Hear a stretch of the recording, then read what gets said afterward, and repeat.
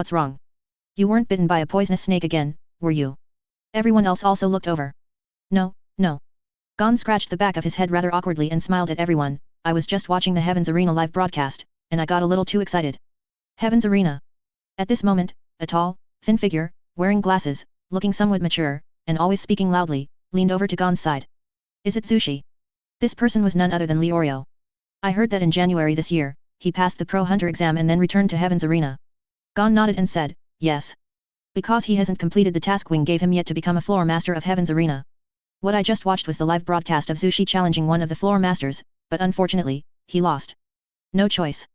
Leorio shrugged understandingly, I know Heaven's Arena, above the 200th floor, it's all monsters, let alone those floor masters. Killua also agreed, it's already very difficult for Zushi to consistently achieve 10 victories and earn the chance to challenge a floor master. He rolled his eyes, thought for a moment, and then suddenly asked, what do you guys think, can we, as we are now, defeat those floor masters and take their place? At these words, everyone present was stunned, including Hanzo and Pakal, who had not participated in the conversation earlier. Killua and Gon's team had already completed the main quest of Greed Island Z without any shortcuts, according to the conditions Germain had set earlier, in January this year. They had already met Grandma Lin, Duan, Ixchanp, Abengain, and others at Raimeru Castle. The team members received 3 types of cards as rewards and also gained the qualification to view some Dark Continent intelligence. More importantly, even with the harsh conditions Germain set, their team was still the first to clear Greed Island Z. All of the above proved that they were no longer what they used to be and had already completed an all-around evolution. Of course, Leorio was not included in this. He only entered Greed Island and joined the team in February this year, and now he had just become proficient in the game. As for why he specifically came here to participate in the Greed Island Z game, it was because of the world-shocking news announced by organizations such as V6, the International Voyage Permit Bureau, and the Hunter Association in February. Regarding BW1, the Dark Continent, the Kaken royal family, and the 13 gangsters, too much information, both true and false, was flying around. Leorio suddenly received instructions from his teacher, who taught him medicine and an ability, to go to Greed Island. So, he came over with a bewildered expression, and only now has he finally adapted to the rhythm of this game. The firewood burned fiercely, crackling and spitting sparks into the night sky. Killua rested his chin on his hand, and in the silence of the others, he repeated his question, do you think we can become floor masters of Heaven's Arena now? That depends on which floor master we challenge. Hanzo placed his hands on his knees, his bald head shining like a light bulb in the firelight. There are differences between floor masters. So, it depends on luck. Asked Pakal, wearing a tall, soft hat and carrying a bow and arrows on his back. More or less. I heard Killua and Gon mention before that Mr. Germain's disciple, Kurapika, is one of the floor masters of Heaven's Arena. If the floor master we challenge is him, the probability of winning is still very low, right? If it's him, indeed. Hanzo and Pakal exchanged words, answering Killua's question. Killua, meanwhile, looked down at his hands, faint currents flickering between his fingers, crackling. Since Kurapika was mentioned, he couldn't help but recall the 3 somewhat formal battles he had with Kurapika. One was in the final exam of the Pro Hunter exam in 1999, one was at the end of the trial in Heaven's Arena, and another was during their team up on Greed Island. Without exception, he had lost every time, but in the last instance, he already felt himself closing in on Kurapika. Next time I encounter Kurapika, can I win against him? Uncertain. However, if I absolutely had to choose a floor master to challenge and win against to become a new floor master, I would definitely choose Kurapika. Killua wasn't actually very concerned about the status, position, or rights of a Heaven's Arena floor master. What he cared about was formally defeating this young man who had repeatedly beaten him, in a formal setting. You guys are getting a bit off topic, aren't you? Milwaukee fanned his neck with his plump hand. Aren't we discussing whether we've been played? Played. Gon had been watching Zushi's live match against the floor master earlier and hadn't paid attention to the conversation between the 3 Zaldik family brothers. Milwaukee had spent over half a year with this unreliable spiky-haired youth and was quite familiar with his personality, so he patiently began to explain. Before the main story of Greed Island Z was cleared, when I was lurking on the forums, I saw someone discover a secret large-scale dungeon. So, I started an investigation, gathered all the seemingly reliable information, and that's how we came to take this action. No wonder you, a ninja, found the hidden door and entry method faster than me. Hanzo stroked his chin, nodding in realization. Of course, I came prepared. Milwaukee was rarely praised, he mostly received setback education in the Zaldik family, so he couldn't help but proudly lift his chin. In short, the name of this large-scale dungeon is Chimera Ant King, which makes it hard not to associate it with the Chimera Ants invasion at the end of 1998. This dungeon is clearly based on that event. The conditions to open the hidden door are to complete the quests of Ikalgo the Octopus, Welfin the Jackal, and Hina the White Rabbit. Afterward, they will mention how terrifying the Chimera Ant King is, and at this point, we will have met the prerequisites for entering the hidden door. Once inside, the enemies we face will be numerous ferocious Chimera Ants. And Ikalgo, Welfin, and Hina will suddenly appear to help and guide us forward. From the plot, we know they belong to the benevolent faction among the Chimera Ants, willing to coexist peacefully with humans, while the Chimera Ant King and his subordinates hold the complete opposite attitude. The more Milwaukee spoke, the more excited he became. As an experienced game player, he was already immersing himself in the story. Chimera Ant King. Killua murmured. I remember, the Chimera Ant King Mirlem was annihilated by Mr. Germain and Chairman Netero. This dungeon isn't going to make us fight Ant King Mirlem, is it? Definitely not. Milwaukee shook his head. I asked Dad and Grandpa, they also went to the East Gordo Republic at the time, and they know how terrifying Mirlem was. The Ant King here absolutely cannot be of Mirlem's strength. Not to mention Greed Island couldn't create such a boss, even if they did, there's no one here who could actually beat him. Even if all of us combined, we wouldn't be a match for Mirlem, and it's very likely we wouldn't even get past his royal guards. Greed Island Z would never design a boss of such difficulty. So, based on my speculation, the Ant King here will likely be stronger than Riza of Seaside City, Safrabi, which would make the overall difficulty of this dungeon higher than the main story. Milwaukee's analysis was so logical that everyone was impressed, and then Gon led the applause, with the others following suit. Alright. Milwaukee, blushing for once, interrupted, the problem now is, we still haven't seen the Ant King. What's going on? They had already entered the dungeon according to the method mentioned on the forum and began their journey of leveling up, fighting monsters, and collecting cards. Under the guidance of Ikalgo, Welfin, and Hina, they would individually reach different areas to challenge the 3 royal guards under the Ant King.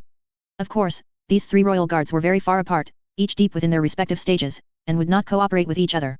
Everyone only needed to gang up on one royal guard after another, and eventually, they would unlock the achievement of defeating the 3 royal guards, thereby gaining access to the Ant King's location.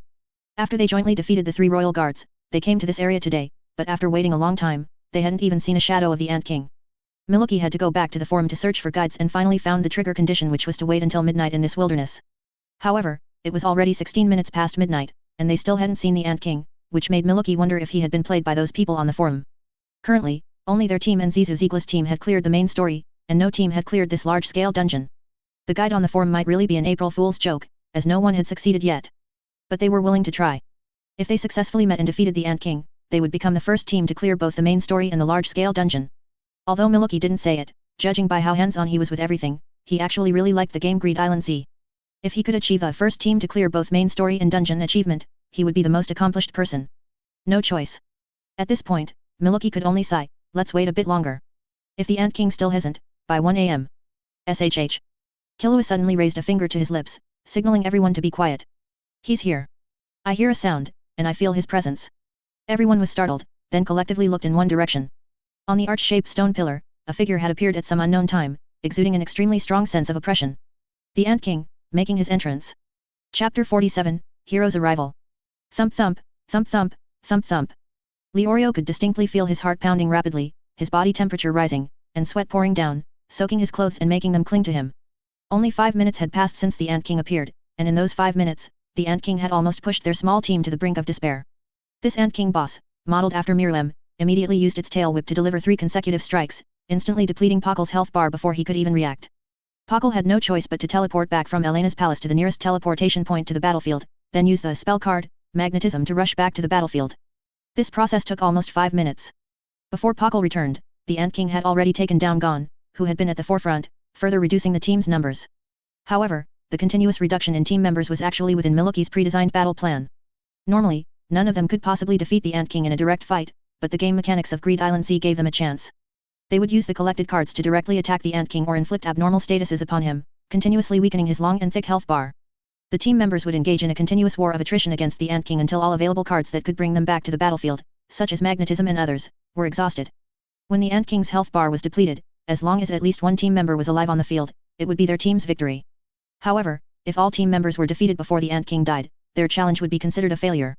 All of the Ant King's statuses would reset, and when they challenged him again, they would face a fully powered Ant King. Thus, the more team members there were, the more advantageous it would be when fighting a single boss like the Ant King, but the less rewards each member would receive. The maximum number of team members for this dungeon was 8. The trade-off depended on the individual wishes of the team members. Additionally, due to Aluka's unique nature as a holographic projection, she was not counted among the living team members on the field. She could neither attack enemies nor be attacked by them, and she had no concept of life or death on Greed Island.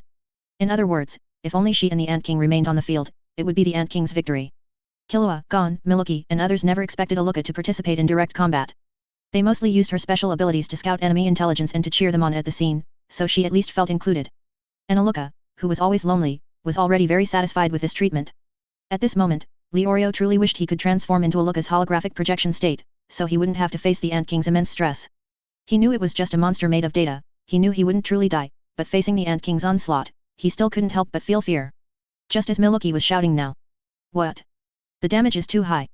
Why does he have such a thick shield? Hanzo, don't use all your cards on his shield.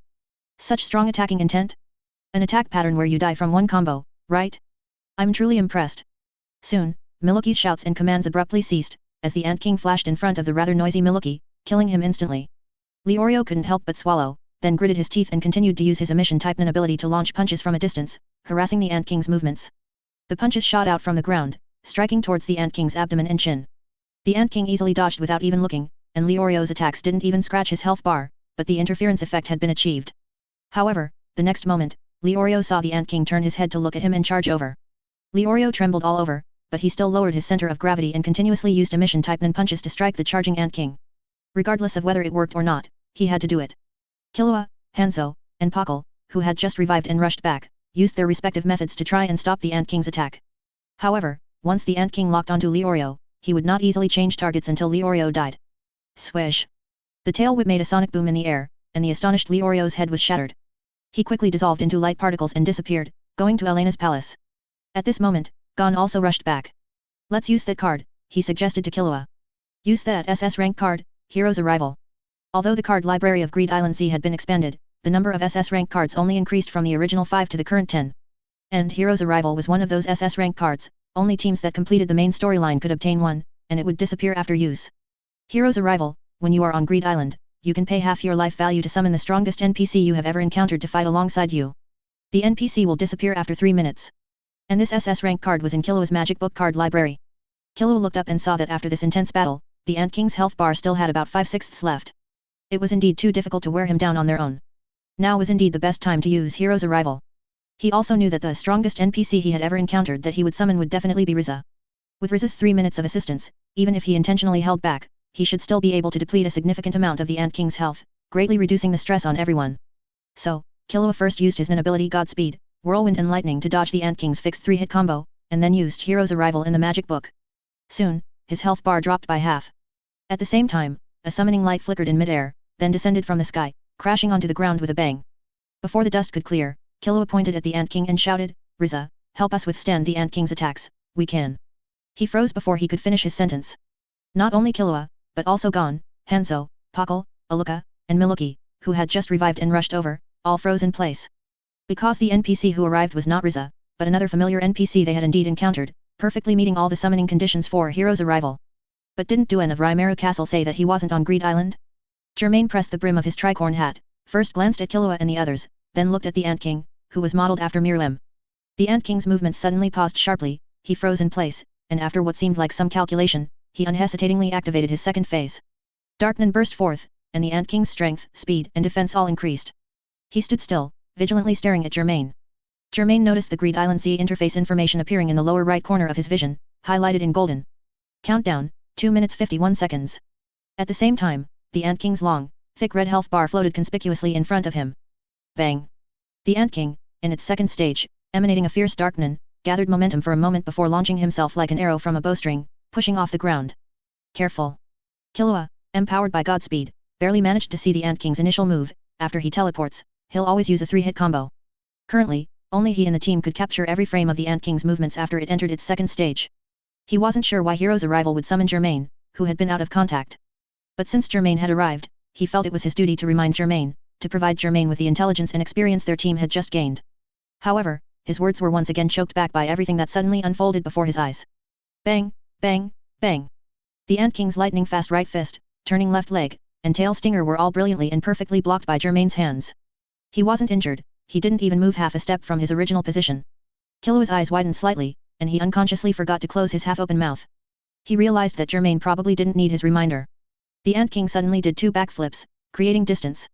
Seeing that Germain remained in place and didn't pursue, it approached a few steps again and tentatively swung its tail whip. Snap! The tail whip sliced through the air but was caught by Germain with one hand. The Ant King angrily tugged hard but couldn't pull its tail back.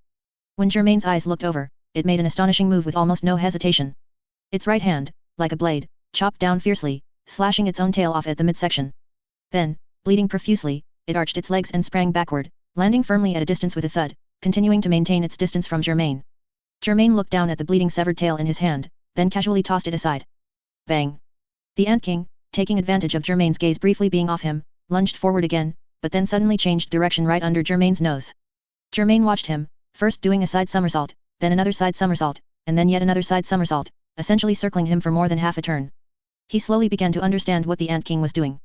From the tail whips probing just now, the Ant King couldn't clearly see Germain's initial move. By the time it reacted, its tail was already in Germain's hand.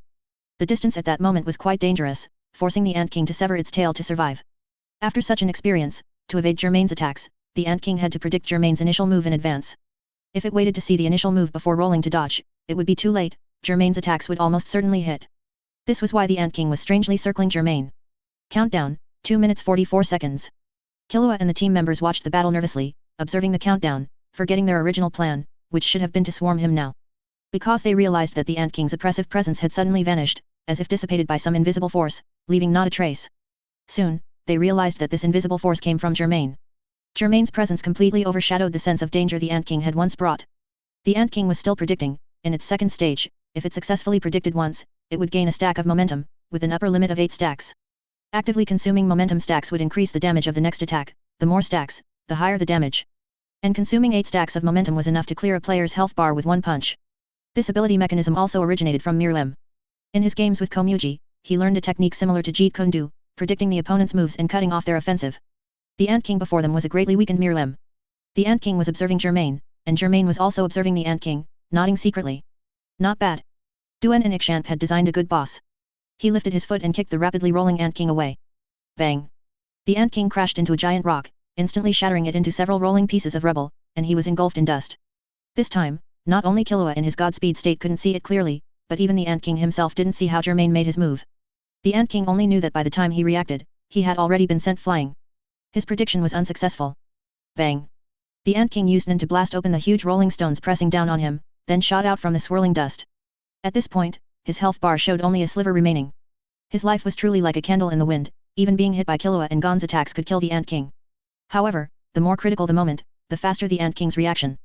He was even more determined to counterattack, to fight his way out of a desperate situation. A strong, terrifying premonition, like the sudden onset of a winter frost, instantly froze his thoughts. He slightly raised his eyelids and saw that the black-robed hunter had silently appeared before him. This made him, who had always maintained distance, realize that the black-robed hunter was getting serious. What happened next actually lasted less than half a second. But from the different perspectives of Germain and the Ant King, the perception of time passing was completely different. The Ant King's extreme reaction in desperation allowed him to see every frame of Germain's right hand swinging down. He saw a strangely shaped meat cleaver gradually materialize as his arm swung down. He also saw the meat cleaver strike him in the face. The Ant King reacted, but only in his mind. His body only twitched a finger, and all other parts failed to respond. Germain withdrew the meat cleaver and watched the Ant King, whose skull had been split open, fall backward. Before he even hit the ground, his body rapidly turned to dust and vanished. The Ant King has been eliminated. Killua's team has cleared the Chimera Ant King dungeon. Full screen announcement. Congratulations to Killua's team for becoming the first player team to clear the Chimera Ant King dungeon. Greed Island Z announced Killua's team's ultimate victory to all players present and all players still in the game. Killua, Gon, Miluki, Hanzo, Pakal, and Aluka, however, paid no attention to the full screen announcement, nor did they check the dungeon clear rewards. They simply stared, dumbfounded, at the beginning and end of this battle. Countdown, 2 minutes 36 seconds. After Germain appeared, it took him less than 30 seconds, a large portion of which was spent observing and defending in place, to kill the Ant King. The Ant King, whose health bar they could only chip away at with a war of attrition, had his health bar instantly cleared by Germain with such ease. Everyone felt a sense of unreality. Between Germain and the Ant King, who was the final boss of this dungeon, and who was the helper they had summoned. 3 minutes passed, but Germain did not leave. He was completely unaffected by Hero's arrival. He came here because he wanted to come, and he would leave because he wanted to leave. Several more minutes passed before the resurrected Leorio returned to this battlefield, only to witness this scene with its eerie atmosphere. Mr. Germain? How is he here? Where is the Ant King? Where is such a big Ant King? What did I miss in the few minutes I was gone? The dining hall of Raimeru Castle was intentionally designed by Duan with a retro aesthetic, crystal chandeliers and candelabras scattered soft, warm light. Various delicious dishes filled the long table, prepared by none other than Grandma Lin, who was dozing at the head of the table. So that's how it is. Duan burst into laughter after hearing Gon's description of how their team had recently cleared the large-scale instance of the Chimera Ant King. His messy, explosive hair slightly disheveled, he turned to Germain across the long table.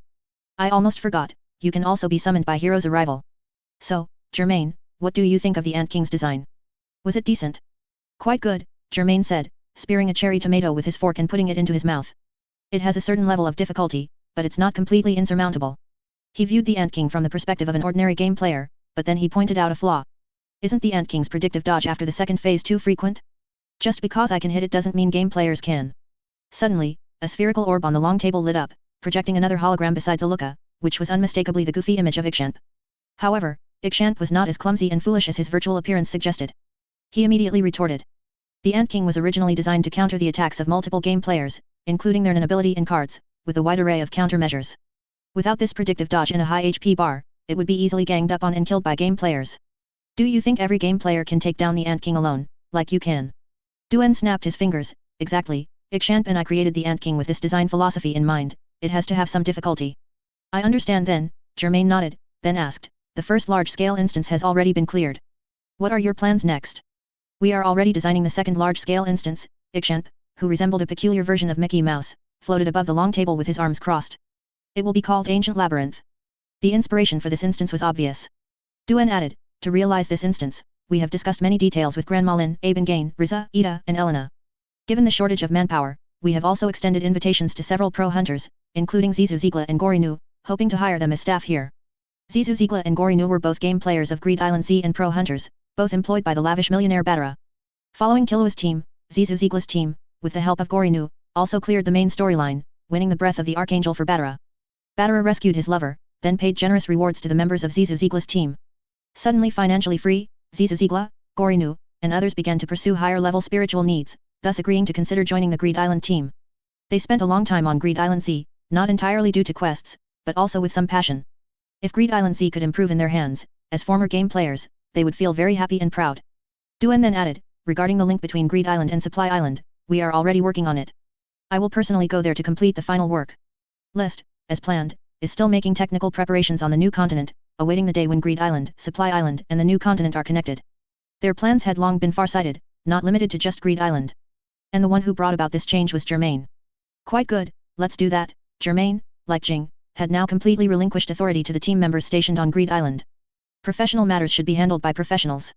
Those at the same table with them, besides Grandma Lin who was feigning sleep with her eyes closed, and Shizuko who was quietly devouring her food, were the members of Killua's team. However, they were particularly reserved at this moment, listening to the conversation between Germain and the others, and eating their dinner rather cautiously and uncomfortably. Only Killua and Gon, who were much more familiar with the situation, unreservedly displayed their youthful exuberance, wolfing down a chicken leg in one hand and a steak in the other. Even Aluka, a member of their team, couldn't help but show an embarrassed expression because of the two of them. Germain, Duen, and HxH had just finished their conversation when Killua, still chewing his food, mumbled indistinctly at Germain. Swallow the meat in your mouth first. Milwaukee rolled his eyes, somewhat disdainfully picking up a handkerchief to wipe the corner of his mouth. Nobody can understand what you are saying. After swallowing the food in his mouth, Killua excitedly asked. Germain, did you suddenly return to Greed Island for the new continent and for us? At his words, the disqualified individuals at the long table all looked over. Gon, Hanzo, and Pakal were all eager to know the answer to this question. There must be a reason why Killua asked this. Their team had already cleared the main storyline of Greed Island Z and had received confirmation from Grandma Lin that they had passed the selection trial. However, they were still not allowed to go to the Dark Continent because the time was not yet right. Soon, when Kite and Ikalgo brought back the bittersweet, world-shocking news, when Leorio arrived on this island at his teacher's suggestion, and when Germain also appeared, Killua understood that the so-called time had finally come. Germain put down his knife and fork, picked up a handkerchief, and unhurriedly wiped his mouth before speaking. That's right, you all performed very well on Greed Island. It's time for fresh blood to step onto a broader stage.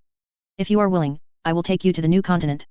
His confirmation of Killua's statement made several people, who already yearned for the Dark Continent, involuntarily widen their eyes and become excited. Germain turned his head to the spiky-haired boy. Gon, this time, you will meet your father. Gon nodded vigorously.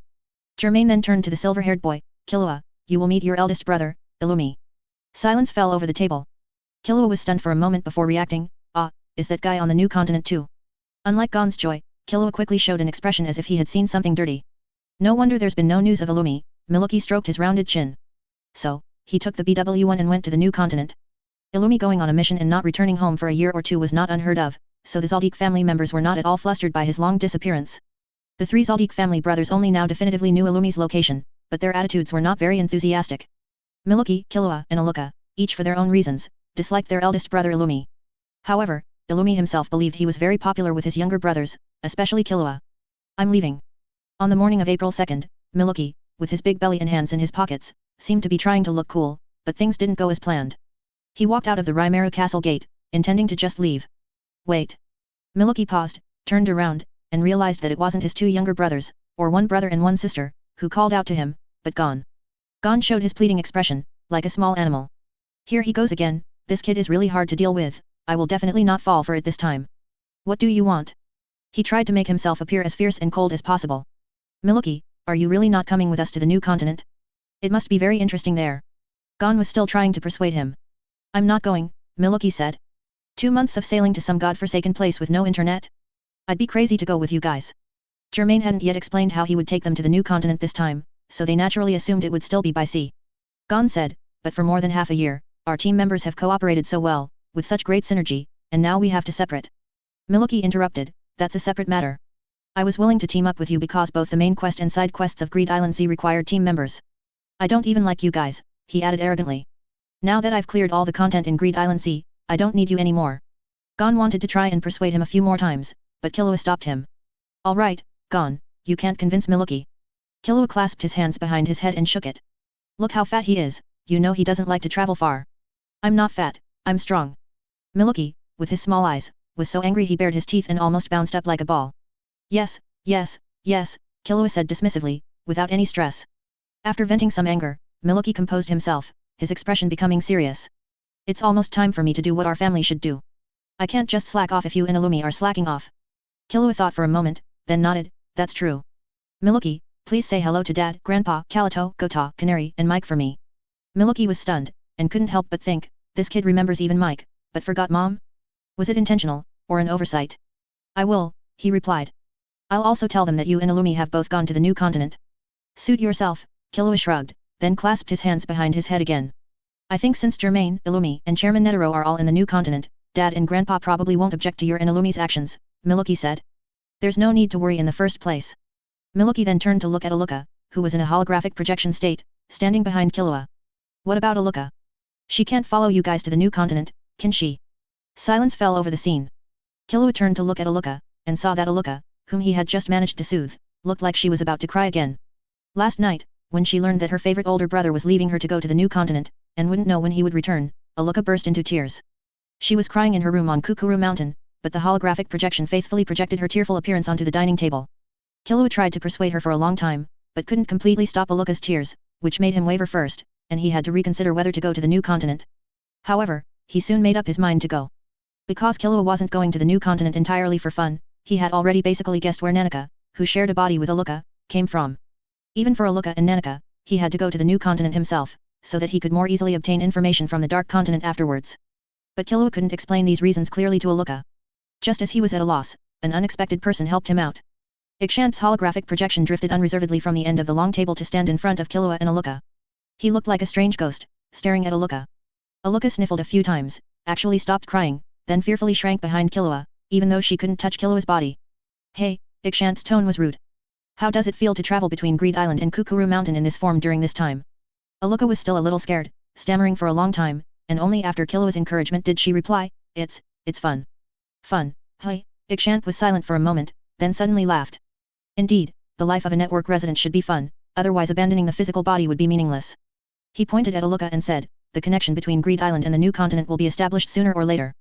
By then, we network residents will be able to move freely between the two. You can see your brother anytime, and you can return to Greed Island or Kukuru Mountain anytime. At that time, you will be free. Aluka couldn't help but float out from behind Killua, her eyes sparkling, can I really see my brother anytime? By then, you definitely can, HxH answered confidently, then turned to Killua, I say, let your sister stay on Greed Island and become an NPC. I will teach her all the common knowledge of a network resident. Killua was stunned, then noticed Aluka's expectant gaze, and finally he could only sigh and agree. For Aluka, having something to look forward to during Killua's absence might be a good thing. Now, Milwaukee's single sentence made Aluka, who had just been soothed, cry again. Killua was a little annoyed, so he had to bring out HxH's words again to comfort his sister. Soon, Aluka was wiping her tears and nodding obediently.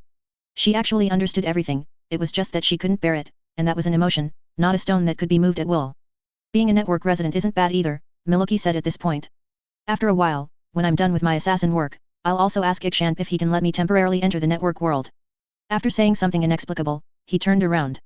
But he hadn't walked many steps before he suddenly stopped. Aluka.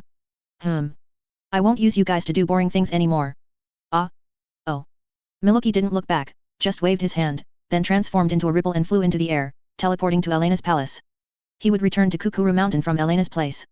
Gon blinked and said, Killua, your second brother doesn't seem as bad as you said. Him? He's just so-so. Killua lowered his hands from behind his head, staring in the direction Miluki had departed, then looked at the bewildered Aluka. But he does seem a bit like an older brother now. Chapter 480. The last map of Greed Island will be the Dark Continent. On April 7th, at the teleportation point beneath Raimeru Castle, Shizuku was making a final inventory of supplies with Grandma Lin, Duen, and HxH. There shouldn't be any problems, but it was just to be safe. Killua, Gon, Leorio, Hanzo, and Pakal were curiously walking around. They had only learned yesterday that Germain would not be taking them by sea, but via an unusual path. After Germain asked them to keep it a secret from outsiders, he informed them about the teleportation lantern shortcut. Because they frequently teleport back and forth between Greed Island and various parts of the 6 continents, Killua and the others quickly accepted the teleportation lantern. Although they vaguely felt that this ability was extraordinary, none of them questioned Germain or asked for more details. This was the advantage of high prestige and great fame.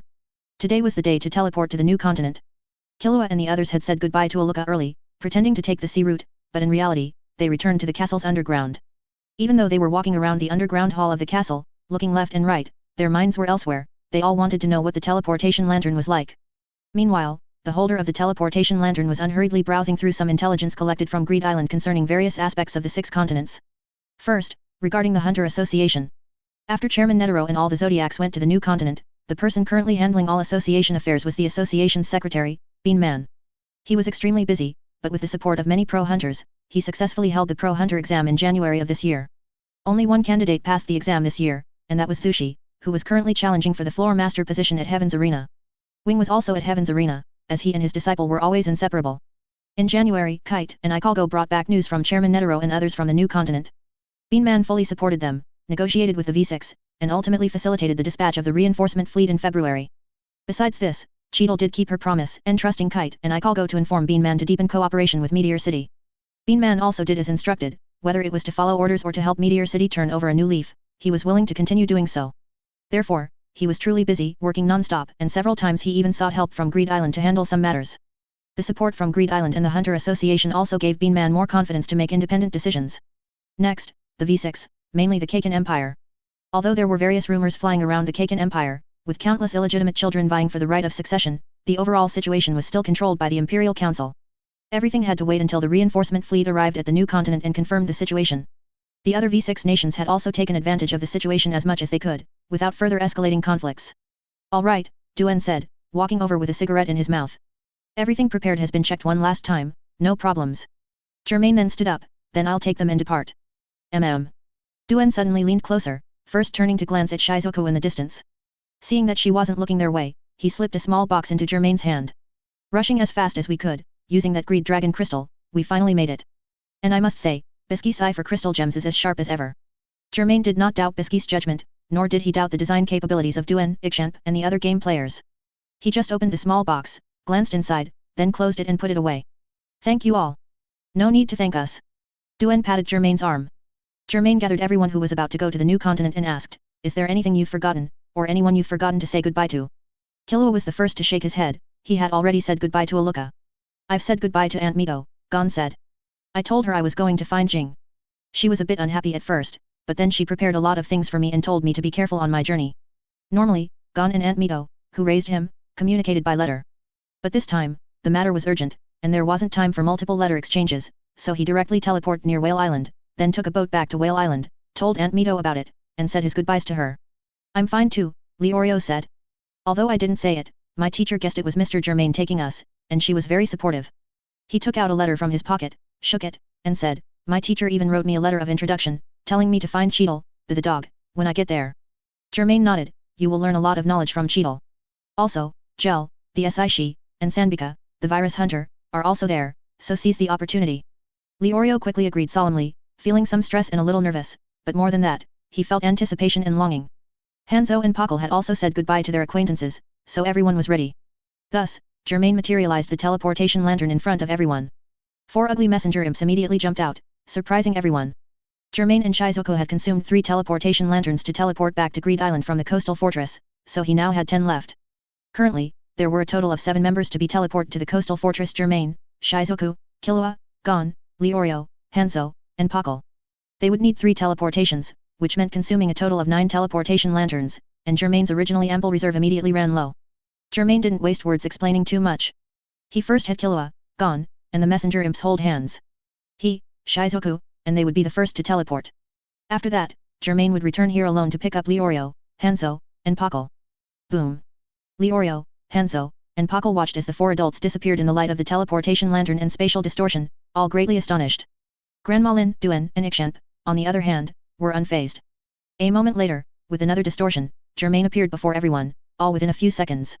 He had the remaining 3 also hold the messenger imp's hands in the same manner, then took them and teleported away again.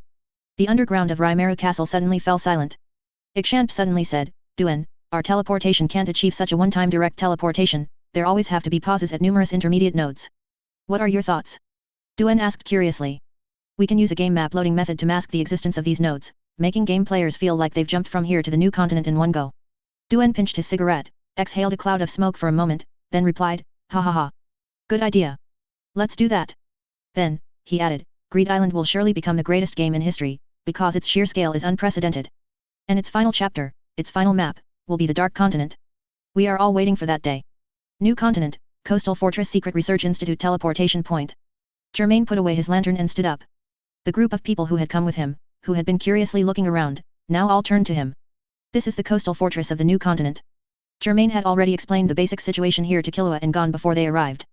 I'll take you outside. Remember, be as cautious as possible in your words and actions. Not only did Killua, Gon, and the others nod repeatedly, but Shizuku also assented. Suddenly, the mechanical door of the secret room opened with a whoosh, and a person walked in.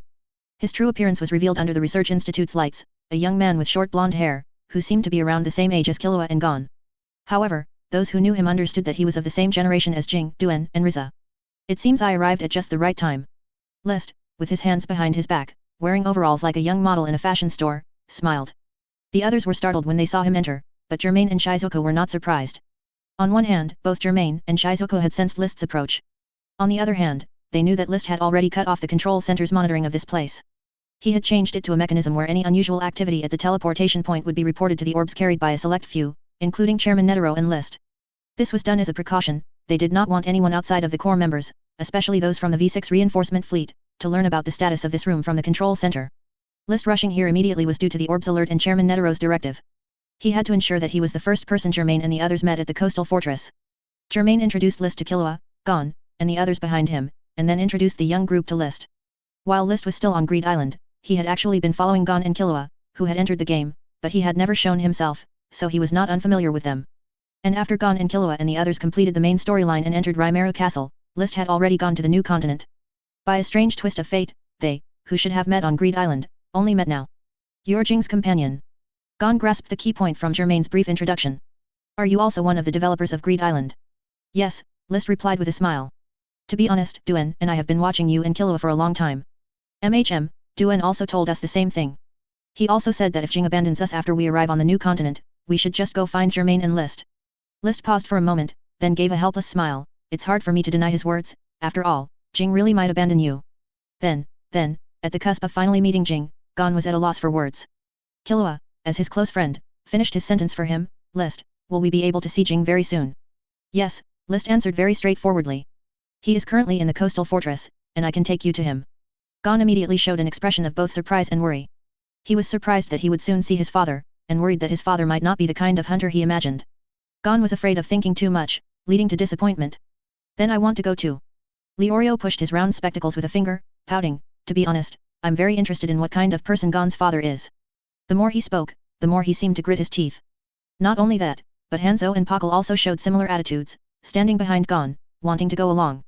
This was normal. Anyone who had spent some time with Gon and become close to him, upon learning of Gon's background, would be filled with righteous indignation. What kind of father would abandon his son for so many years, never asking about him, and let his son travel so far to find him here? Even if the other party was one of the top non-users in the human world, Leorio was not afraid, he just wanted to get justice for Gon. List could see that everyone was aggressively intending to confront Jing, but he merely smiled lightly, with no intention of defending Jing. Let alone Leorio and the others, even he and Duan were dissatisfied with Jing's actions. Letting Jing get into some trouble was actually not bad. I'll take you there now. Conveniently, we can talk about some things as we walk.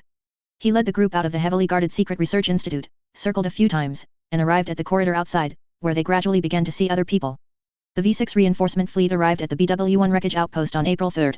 After the fleet docked, representatives from the V6 entered the coastal fortress on April 4, where Chairman Netero received them. After friendly negotiations, half of the more than 10,000 people brought by the V6 reinforcement fleet are stationed at the BW-1 wreckage outpost, and the other half are garrisoned in the coastal fortress. The coastal fortress is divided into two major areas. One part is the Hunter Association area where we are currently, and the other part is the V6 area. Oito and Shutana are currently residing in the V6 area, undergoing investigation and protection by the V6. They are currently investigating the connection between the previous Great Chaos and the Kaken royal family. List didn't say too much to Germain, but he essentially outlined the current situation. At this moment, he suddenly stopped, pointed ahead, and said to Gon. Gon, look, that's your father, the ruins hunter, Jing Freaks. Gon's breathing quickened as he looked in the direction List was pointing. He thought he had prepared himself mentally, but at this moment, he still grew nervous. Thump, thump, thump, thump. He saw a scruffy young man, wearing old clothes and a soft hat on his head. The man was slumped in a sofa in the lobby, with his feet propped on a glass table, flipping through a magazine in his hand, without even glancing their way. However, based on Germain, List, and Shizuku's understanding of him, he must have already known they were approaching and guessed that Gon was right in front of him. He flipped through the magazine for a while, then casually looked up and saw the group walking towards him. Germain, Shizuku, List. Jing first greeted Germain, Shizuku, and List, then deliberately observed Killua, Leorio, Hanzo, and Pakal. Finally, with no one left to look at, he awkwardly made eye contact with Gon. Yo. Jing raised a hand, then scratched the back of his head. I say, are you interested in ruins? I might be going to a ruin tomorrow, and I just happen to need someone to help me out. Gon's held breath finally eased, and he slowly exhaled. He nodded very forcefully and said, I want to go. Jing was indeed just as he had imagined. This is good, this is good. Pat, pat, pat, pat. Chairman Netero, wearing high-heeled wooden clogs, paced back and forth in front of the long table, occasionally pulling up his loose sleeves, picking up a brush, dipping it in ink, and writing on a paper scroll. In a flash, a piece of calligraphy was displayed before his eyes. He placed the brush on the brush rest, rubbed his hands, looked up, and asked, so, the father and son have reconciled? Sort of. Germain bent down to look at the fish in the large water tank. Their scales shimmered, and he didn't know what species they were. Jing asked Gon to go with him to investigate ruins tomorrow. Oh ho ho! Chairman Netero let out his characteristic hearty laugh, stroked his beard, and said, that's very much Jing's style. Germain tapped the glass with his finger, making two clink sounds, scaring the fish in the tank, which flicked their tails and swam behind the small rockery placed in the water. Although Gon had no objections, his companions Killua, Leorio, Hanzo, and Pakal all stood up for him. Good companions, Chairman Netero nodded repeatedly, then chuckled mischievously, so, how did Jing handle it? Germain turned around and replied, he said almost the same thing as you. Very good companions, it's because of you that Gon is who he is today. Cunning Jing, he just knows that young people are thin-skinned. Exactly. Plus, Gon himself didn't care and even spoke up for Jing, so the matter was settled. So where have they gone now? They went to find Kurapika first, Germain replied. Kurapika also has a good relationship with them, so it's good for them to meet. I also took the opportunity to have Kurapika take Leorio to meet Cheetal and Sanbika. Leorio? Oh, I remember now, the disciple of that person from Varn Medical University. That's fine, letting him further his studies with Cheetal and Sanbika is a good choice. The new continent needs different talents. What about Shizuku and List? They went to the warehouse to find Gugu, to count and repackage the supplies they brought. Oh. Chairman Netero responded while slowly retrieving a box from a cabinet and placing it on the table. He opened the box, took out a seal from it, dipped it in red mud, and then pressed it onto his calligraphy. The seal bore his name Isaac. Germain, come and look at my calligraphy, Chairman Netero said, putting away the seal. It's good, isn't it? His tone was quite pleased. Germain walked around the long table and saw 4 large characters written in a vigorous, flowing style on a horizontally laid sheet of paper. Humans have aspirations. Very good, Germain said. Although he didn't understand calligraphy, he could discern simple beauty and ugliness, and he didn't want to dampen the mood. Haha, then I'll give it to you. How about hanging it on the wall? No, thank you, Germain refused. Chairman Netero didn't expect Germain, who had just been praising it, to refuse so quickly, and he grumbled slightly, displeased. Germain listened to him babble for a while, talking about how he didn't care for an old man like him, refusing even his gift, and how many people outside would be scrambling for it, and so on. After a while, Chairman Netero finally got to the point. List has already told you about the V6 reinforcement troops being stationed in the fortress, right? He did say so, and I also know that the fortress is now divided into 2 major areas. That's just a pleasant way of putting it. In reality, the Hunter Association zone only occupies a quarter of the fortress, with the rest being the V6 zone. I noticed that when List took us to Sijing, we could avoid certain areas. Those must be the boundaries of the Hunter Association. Chairman Netero stood with his hands behind his back by the window. From there, he could see outside the fortress, where batches of fully armed V6 soldiers were marching in formation. We have secretly shown their high-ranking officials the cure-all herb and greed dragon crystal as achievements. After their shock, they strongly requested to meet you. Chairman Netero turned around, flicked his sleeve, and said, the story we've prepared is that you acquired them recently and brought them back. Will they believe that story? The existence of the cure-all herb and greed dragon crystal, and the fact that no calamities have occurred, are the best evidence. Chairman Netero paused, then added, the members of the team who obtained the hope are you, Bisky, Morel, and Shizuku. We've done Jing a disservice in this matter, he should have been credited here. I've spoken with him, and he doesn't care for such empty fame and understands the Hunter Association's choices in the current situation, but we will still find a way to compensate him and clear his name later. The V6 side has already spoken with Bisky and Morel to understand the situation. As for you and Shizuku, our consistent story is that you were on a mission deep in the new continent. Later, you and Shizuku will go to Bisky and Morel to coordinate your statements. I think the representatives of the V6 reinforcement troops will soon come to talk to you after they learn of your return. Chairman Netero then briefly mentioned some key points, which Germain noted down one by one. After a while, Chairman Netero switched to a more relaxed tone and brought up another matter. Killua, gone, and the others are still young after all, they need time to gain experience, and experience is what they lack most. Therefore, relatively speaking, the members brought back by Kite and Ikalgo are mostly chosen and gathered immediate competence. Chairman Netero took out a stack of documents, placed them on the long table, and opened them for Germain to see. They contained information on all the members Kite and Ikalgo had brought back this time. Germain flipped through them. He didn't recognize most of the members, but occasionally, a few portraits and names would awaken memories deep within him. Basho, with the pompadour haircut similar to Knuckles, was also a materialization type Nen user. He and Hanzo came from the same country and were skilled at materializing content from haikus. Phaeton, with the high, long ponytail, was a manipulation type Nen user. The activation of her Nen ability was similar to Marina's, both requiring kissing others as a prerequisite, and those she kissed would quickly become her captives, to be used by her. In the original timeline, Basho, Phaeton, along with Kurapika, Melody, and others, had all served as bodyguards for the Nostrade family gangsters, responsible for protecting Neon, the daughter of the Nostrade family and a human collector. Everyone's fates later differed. Basho and Melody followed Kurapika, controlling the entire Nostrade family, while Phaeton died from Shizuku's Blinky. Unexpectedly, after all the twists and turns, this group of people eventually gathered together, only their partners and statuses had changed. Coastal Fortress, one of the borders between the Hunter Association area and the V6 area, was a steel gate that opened left and right. Several soldiers stood solemnly in front of it. To avoid misunderstandings and conflicts, Chairman Netero, wearing wooden clogs, walked towards the gate, taking a hard card from his wide sleeve. This is an invitation from your superior. Chairman Netero held up the invitation high, showing it to the soldiers, then pointed to the people behind him. We are invited to tonight's party. Please let me see the invitation. A tall soldier with a perpetually furrowed brow took the invitation, examined it for a moment, then scrutinized everyone present before immediately saluting. Apologies, Chairman Netero, we all recognize you, but we must conduct a routine check. After entering the party, you will undergo a second and third, more detailed inspection.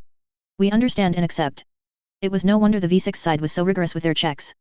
For the non-users of the Hunter Association, even with more frequent inspections, there would always be some who slipped through. Their methods of concealing weapons were incredibly varied.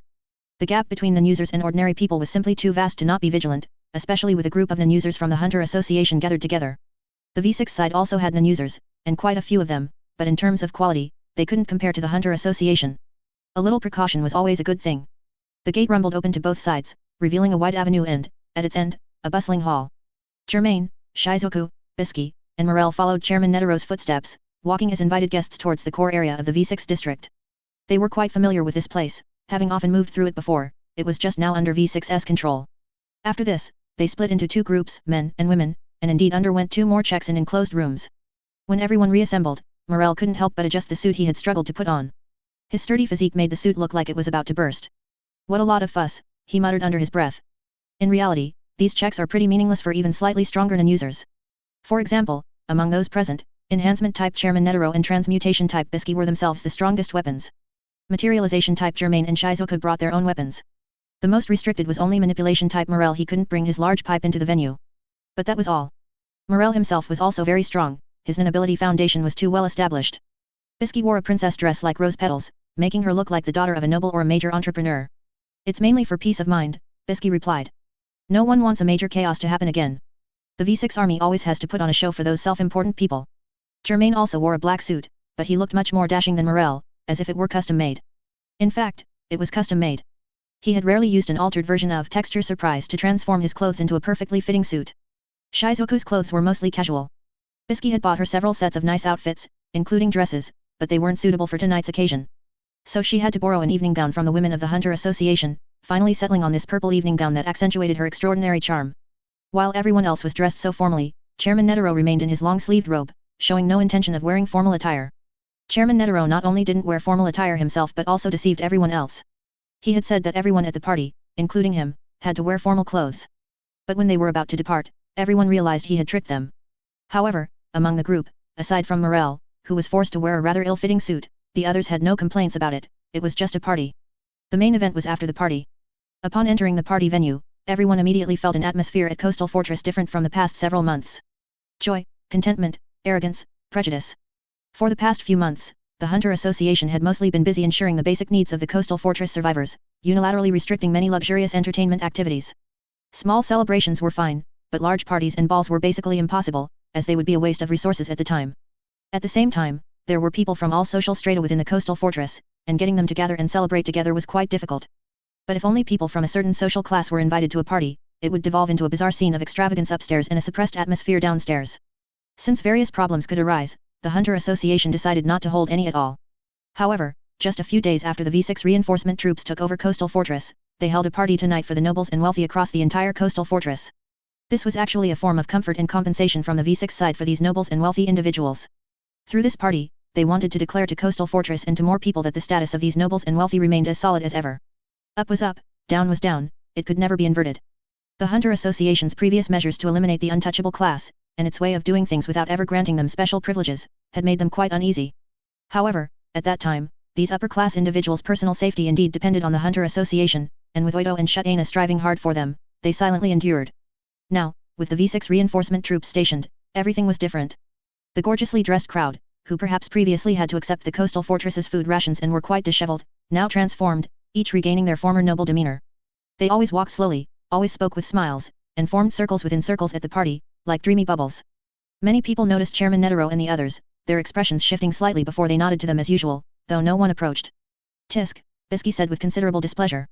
These people are picking sides again. It seems you, old man, haven't gained much popular support these past few months. They are not the populace, and I had no intention of winning hearts, Chairman Netero grinned, his hands hidden in his sleeves, like a mate Raya Buddha. However, after a while, someone did come to see them upon hearing the news, HxH, the commissioner from the International Voyage Permit Bureau. HxH adjusted his glasses, first exchanging a few pleasantries with everyone, then looked at Germain and the others with a strange expression. He already knew that these foreign users had not only stopped the Beyond expedition team but had also brought back two types of hope. Even HxH, who had witnessed Germain's skills firsthand, was greatly surprised by this. Not being an user, his understanding of Germain and the others' strength was like having no clear concept of the world's three major mathematical conjectures. He only knew they were all very impressive. Even so, he couldn't comprehend how Germain and the others had retrieved the cure-all herb and greed dragon crystal. Countless people had failed repeatedly on the Dark Continent, even Chairman Netero. Yet, they, with only 4 people, had achieved victory. It was truly incredible. But the cure-all herb and greed dragon crystal were right before his eyes, and HxH had no choice but to believe. It was then that HxH realized he didn't have a truly profound understanding of these non-users, especially their core Germain himself. The world of non-users had perhaps already changed, and they, as outsiders, were only now feeling the heat of summer. Under HxH's introduction, everyone met many officials from the International Voyage Permit Bureau who had traveled a long way, many generals and the protagonist of the evening's banquet. The supreme commander of the reinforcement troops, General Mike, wore frog-eye sunglasses, a large corncob pipe in his mouth, and stood with his hands on his hips in his military uniform. At 65 years old, he was in his prime, exuding a confident and energetic demeanor. Next to him stood only the most important figures of the banquet, among them Oito. After HxH finished introducing Germain and the others one by one, General Mike took the pipe from his mouth, laughed heartily, and chatted with Chairman Netero, then offered a few words of encouragement to Germain and the others. Afterward, he pointed to Oito beside him and said with a smile, "We are comforting the Queen, she is a bit frightened. I told her that with our fleet here, her legitimate status will be guaranteed." "I have no doubt about that." Oito, dressed up for the rare occasion, did her best to maintain the image of a Kaken Empire queen, smiling faintly. Among the Kaken Empire's king, queen, and princes who arrived on the new continent, she was the only one left alive. This was an unshakable fact. This not only did not diminish her prestige, on the contrary, General Mike accorded her the utmost preferential treatment.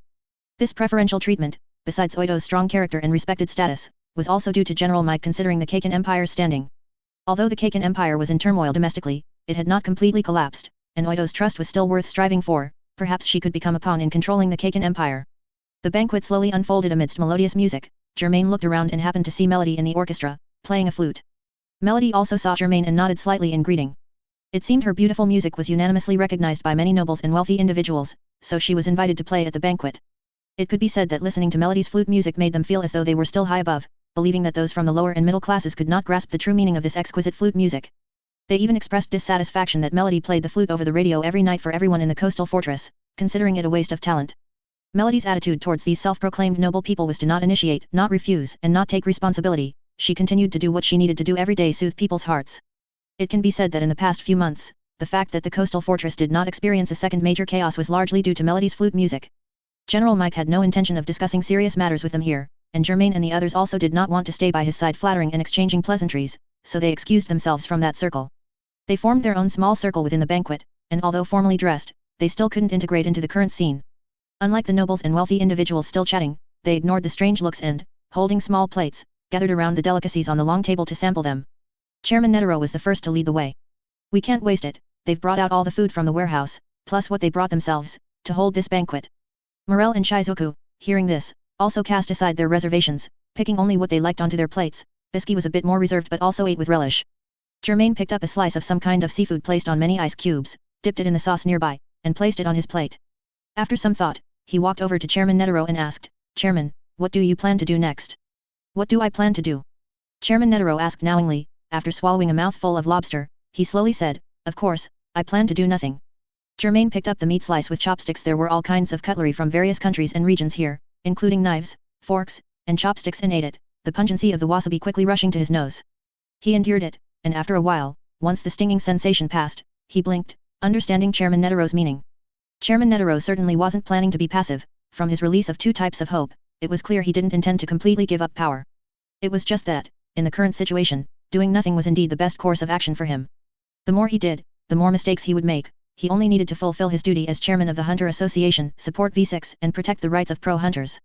If General Mike wanted a lavish banquet, then hold it. If he wanted grand ambitions, then support them. If he wanted something else, then provide a solution. Chairman Netero never intended to become the king of the new continent. He had no such ambition, and he also knew from the beginning that it was impossible. All he wanted now was more say. So they ate and drank, out of place with the surrounding circles. Occasionally, Oito, Shutana, Melody, and others would come over to exchange a few words, and that was all. The banquet unknowingly ended as they finished their meal. The other invited guests left one after another, and Oito also returned to her residence under the escort of soldiers. Of course, Germain and the others were kept behind by General Mike. General Mike, Shutana, and others led them away from the banquet venue. It was then that everyone realized that on this floor, the front was the banquet venue, and the back was his office, and both were roughly the same size. Besides them, there were many heavily armed soldiers in the office, like executioners behind a curtain, ready to act on General Mike's command. Of course, if such a situation were to occur, it would most likely mean General Mike had gone mad. General Mike first praised everyone's important role in quelling the great chaos and stabilizing order, and then praised Germain and the German team's achievement in retrieving hope. He promised to report these truthfully to V6 and give them corresponding rewards. However, in the heart's voice Germain perceived, General Mike had a completely different demeanor.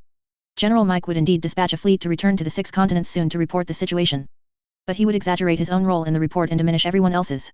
General Mike would largely claim Chairman Netero's achievements in stabilizing order over the past few months, and he would present the German team's retrieval of hope as a result of his strong support. Even from a temporal perspective, his fleet was still at sea, en route to the new continent at the time, making such a claim utterly impossible. However, he knew how to manipulate things to make it appear true. All these twisted thoughts were heard by Germain.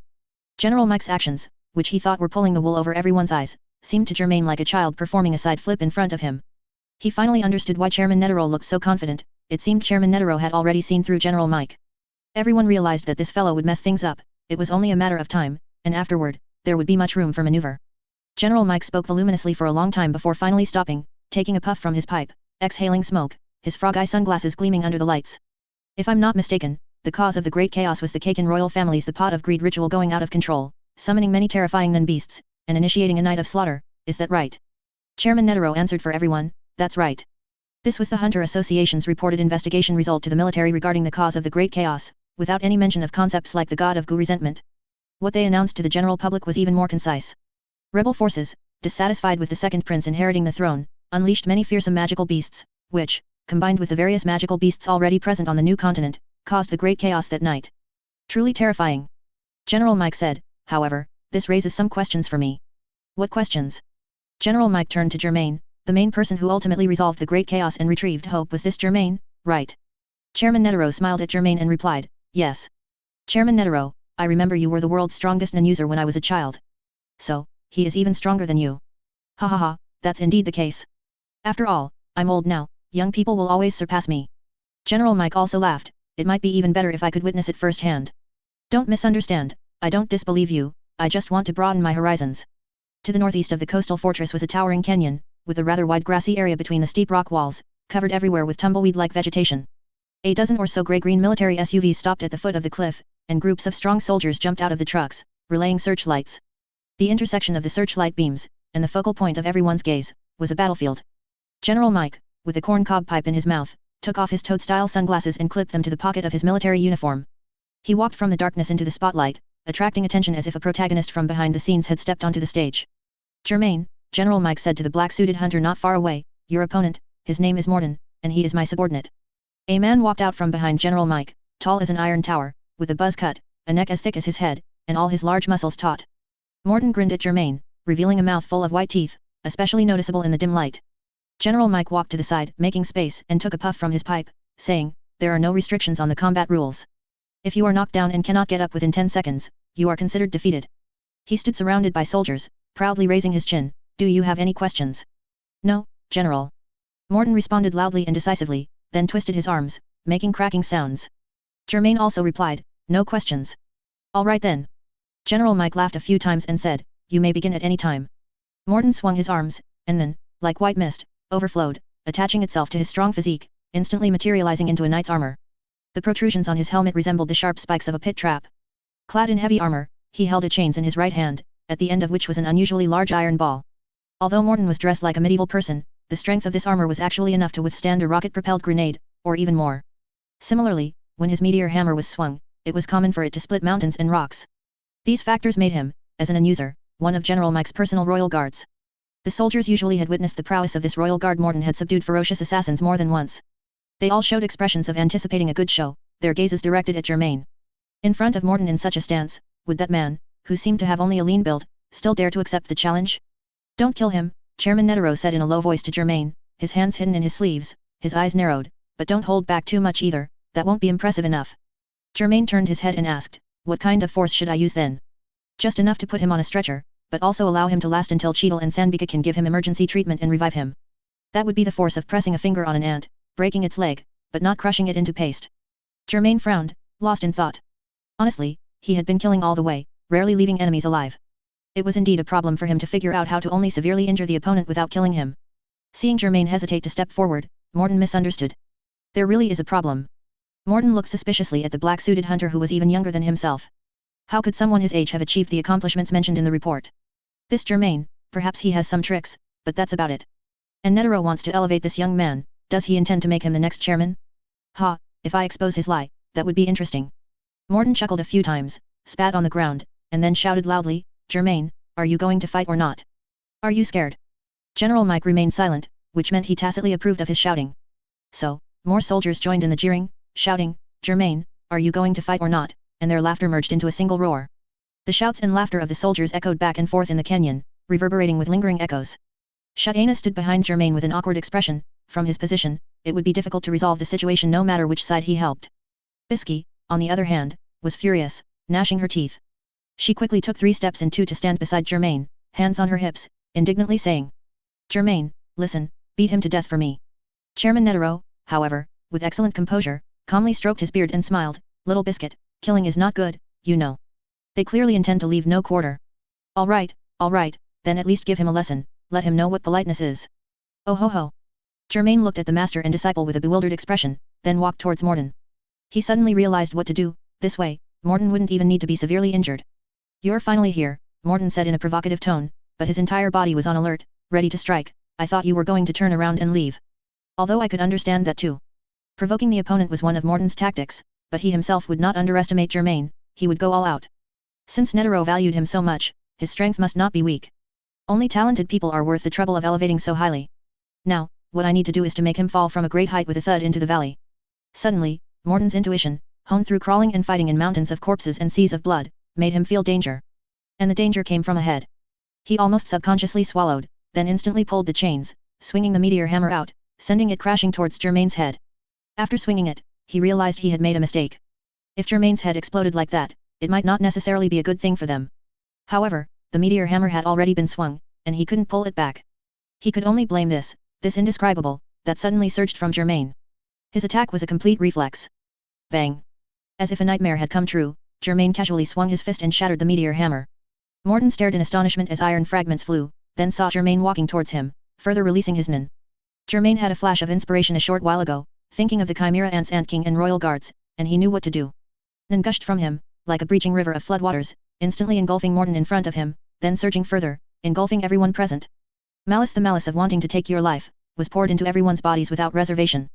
Chairman Netero, Bisky, Morel, Shizuku, and other nin-users almost immediately used nin for defense, but they all frowned deeply. Several nin-user royal guards were also greatly surprised, almost instinctively standing in front of General Mike to shield him from the impact. And more ordinary soldiers were like being naked in a world of ice and snow. They clenched their teeth, shivered for a while, unable to utter a word, then one after another, they fell to the ground with thuds. And Morden, at the very center of the storm, was already drenched in sweat within his heavy armor, his limbs stiff, his breathing difficult. This feeling reminded him of when he first learned an ability, that initial sense of helplessness and despair upon vaguely understanding the whole world. Is the world still so distant? Morden's legs gave out, and he knelt down. He watched, wide-eyed, as Germain materialized a strange weapon that looked like something a butcher would use. Death, that was the weapon of death. Morden gave up struggling, gave up thinking, letting the meat cleaver chop down, but only his helmet was cut through. The suffocating sensation suddenly vanished. It took Morden a long time to recover, realizing that he had been standing with his mouth wide open, saliva dripping from the corners of his mouth, making him look like an idiot. He wanted to stand up but couldn't, because his legs were completely numb. In fact, few people could stand steadily on the scene, the vast majority had fallen unconscious. When he looked up, he saw Germain gazing down at him, like a god. The string of reason snapped at that moment. Warm vapor and fluid gushed from his pants, wetting a large area, and then he collapsed completely onto the ground. He heard the whisper of a demon. 10, 9, 8, 3, 2, 1. I won. On the military off-roader heading back, in the silent darkness of the back row, General Mike took out his corncob pipe, recalling the aftermath of the earlier battle. Morden wasn't severely injured, but he was still carried away on a stretcher, and no one mocked him for his uncontrolled bladder and bowels. None of the soldiers present could guarantee they would have done better when directly facing Germain. In fact, quite a few soldiers had fainted, and everyone had to spend time waking them up. Those who couldn't be roused were simply carried onto the vehicle to be dealt with later. This was already the result of Germain stopping in time. If he had gone all out and refused to stop, then most of the people here would have suffered mental breakdowns. Even General Mike himself, despite having several nin-users in front of him to bear the brunt, still collapsed onto the ground, unable to move. When everything was over, everyone had to help him up and let him stand to recover for a while before he managed to avoid showing any embarrassment. However, overall, he and his soldiers had their morale completely crushed by Germain's power alone. It was only at this point that General Mike could understand why the V6 High Command had always been so wary of Netero, treating him as a strategic weapon. Perhaps this was the reason. If Netero's words were true, then Germain's combat power was even above his, and his danger level was also higher. After Morden was carried away, General Mike still tried his best to maintain the demeanor of a superior, praising Germain a few times. Then, he said it was too late and told everyone to hurry back to the fortress. The truth was, he wasn't sure how long the strength he had just recovered would last. If he were to kneel on the ground or wet his pants in front of everyone, like Morden, then he wouldn't be able to remain a general. At this moment, sitting in the rattling back seat of the off-roader, he could at least feel a sense of security, as everyone here was his subordinate. But he knew that tonight he might not be able to forget that scene in his dreams. And those feelings, that suffocating sensation of a drowning person falling into a flood, muddy water rushing into their nasal cavity, where struggling was useless. This fear might be deeply rooted in his heart. General Mike almost only just noticed that the hand holding his corncob pipe was trembling, so much so that he tried several times to light the tobacco with his silver lighter but couldn't. He felt a rush of shame and anger, so he grabbed his beloved corncob pipe and slammed it violently onto the ground. The pipe bounced back up from the soft cushion, scattering tobacco everywhere. The guards riding with him quickly bent down to clean up, all pretending not to know why General Mike was angry. Dash. In another off-roader, HxH sat in the passenger seat, while the back row was occupied by the person in question, Germain, as well as Chairman Netero and others. They also remained silent for a long time until someone couldn't hold it in anymore. Hee. Bisky covered her mouth with her silk-gloved hands, trying her best not to laugh out loud, but she still couldn't. Hee. What was even funnier was that her laughter was so infectious that everyone started laughing along with her, and their laughter grew louder and louder. Ha. Morel laughed so hard he had to take off his sunglasses to wipe away tears from the corners of his eyes. They were the group least affected by Germain's nin just now, and also the group happiest about it. After a good while, the laughter finally subsided. Then Bisky suddenly burst out laughing again, undoing all their efforts, and everyone had to start laughing loudly once more. Such things happened too many times on the way back, and Chairman Netero did not stop them. It was good to let them vent, lest they laugh inside the fortress. Besides, the situation was indeed very funny.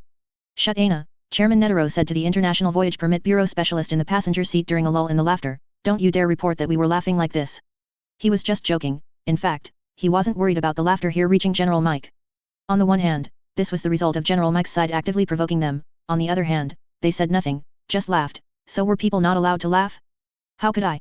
There was still a slight tremor in Shatana's voice. To be honest, I was so scared my legs went weak just now. If it weren't for you all protecting me in front, I might have ended up like Morden. His words hit Bisky's funny bone again, and so that infectious hee echoed once more, causing everyone to laugh along. Shatana also couldn't help but smile. From a duty perspective, he should stand with General Mike, but from the emotional bond developed over several months, he still preferred to stand with Germain and the others. Moreover, Shatana had finally seen a glimpse of Germain's power. Even just a glimpse made those battle-hardened soldiers look like that. He didn't feel he had any reason to offend Germain, the Hunter Association, or the non-user community for General Mike. Shatana decided to just do his part, remain neutral, help both sides without causing conflict or angering either party, that would be enough. And Shatana remaining neutral was the best stance for the Hunter Association. After returning to the coastal fortress, everyone bid farewell to General Mike and Shatana, entered the Hunter Association area, and then dispersed. However, before leaving, Bisky suddenly grabbed Germain and led him to a corner, asking in a low voice, "How is it?" "How is what?" Germain looked at her strangely. "That greed dragon crystal." Bisky almost shouted, but managed to lower her voice at the last moment. Didn't Duan and the others finish it? "It's done." Germain finally understood what Bisky meant. He answered while taking out a box from his pocket, which he always carried with him. "Let me see." Germain glanced at Shizuku, who had stopped to chat with Gugu, who was passing by with flamboyant feather decorations, and was not paying attention to them. So, Germain let Bisky look inside the box. Bisky only took one glance, and her eyes widened. She almost reached out to grab it. But her greedy hand that reached out quickly retracted. "Put it away quickly." Bisky suppressed her greed, turning her head away. "I can't look at this." "Why? Is it not good looking?" Germain became a little uneasy. "It's good looking." Bisky replied, "Duan and the others still have a knack for it. That greed dragon crystal has been put to good use." With the gem hunter's approval, then it was indeed satisfactory. Germain put the box away. Bisky then turned back to him, asking, "When do you plan to?" "It's a pity Valentine's Day has long passed. I feel like it can be any time now." Germain looked at Shizuku. Shizuku had not yet changed out of her purple long dress, her hands behind her back, tilting her head as she spoke with Gugu. No matter what outfit she wore, it was difficult to conceal her unique temperament. Anytime. The next day, General Mike sent Germain many gifts, saying they were the prize for last night's battle, and praised Germain profusely.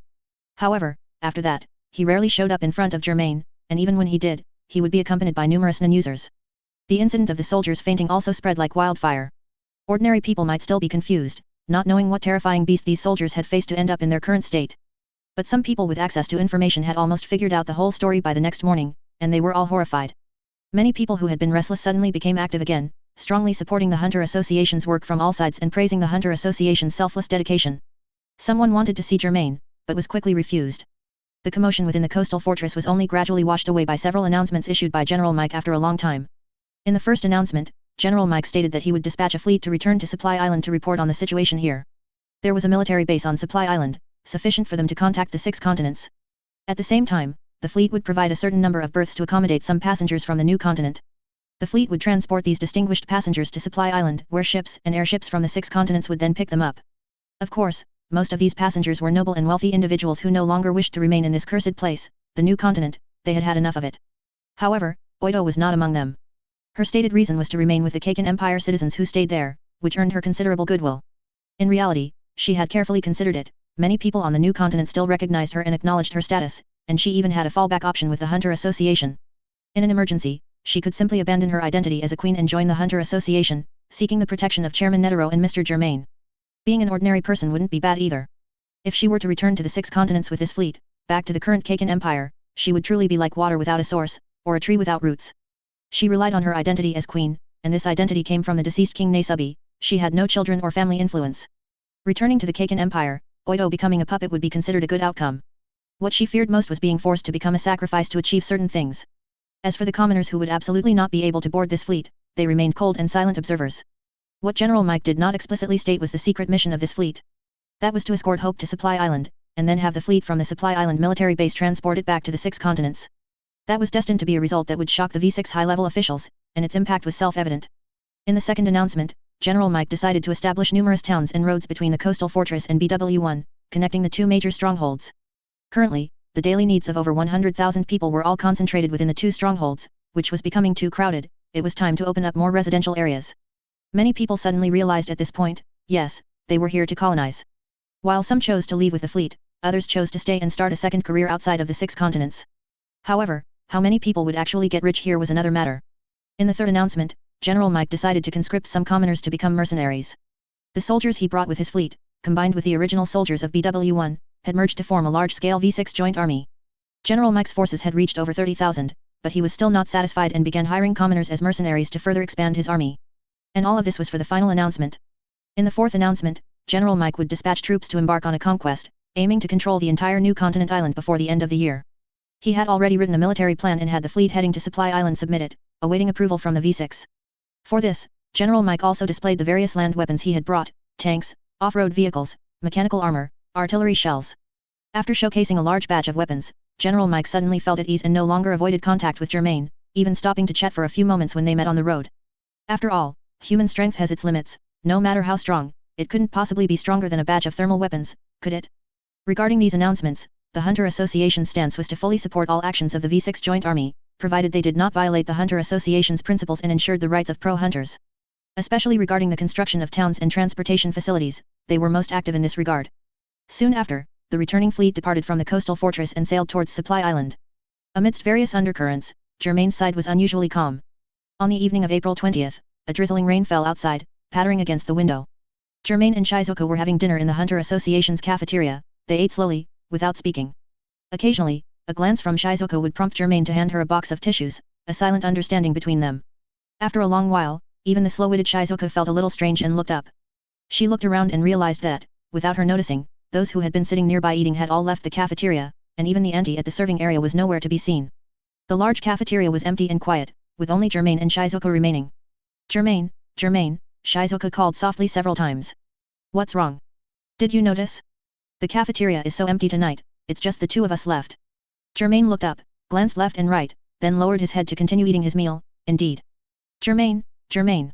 Shizuku called softly a few more times. For some reason, in this setting with only the two of them, she still lowered her voice as if sharing a major secret. Do you think they have a new cafeteria and all went there together, but didn't tell us? Germain looked up again, quite surprised at Shizuku. Even he, who knew Shizuku well, hadn't anticipated her thought process this time. Shizuku blinked her large eyes, looking back, and the meaning in her gaze didn't seem to be a joke. Just as he was about to speak, suddenly, all the lights in the entire cafeteria went out, and the surroundings became dim. Shizuku instinctively became alert. She even dropped her bowl and chopsticks, abruptly stood up from her seat, materialized Blinky, held it in her hand, and looked around. Germain, be careful. There's an enemy. It's fine. There's no enemy. Only then did Shizuku realize that Germain hadn't released his N or taken any defensive posture. This was truly unlike Germain's style. Although the cafeteria lights were out, the moonlight from outside filtered in. Shizuku's eyes gradually adjusted to the darkness, and she saw Germain rise from his chair, take a few steps, and then suddenly kneel before her. Germain's sudden action left Shizuku stunned. He took a box from his pocket, gently opened it, revealing a pair of silver rings. Each silver ring had a small greed dragon crystal embedded in its center. Within the greed dragon crystal, there were flowing, flame cloud-like patterns, as if the sunset had been preserved inside the greed dragon crystal. Shizuku seemed to understand the situation, and yet not. As she tilted her head, Blinky still clutched tightly in her hand. Germain looked up at her and said, Shizuku, we've known each other for several years now. From an initial partnership of interests to our current intimate relationship, we've been through a lot together. We've eaten together, acted together, fought side by side, everything has become natural. To be honest, before I met you, I couldn't imagine someone entering my life and accompanying me on my journey. At a certain moment, I suddenly realized that there couldn't be a second woman who trusts me more than you, nor a second woman worthy of such trust from me. I've decided to seize this one person in this lifetime whom I cannot afford to miss. I don't want to regret it, nor do I want to have any regrets. Shizuku, will you marry me? Shizuku had thought about marriage. She wasn't some naive woman, just occasionally a bit spacey. She had thought about marrying Germain several times while daydreaming, several times while reading, several times while eating, several times while bathing, and a few times in her dreams, though in those dreams, she was a third-person observer, watching Germain propose to another version of herself. Whenever she wanted to approach, she would find an invisible wall of air blocking her way, making it impossible to get closer. She could only watch. Besides, there was no point in going over, because the proposal would always end there. After Germain said, will you marry me, the dream would shatter. Without actual experience, no matter how many movies or books she consumed, she couldn't imagine it in her dreams. But now, at this very moment, the air wall that had always blocked her was gone, and the story that always ended there was continuing. Shizuku was a little flustered, raising Blinky and staring blankly at the greed dragon crystal ring in the box Germain held. They were so beautiful. Shizuku had always thought greed dragon crystals were beautiful, but that was all. she didn't understand Bisky's fanaticism for them until this moment. The two greed dragon crystal rings represented and symbolized everything, imbuing them with a higher value they didn't inherently possess. Blinky slipped from her hand, dissipating into none before it hit the ground. She blinked her large eyes and asked, Is this for me? Yes, Germain maintained his kneeling proposal posture, if you are willing. After a moment of silence, Shizuku slowly exhaled a warm breath, which turned into mist in the air. She extended her dominant left hand, passing through the mist, but then suddenly pulled it back. Germain looked at her in surprise, not understanding the meaning of her actions. Is it this hand? She wiggled her left hand. Or this hand? She wiggled her right hand. Germain couldn't help but laugh. He stood up, walked over to Shizuku, gently took her left hand, and placed one of the greed dragon crystal rings on her ring finger. It actually didn't matter which finger it was worn on. Proposals are usually worn on the left ring finger, but that's because many people are right-handed. Shizuku was different, her dominant hand was her left, so thinking about it, perhaps it could be worn on her right hand. But again, it didn't really matter which hand or finger it was worn on, it was just a ceremony that both parties understood tacitly. Proposals are never a surprise attack, they are a matter of timing once both parties have already agreed, with everything falling into place naturally. A surprise means astonishment followed by joy, not the proposed party awkwardly refusing, making both uncomfortable. In every respect, Germain's proposal should have been a sure thing, even if he used a kintab as a ring, it would have succeeded. However, Germain, a man who remained composed when facing the Ant King, calamities, legends, and demigods, was now nervous and flustered. You can never deny the possibility of Shizuku refusing, no matter how small that possibility. He had barely managed to resist the urge to listen to Shizuku's inner voice without permission. Therefore, only when Germain truly placed the greed dragon crystal ring on her ring finger, and then put the other on his own ring finger, did he finally feel a sense of relief. I do, Shizuku murmured after caressing the ring for a while. I know, Germain smiled, then took Shizuku's left hand, gently pulling it to his left side, letting the greed dragon crystals on the two rings touch. The flame clouds within the two greed dragon crystals flickered, actually beginning to flow and burn, and the rosy glow instantly made the entire dining hall magnificent. Shizuku's eyes behind her black-rimmed glasses widened in surprise. Germain explained in a low voice, the materials for these two rings include greed dragon crystals and covenant rubies. Shizuku was very familiar with the former, but the latter was somewhat new, she seemed to have heard of it somewhere but couldn't recall the details. Germain, of course, knew what the confusion in Shizuku's eyes pointed to, the covenant ruby is a pair of gems that emit a red light when they are close to each other. Ah! Shizuku finally remembered, these are the gems Bisky snatched from you. She bought them from the black market. I was the one who snatched the gems. Oh, then I understand. From the dim rosy light, a woman's tearful voice suddenly came, you understand nothing. Germain and Shizuku's rings separated, and the rosy light disappeared. All the lights in the dining hall came back on, and a group of people surged in from the entrance. Leading the way, of course, was the emotional Bisky, holding up her princess dress with one hand and wiping the corners of her eyes with a handkerchief. She hurried over, sniffled, then grabbed Shizuku's hand and gently shook it. Bisky? Why are you all here? Of course we're here. Do you know? We were worried about being detected by Yernan, so we had to squeeze into the monitoring room and watch through the cameras. And you kept silent, I thought the microphone was broken, and you were holding Blinky as if you were about to hit Germain's head, I was so anxious I almost jumped up. Thank goodness, everyone's happy. Congratulations, Shizuku. Beautiful, aren't they? The greed dragon crystal used for this ring is the most beautiful piece I picked out. Behind Bisky came other members of the Hunter Association, all acquaintances of Germain and Shizuku, who came to congratulate the couple. Suddenly, the once quiet dining hall became extraordinarily lively. Killua, Gon, and Leorio, who loved to play, even set off handheld party poppers, making several popping sounds. Jing, as expected, didn't last a week before abandoning Gon, claiming it would help Gon grow better. However, this was indeed good for Gon, he was freer and happier with peers his own age, just like now. As for Killua, he and Illumi met every day, but their relationship remained lukewarm. Yet, the eccentric Illumi unilaterally believed their brotherly bond was excellent, leaving many speechless. In short, the arrival of young people like Gon, Killua, and Leorio indeed injected cheerful youthful vitality into the coastal fortress. They handed another party popper to Kurapika. Kurapika initially didn't want to use the party popper, but he couldn't resist their chatter, and since it was an important event for his teacher, he also fired a shot at the ceiling and then smiled. At this moment, Chairman Netero pulled Germain aside and quietly asked, I say, since the proposal succeeded without a hitch, when do you two plan to get married? I'll discuss it with Shizuku first, no rush. I know. But you must have a preliminary idea already, right? Germain looked at Shizuku's flushed cheeks and said, I do have one, it's just a bit far off. August 6th, 2000. Oh ho ho. In a little over 3 months? That's not too far off, wedding preparations still need to be made, and you two need to be mentally prepared, too.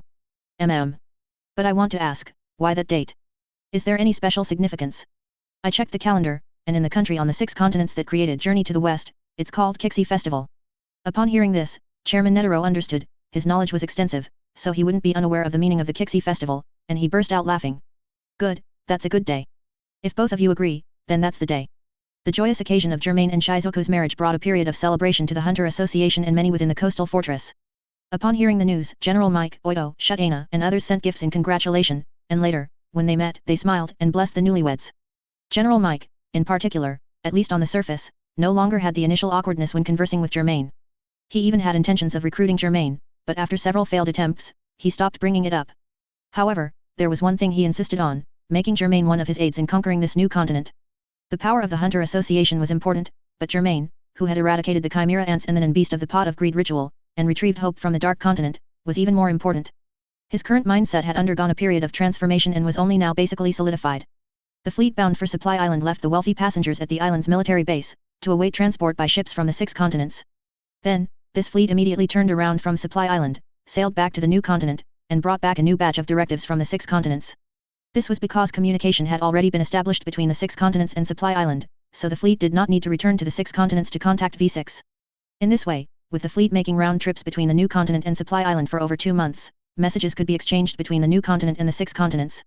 After this, V6 would also establish military bases on various small islands along the way, and at the same time send aircraft carriers capable of carrying numerous airships, allowing airships to act as carrier pigeons and ships between the 6 continents and the new continent. In the not-too-distant future, they would be able to shorten the time for transporting personnel and materials, and for communicating messages. The fleet brought back many good tidings. General Mike had the fleet bring 2 types of hope to the Supply Island military base, and then had the Supply Island fleet escort them back to the 6 continents. In other words, V6 knew about the achievements made on the new continent shortly after the fleet arrived at Supply Island. V6 greatly encouraged and rewarded the main meritorious official General Mike, as well as the Hunter Association, and promised to send more personnel and supplies as reinforcements. In addition, V6 approved many of General Mike's previously proposed announcements, allowing him to recruit soldiers on the spot and conquer the entire new continent. Thus, in early July, General Mike's military plan to conquer the new continent began. His army, with the support of the Hunter Association, used the coastal fortress as a base, expanding outwards, clearing paths through mountains and building bridges over water. General Mike's primary strategic targets were those treacherous terrains, mineral resource points, rivers, lakes, etc., with the most important, of course, being resources that could be quickly monetized. However, his army soon suffered setbacks. The resistance of the magical beasts was quite strong, causing heavy casualties to General Mike's army, even with the use of various thermal weapons. This was because these magical beasts also possessed their own thermal weapons, some special abilities. The rapid advance General Mike desired did not come, and the support from the Hunter Association was merely superficial. Because General Mike's approach contradicted the Hunter Association's philosophy, they were unwilling to indiscriminately exterminate all magical beasts on the new continent. The Hunter Association's focus was more on the construction of towns and transportation between the 2 major strongholds, the coastal fortress and the BW1 wreckage. When they went to the front lines, it was only to help the V6 combined forces broker connections and cooperation with those magical beast tribes willing to compromise and easy to get along with, thereby reducing mutual casualties. Hunters protect creatures, Shinigami protect sentient beings, pirates protect Icelanders, and ninjas protect their citizens. This is not surprising, because in these worlds, the meanings behind these terms have long changed. In short, the Hunter Association adhered to the principle of only eliminating creatures that threatened human settlements and winning over sentient beings willing to cooperate with humans. And Chairman Netero also withstood the stress from General Mike's side, not yielding, and the pro-hunters who agreed with his belief would certainly not bow their heads. Coincidentally, in this place far from the Emperor, General Mike could not do anything to Chairman Netero, he would still need Chairman Netero and the Hunter Association in the future. Most importantly, Germain was clearly difficult to win over with benefits, and he was obviously on the side of the Hunter Association. General Mike offending the Hunter Association was equivalent to offending Germain, a consequence he was unwilling to bear, at least not now. Germain, seizing this opportunity, secretly took many core members of the Hunter Association and began extensive training in late June. The calamities had mostly revived by this time. After one round of sweeping, Germain obtained 6 teleportation lanterns, which came from 6 types of calamities. The others gained combat experience and a fresh harvest of hope, a truly bountiful return. While Germain and his companion's secret journey was quite smooth, General Mike's conquest plan was repeatedly obstructed. His bombardment-style advance was generally successful, but it was too slow. Those magical beasts were also quite agile and intelligent, no less intelligent than humans, and would not stay in one place for you to hit. And once they were not completely wiped out, the true nightmare would descend. These magical beasts would take advantage of the night, when most soldiers were most fatigued, to attack the military camps, striking and retreating, in a continuous cycle. General Mike's army was greatly troubled, repeatedly giving chase only to find nothing. Furthermore, the deeper their army penetrated into the new continent, the longer their supply lines became, and even with non-user support, it was impossible to fully guarantee the army's consumption. Finally, in early August, General Mike, persuaded by many strategists, was forced to swallow his pride. He made a phone call to the rear of the coastal fortress, seeking Chairman Netero's opinion, implying that Chairman Netero and Germain should act together. As it turned out, Chairman Netero was not present at the time and did not answer the call. General Mike asked where he had gone, only to learn that he had gone to attend a wedding. This angered General Mike so much that he almost cursed into the phone, but fortunately, he restrained himself in time.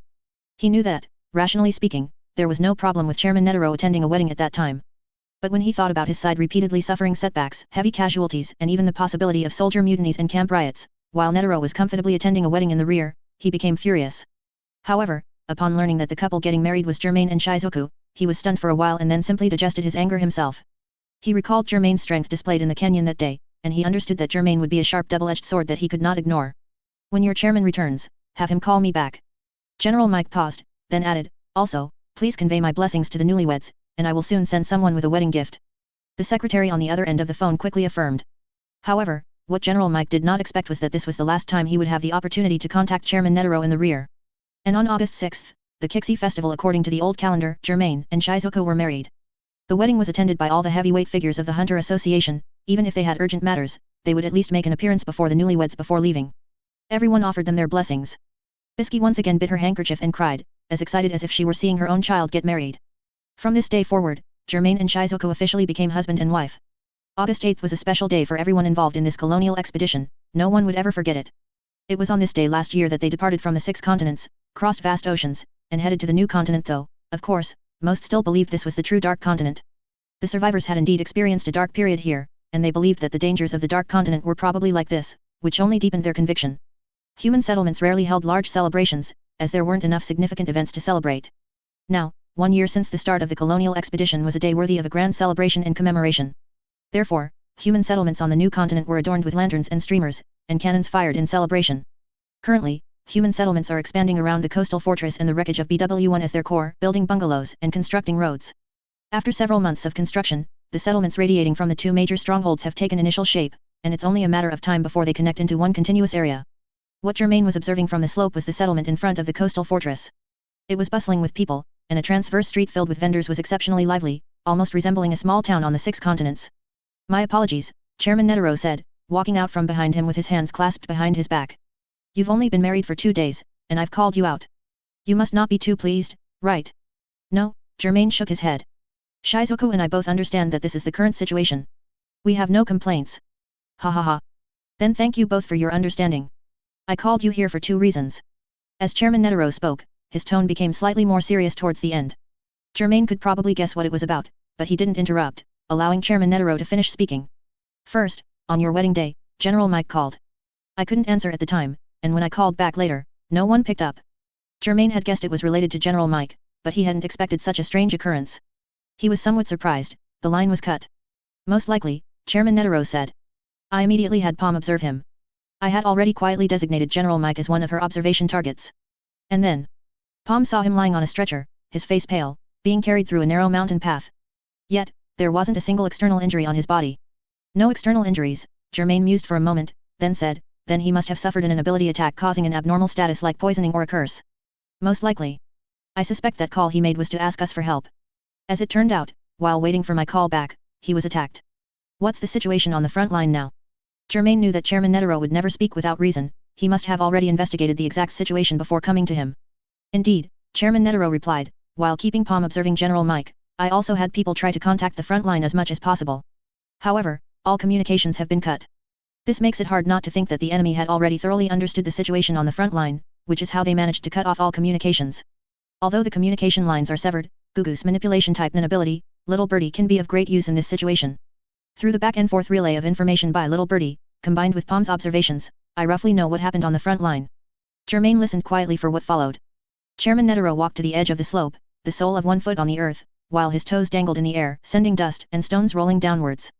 The night before last, General Mike and several important generals were afflicted by some kind of curse, and all fell into an unconscious sleep. After that, the magical beasts collectively launched a counterattack. Germain understood, this was a premeditated attack. First, they used a curse to incapacitate the leaders of the frontline army, then seized the opportunity to attack the military camp. That should be it, Chairman Netero said. General Mike's indiscriminate bombardment tactics not only failed to break the magical beasts' morale but instead united them. They must have been planning this for some time, and only the day before yesterday did the timing become ripe and they executed it. And they did succeed.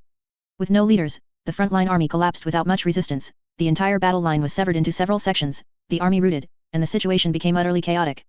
Germain asked, "You want me to clean up this mess?" "Exactly," Chairman Netero said. "The opponents are curse-type non-ability magical beasts. If I followed my usual approach, I would first investigate cautiously, then find a way to kill them in one blow, not giving them a chance to cast a curse. But that would take too long." Germain understood Chairman Netero's concerns. "Alright, I'll go there and either subdue or eliminate the magical beasts capable of casting curse." General Mike's previous aggressive style had already offended a large number of magical beasts on the new continent, so his suffering from a curse was a consequence of his own actions. What Germain needed to do was not to take control of the remaining forces on the front line, much less lead them in a counterattack, but rather, like a special forces unit, to launch an operation targeting the leaders of the magical beast army. "You can choose your teammates, but don't rush, there's one more thing," Chairman Netero added. "Look, the timing is just right, it's here." Germain looked up. On the horizon where the sea met the sky, a pea-sized black dot appeared, and above that black dot, if one looked closely, one could see numerous tiny dots. "Is that a ship and airships?" Germain raised the brim of his tricorn hat to broaden and clear his view. "Yes," Chairman Netero explained. "V6's second batch of reinforcements has arrived. This time, they dispatched a massive ship, modified from the BW-1 prototype. The ship's deck can accommodate 20 airships, and its cabins house over 50,000 soldiers, researchers, logistics personnel, and others. With the various problems encountered during BW-1's expedition as a cautionary tale, subsequent ships would not carry as many as 200,000 people. 200,000 people spending 2 months on a giant ship on a closed voyage, just thinking about it reveals how many human tragedies would occur. In fact, 50,000 people on a giant ship was already considered crowded. Its name is BW-2, Chairman Netero continued. When it approached the new continent sufficiently last night, we received its signal and established contact. Once these 50,000 people disembark, I will first negotiate with their commanding officers, explain the situation on the front line, and persuade them to join us in rallying the scattered troops on the front line.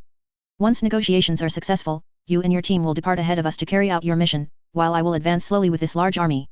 Our goal is to fill the hole that General Mike poked, as much as possible. Of course, if you have a chance to save that foolish General Mike, then save him, although it might already be too late." "Hoo-hoo." General Mike suddenly woke from a nightmare, his bloodshot eyes flying open. He tried to get up but felt weak and in pain all over, unable to move. A disheveled staff officer immediately helped him up, anxiously asking, "General Mike, are you feeling better?" "Water, water." "Yes. Get water. Get water now." The staff officer supported General Mike's back, preventing his weak body from falling back onto the bedboard, and helped him drink water from a military canteen little by little. After his parched lips and hoarse throat were moistened, General Mike finally looked up to observe his surroundings. It wasn't a hospital, nor a civilian house, nor a military camp. This was a cave, with a bonfire burning not far away.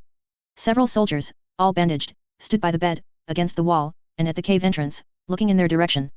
Even stranger, a man lay on the ground, eyes closed, face ashen, stiff and unmoving, yet no one in the cave paid him any attention. "What?" General Mike's memory was a bit muddled.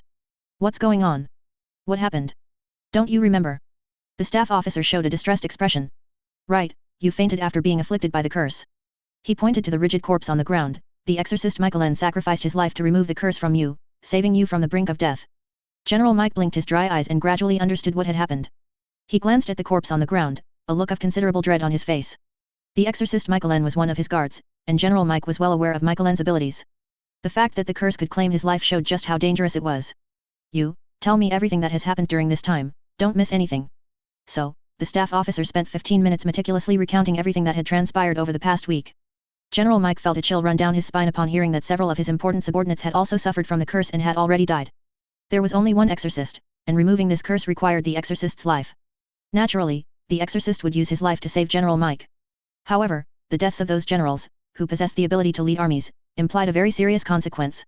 Indeed, the staff officer soon spoke of how their frontline army had disintegrated and fallen into chaos, with all communication between themselves and with the rear lines cut off. Monsters attacked from all directions, taking advantage of the dark and windy night and the lack of command, killing countless soldiers. General Mike's guards could only protect General Mike and the staff officer, evacuating while encountering several ambushes along the way, with guards dying one after another. His beloved toad-shaped sunglasses and corncob pipe were also lost en route. Finally, a week later, they found themselves in their current plight, with very few people left around them. General Mike felt dizzy, almost fainting again, but fortunately, he had experienced many major events before and finally calmed down. "Where are we now? How far are we from the coastal fortress and the BW-1 wreckage?" The staff officer quickly pulled out a map. "General Mike, we are approximately at this location." General Mike looked at the spot he had circled with a pen, then estimated the distance to the nearest coastal fortress, and his breathing quickened involuntarily. Although the frontline army's advance was slow, they had eventually pushed into the interior of the new continent. Their current location was a point along the originally long supply line. To trek back to the coastal fortress from here would likely take a very long time, not to mention the potential attacks and getting lost they might encounter along the way. What equipment do we still have? How many people? Can we contact other units, or the rear lines? General Mike asked, still unwilling to give up. The staff officer answered each question. Most of their weapons and equipment were lost halfway. They originally had a few off-road vehicles, but they were too conspicuous and prone to attack, so they were driven away by subordinates acting as decoys. As for manpower, only the people currently present remained, and contact was impossible. Actually, the birds controlled by Gugu of the Hunter Association once found us, the staff officer suddenly said. A glimmer of hope ignited in General Mike, but it was quickly extinguished by the staff officer's next words. However, the monsters soon discovered this, and they killed all the controlled birds, so we lost contact with the rear lines again.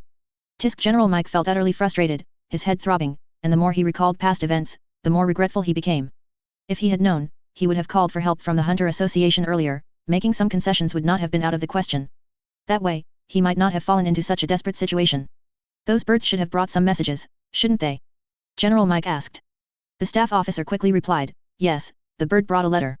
Where is the letter? It was originally carried by a staff officer, but he was attacked by monsters, and the letter was lost with him. General Mike frowned, then pressed, what did the letter say? The letter said, the German team is on its way. General Mike was about to instinctively say, what good would one team do? But when he realized that Germain was leading the team, his mindset shifted slightly. When will they arrive? Where are we supposed to meet them?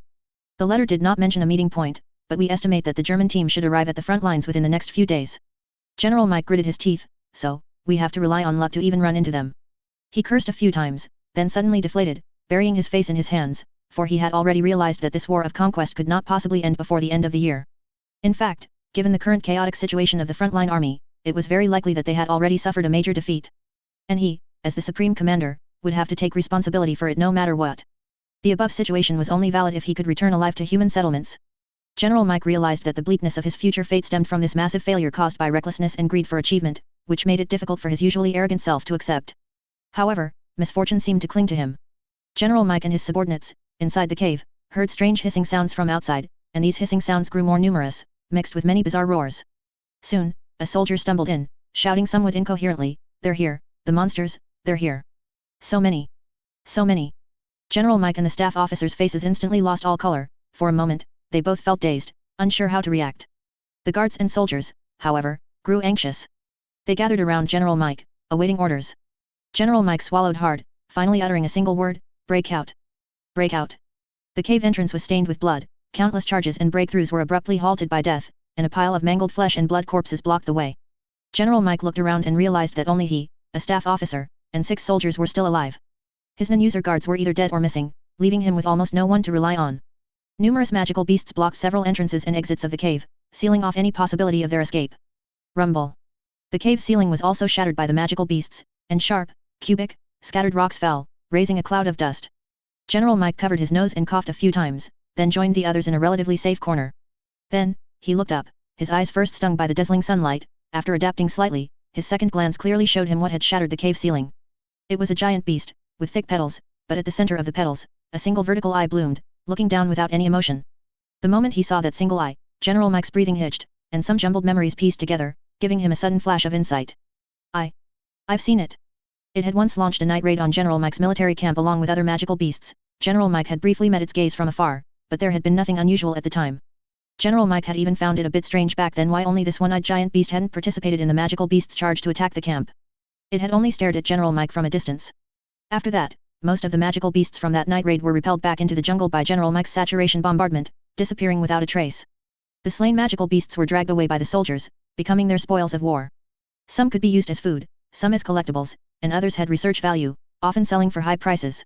For General Mike's side, it was a victory. They had no idea it had sowed the seeds of future disaster. General Mike hadn't paid much attention to this particular night raid among the frequent occurrences. Now that he thought about it, it must have been it that inflicted the curse on him and some important generals. However, this curse took a certain amount of time to take effect and complete its killing, which gave the exorcist a chance to save General Mike. At this moment, General Mike met the single eye's gaze again, meaning that the brand of the curse had already been planted on him. Even if he escaped with his life here, if there wasn't a second exorcist to perform exorcism on him later, he would still be killed by the curse. Moreover, in his current situation, how could he escape? It's over, everything is over. General Mike knelt on the ground in despair, his lips mumbling, whispering something, but no one heard it but himself. Tat tat tat. The soldiers in front of him fired frantically at the one-eyed giant beast and the magical beasts pouring into the cave until their ammunition ran out. As they fumbled for grenades, they were fiercely pounced upon by the magical beasts and torn into bloody fragments. The staff officer shrieked in General Mike's ear, and the soldiers cried out in pain, but General Mike ignored it all. Like a puppet on strings, he slowly and stiffly took out the pistol from his in my arms, preparing to shoot himself. By this time, the 6 soldiers and 1 staff officer had all tragically died, leaving only General Mike alone. He truly had no other option, and suicide would at least be more dignified.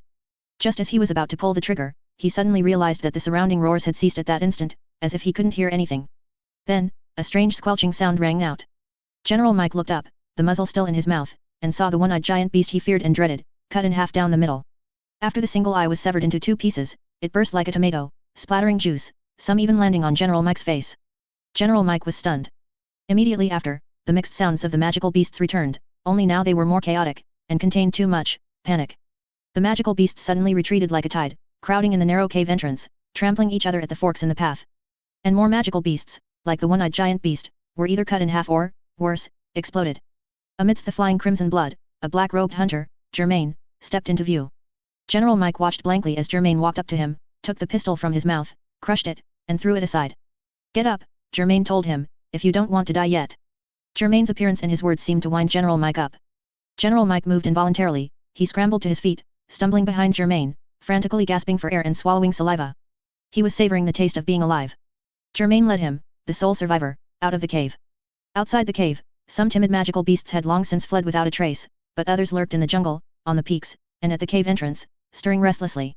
Some looked like gargoyles, spreading their wings, some looked like a single hand with sharp claws, and others resembled a rolling sphere. They growled at Germain and General Mike, the languages of different species chaotically intertwining, vibrating the eardrums of both men. General Mike's face turned pale. Although he couldn't understand what the magical beasts were saying, he could sense that if nothing was done soon, they would launch another attack. Germa. He had barely uttered a syllable when he felt the fierce malice radiating from Germain. This was even more terrifying than that day in the canyon. Once released, it was like an explosive wave, instantly engulfing everything there. All living beings present felt as if they were in the gaping maw of a terrifying giant beast, constantly being torn by teeth and churned by a tongue. In extreme terror, they were chewed, kneaded, and tossed about, as if they would be swallowed and completely digested at any moment. However, this suddenly vanished again, like a sudden sun shower, arriving swiftly and departing just as quickly. Germain's instantaneous control over his malevolence completely suppressed the situation that might have escalated into a riot. He looked up, no magical beast showed any aggression anymore, on the contrary, they all displayed pained expressions and retreated. Not only that, but several conspicuous dark crowns, glowing with dark red light, suddenly appeared above their heads. Even General Mike, who was now kneeling on the ground, vomiting incessantly, had that familiar dark crown hovering above his head. This meant that the malevolence Germain had released with relative seriousness had instantly shattered the mental defenses of all living beings present, plunging them all into torment. So, he ended up like this. Knuckles' thick black hair had grown back, even shinier than before. He gently pushed up his thin-rimmed glasses with a finger, looking down at the man lying on the bed.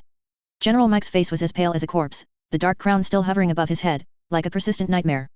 He was half awake, his eyes devoid of expression, staring at the flat ceiling of the four-dimensional mansion.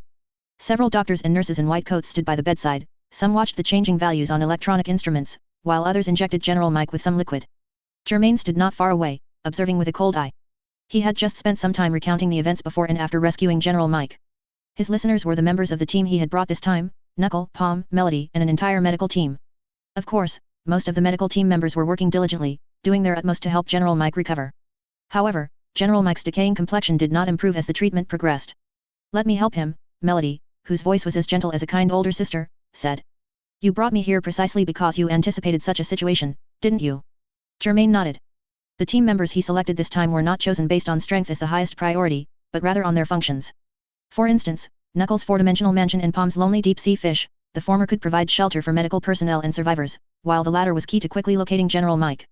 Melody's function, naturally, was to soothe survivors who might have been scared out of their wits and suffered mental breakdowns by the magical beasts. However, no one expected that it would be Germain who ultimately pushed General Mike to the brink of exhaustion. Seeing Germain nod, Melody took out her flute and placed it to her lips. Despite her short and stout stature, she played a beautiful, ethereal melody. Almost as soon as the first note danced in the four-dimensional mansion, everyone present was captivated. Soon, the medical staff were astonished to find that General Mike's condition seemed to have stabilized somewhat. His eyelids fluttered, finally closing, and a hint of color returned to his face as he slowly drifted off to sleep. Knuckle looked at General Mike's current haggard appearance and couldn't help but feel a touch of sympathy, because the man now was much like himself about 2 years ago. He had only overcome his inner demons and found himself again a few months prior. However, when he thought of General Mike's reckless ambition, how many soldiers he had killed, and how much animosity he had left them with the natives, he felt a surge of resentment. Now, the Hunter Association and the reinforcements who had just arrived on the new continent had to mend the huge mess General Mike had created and prevent themselves from being drawn into an endless vortex of war. Chairman Netero and the others are almost here, Palm, who observed the distance with one eye covered, suddenly said. The reinforcements are approximately 3 kilometers away from us. Which direction? Knuckle asked his disciple. Palm reported a set of coordinates. The reason she knew so precisely was that Chairman Netero had once again used his old trick, updating his location in real time on his white shirt. The old man knew that one of Palm's observation targets was him, which was why he did this. Knuckle unfolded an entire map, looked at it for a while, and then said to Germain, I've set up an entrance and exit less than 1 kilometer from there. We can go directly. Then let's go, Germain replied. Our mission is complete. Subduing or eliminating the magical beast that could cast the curse, and rescuing General Mike, these were the tasks of the temporary team Germain had assembled. They had completed their mission, so the larger scale problem of how to clean up the current mess was now Chairman Netero and his team's concern. Germain and Knuckle quickly appeared together in the wilderness less than a kilometer from the human military camp, using one of the entrances and exits of the four-dimensional mansion. They quickly found a nearby reconnaissance unit, and after confirming their identities to the unit, they were led towards the military camp. Soon after, Germain and Knuckle met Chairman Netero and Vice Admiral Peel, the highest-ranking officer of BW2, in the military camp. Knuckle opened the door of the four-dimensional mansion in front of them, allowing the other members inside to file out. General Mike's dark crown finally disappeared thanks to the persistent efforts of Melody and the medical personnel, but he had not yet woken up. When Chairman Netero and Vice Admiral Peel saw General Mike still unconscious on the sickbed, both frowned and then discussed in low voices for a while. Finally, Chairman Netero said to Germain and the others, You all did very well. Now, I have a new mission to entrust to you. There are several airships docked in our military camp. You will take one of them to escort General Mike back to the coastal fortress in the rear, ensuring his safety. As for us, Chairman Netero stroked his white beard, we need to stay here, rally the remaining forces, and try to achieve a ceasefire. Let's first see how many are still alive.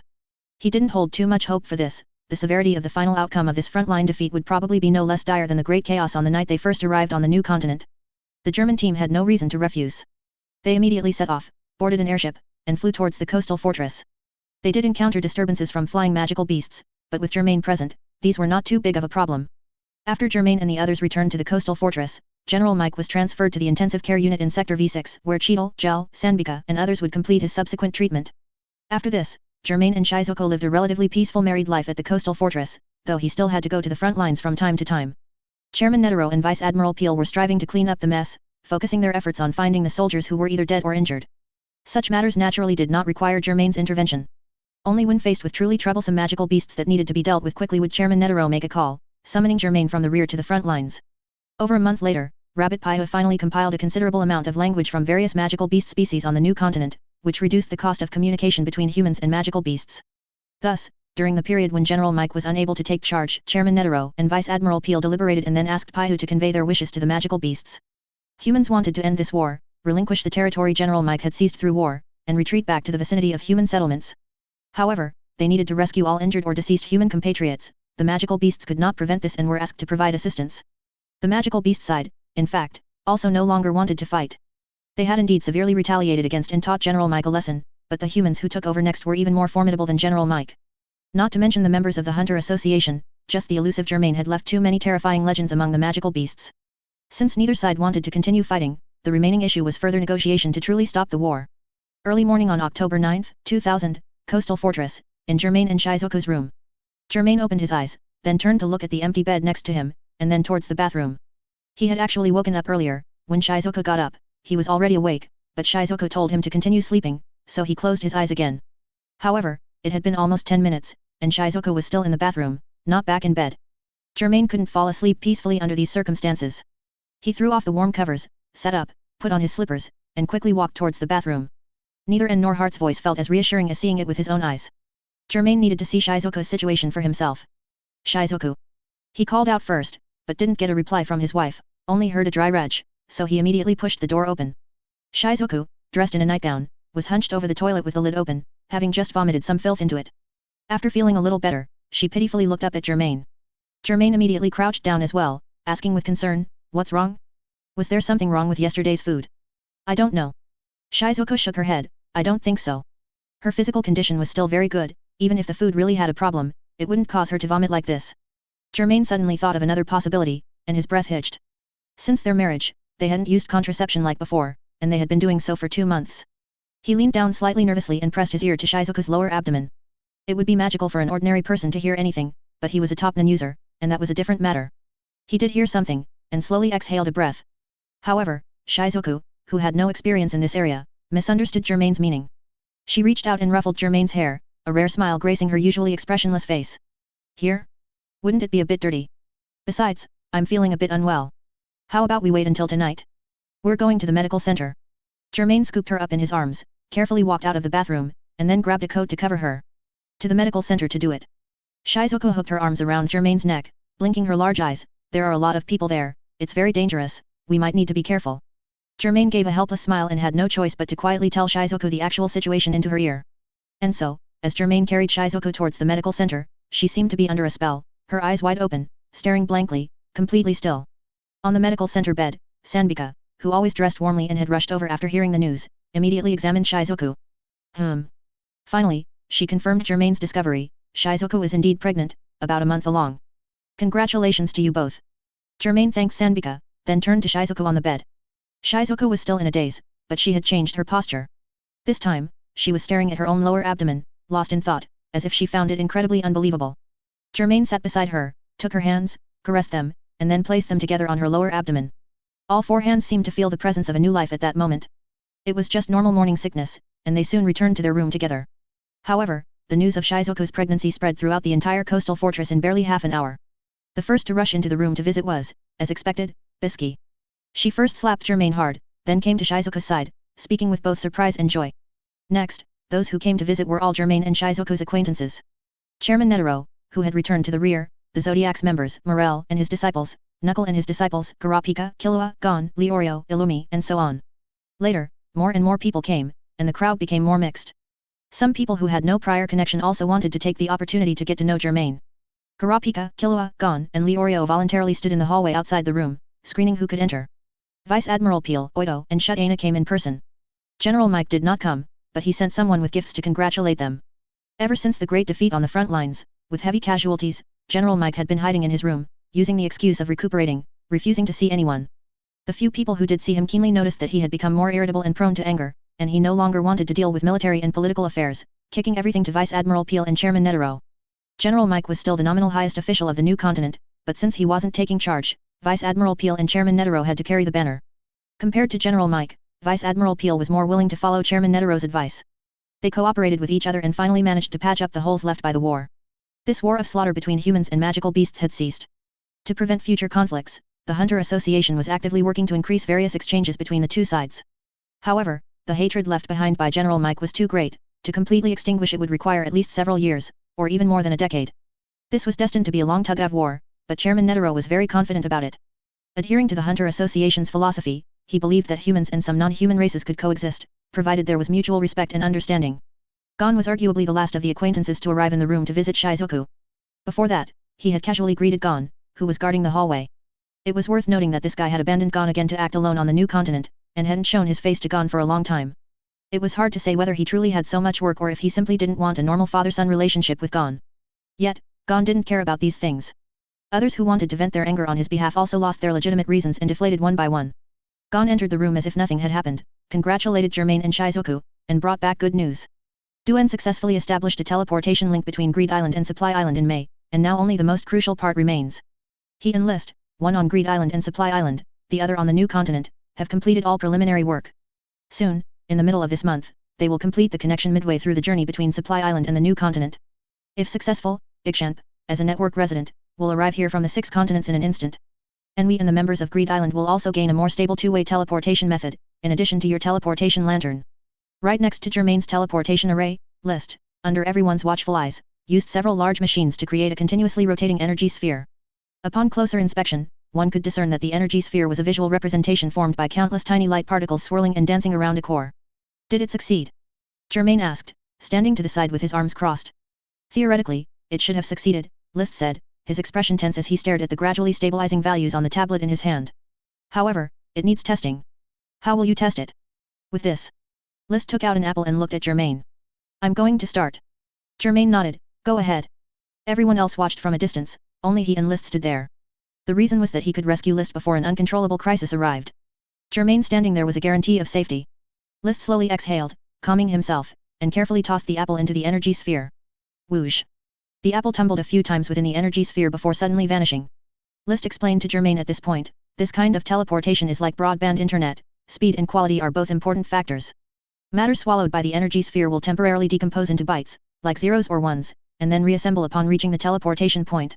Therefore, the teleportation itself isn't the most critical factor, the most critical is the packet loss rate after teleportation. Only when the packet loss rate is small enough to be negligible can our docking be considered successful. The actual situation was much more complex, but List used this simple and easy to understand method to quickly help Germain and others grasp this teleportation method. Subsequently, they waited tensely and silently for about 3 minutes before hearing a strange buzzing sound. Whoosh! A dark shadow suddenly appeared within the energy sphere, tumbling several times, like a spacecraft escaping gravity, and flew out of the energy sphere. Thud! An apple fell to the ground, rolled a few times, and then stopped. Germain didn't sense any danger, and he nodded at List. List's face lit up with joy. He put on special gloves with anticipation and picked up the apple. The apple was perfectly intact, and it had something extra. On the apple's skin, someone had written a line of text WD. It's Duan's response. List immediately understood the meaning of the line. His name was forcibly changed by Jin, the initial letter changing from W to D. He looked at Germain with pleasant surprise, then turned around and shouted to the people in the distance who were observing everything happening here, we succeeded.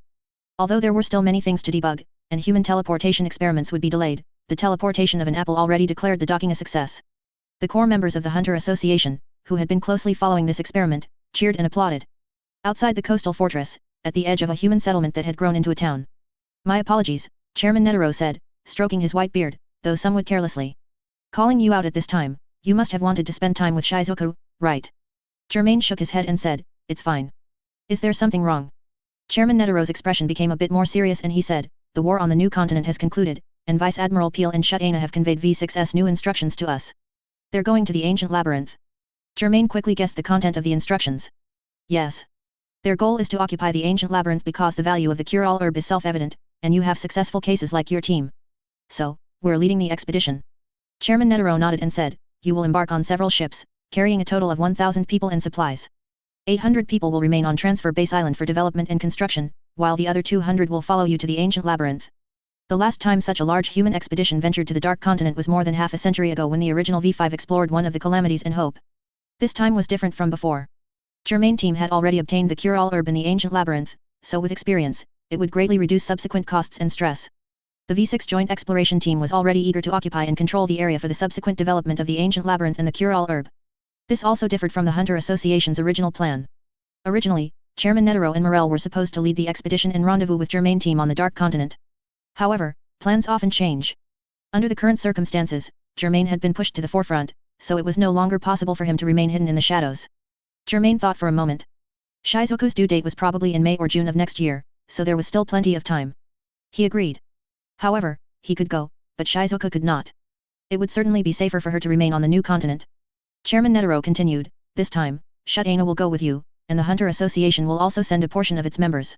This was originally HxH's responsibility, he was to accompany the exploration team to the Dark Continent, record the entire process, and return safely. Obtaining the cure-all herb was one kind of success, allowing ordinary people like HxH to travel to and from the Dark Continent alive was another kind of success. The Hunter Association would certainly send personnel to accompany them. Even though Germain had led many core members in extensive training, traveling to and from the Dark Continent via the main route was still a rare and valuable experience. It was foreseeable that a considerable number of people from the Hunter Association would sign up, and Chairman Netero would need to select suitable members from among them. Regrettably, Chairman Netero himself could not go to the Dark Continent. The current situation on the new continent required him to remain there. Furthermore, entrusting the Hunter Association exploration team's rear base to others would make everyone uneasy. Thus, the matter was settled. Before this, Germain and the core members of the Hunter Association who would accompany him to the Dark Continent conducted another large-scale training exercise using the teleportation lantern. The last time the calamities were eliminated by them was in June or July, and now they had all revived. The final result was that Germain once again obtained 6 teleportation lanterns, bringing the total number of idle lanterns to 13. The Hope also saw a new wave of harvesting. They also preserved the ancient labyrinth castle.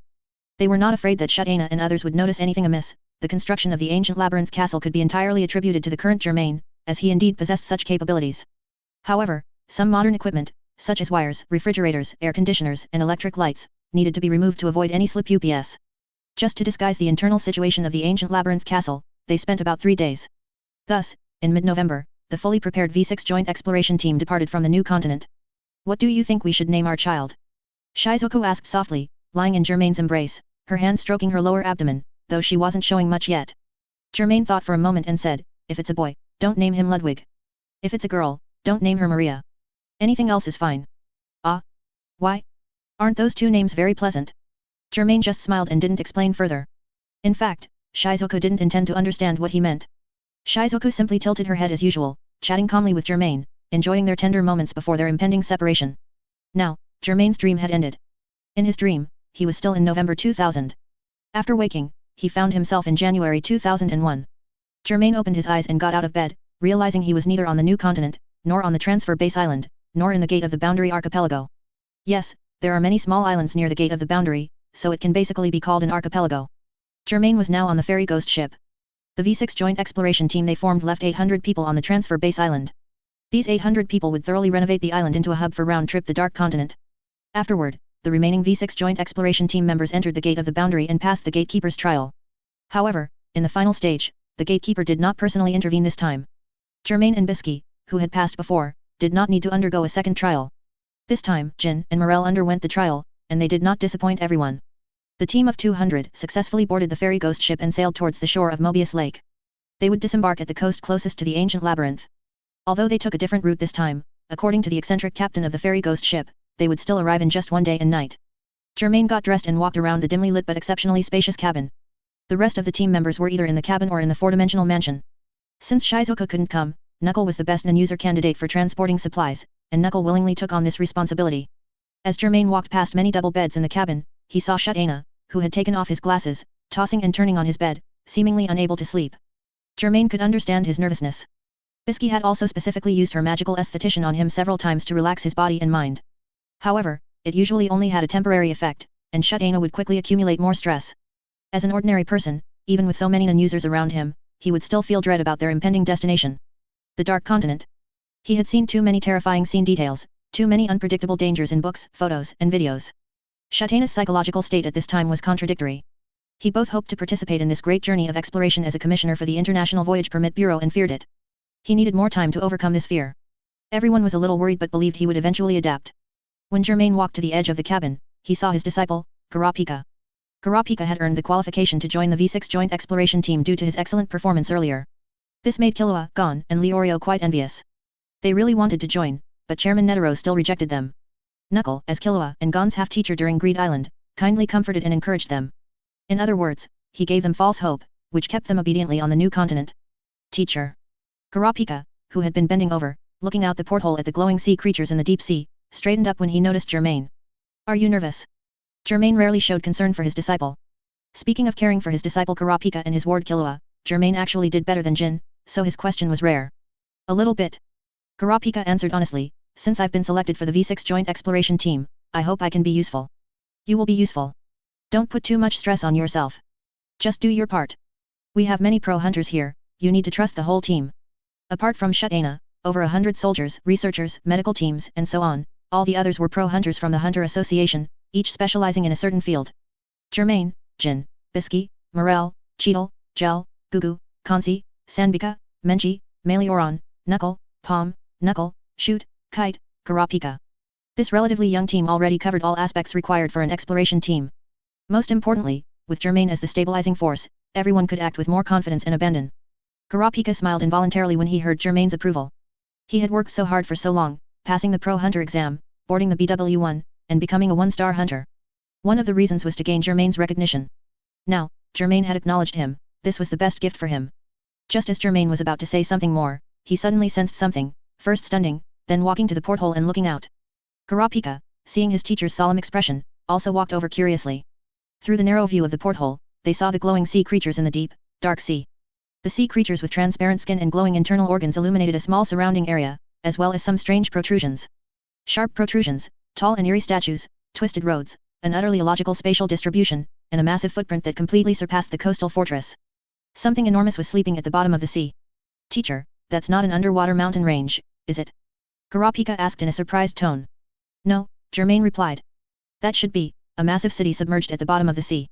The city of the deep sea, submerged for countless years. When the stars align, this city will awaken and rise to the surface, ushering in its final chapter. Germain not only gained such knowledge but also a new special teleportation point, the city of the deep sea. Soon, more and more people were attracted by the commotion and came to different portholes to look out at the ancient, faintly visible city. The most interested, of course, were the ruins hunter Jin and the marine hunter Morel. Jin even exclaimed, "If I went to the captain now and asked him to stop the ship so we could have a chance to explore that city, would that make us seem crazy?" "Not crazy." Morel deeply empathized. "It's just a pity we don't have diving equipment, and even if we did, we couldn't handle the deep sea pressure here." "You're right. What a shame, what a shame." Chapter 497 The exploration team lands on the Dark Continent. When the eerie ferry ghost ship surfaced, the sky had already brightened, and the coastline was vaguely visible. They were about to reach their destination. The captain, crew, and passengers successively came to the damp deck, either looking at the clear blue sky above the fluttering flag or gazing at the horizon where the sea met the sky. As the sea breeze blew, everyone felt a sense of relief, as if they had finally reached this day. Anyone who spends more than 2 months at sea would grow tired of life on a ship.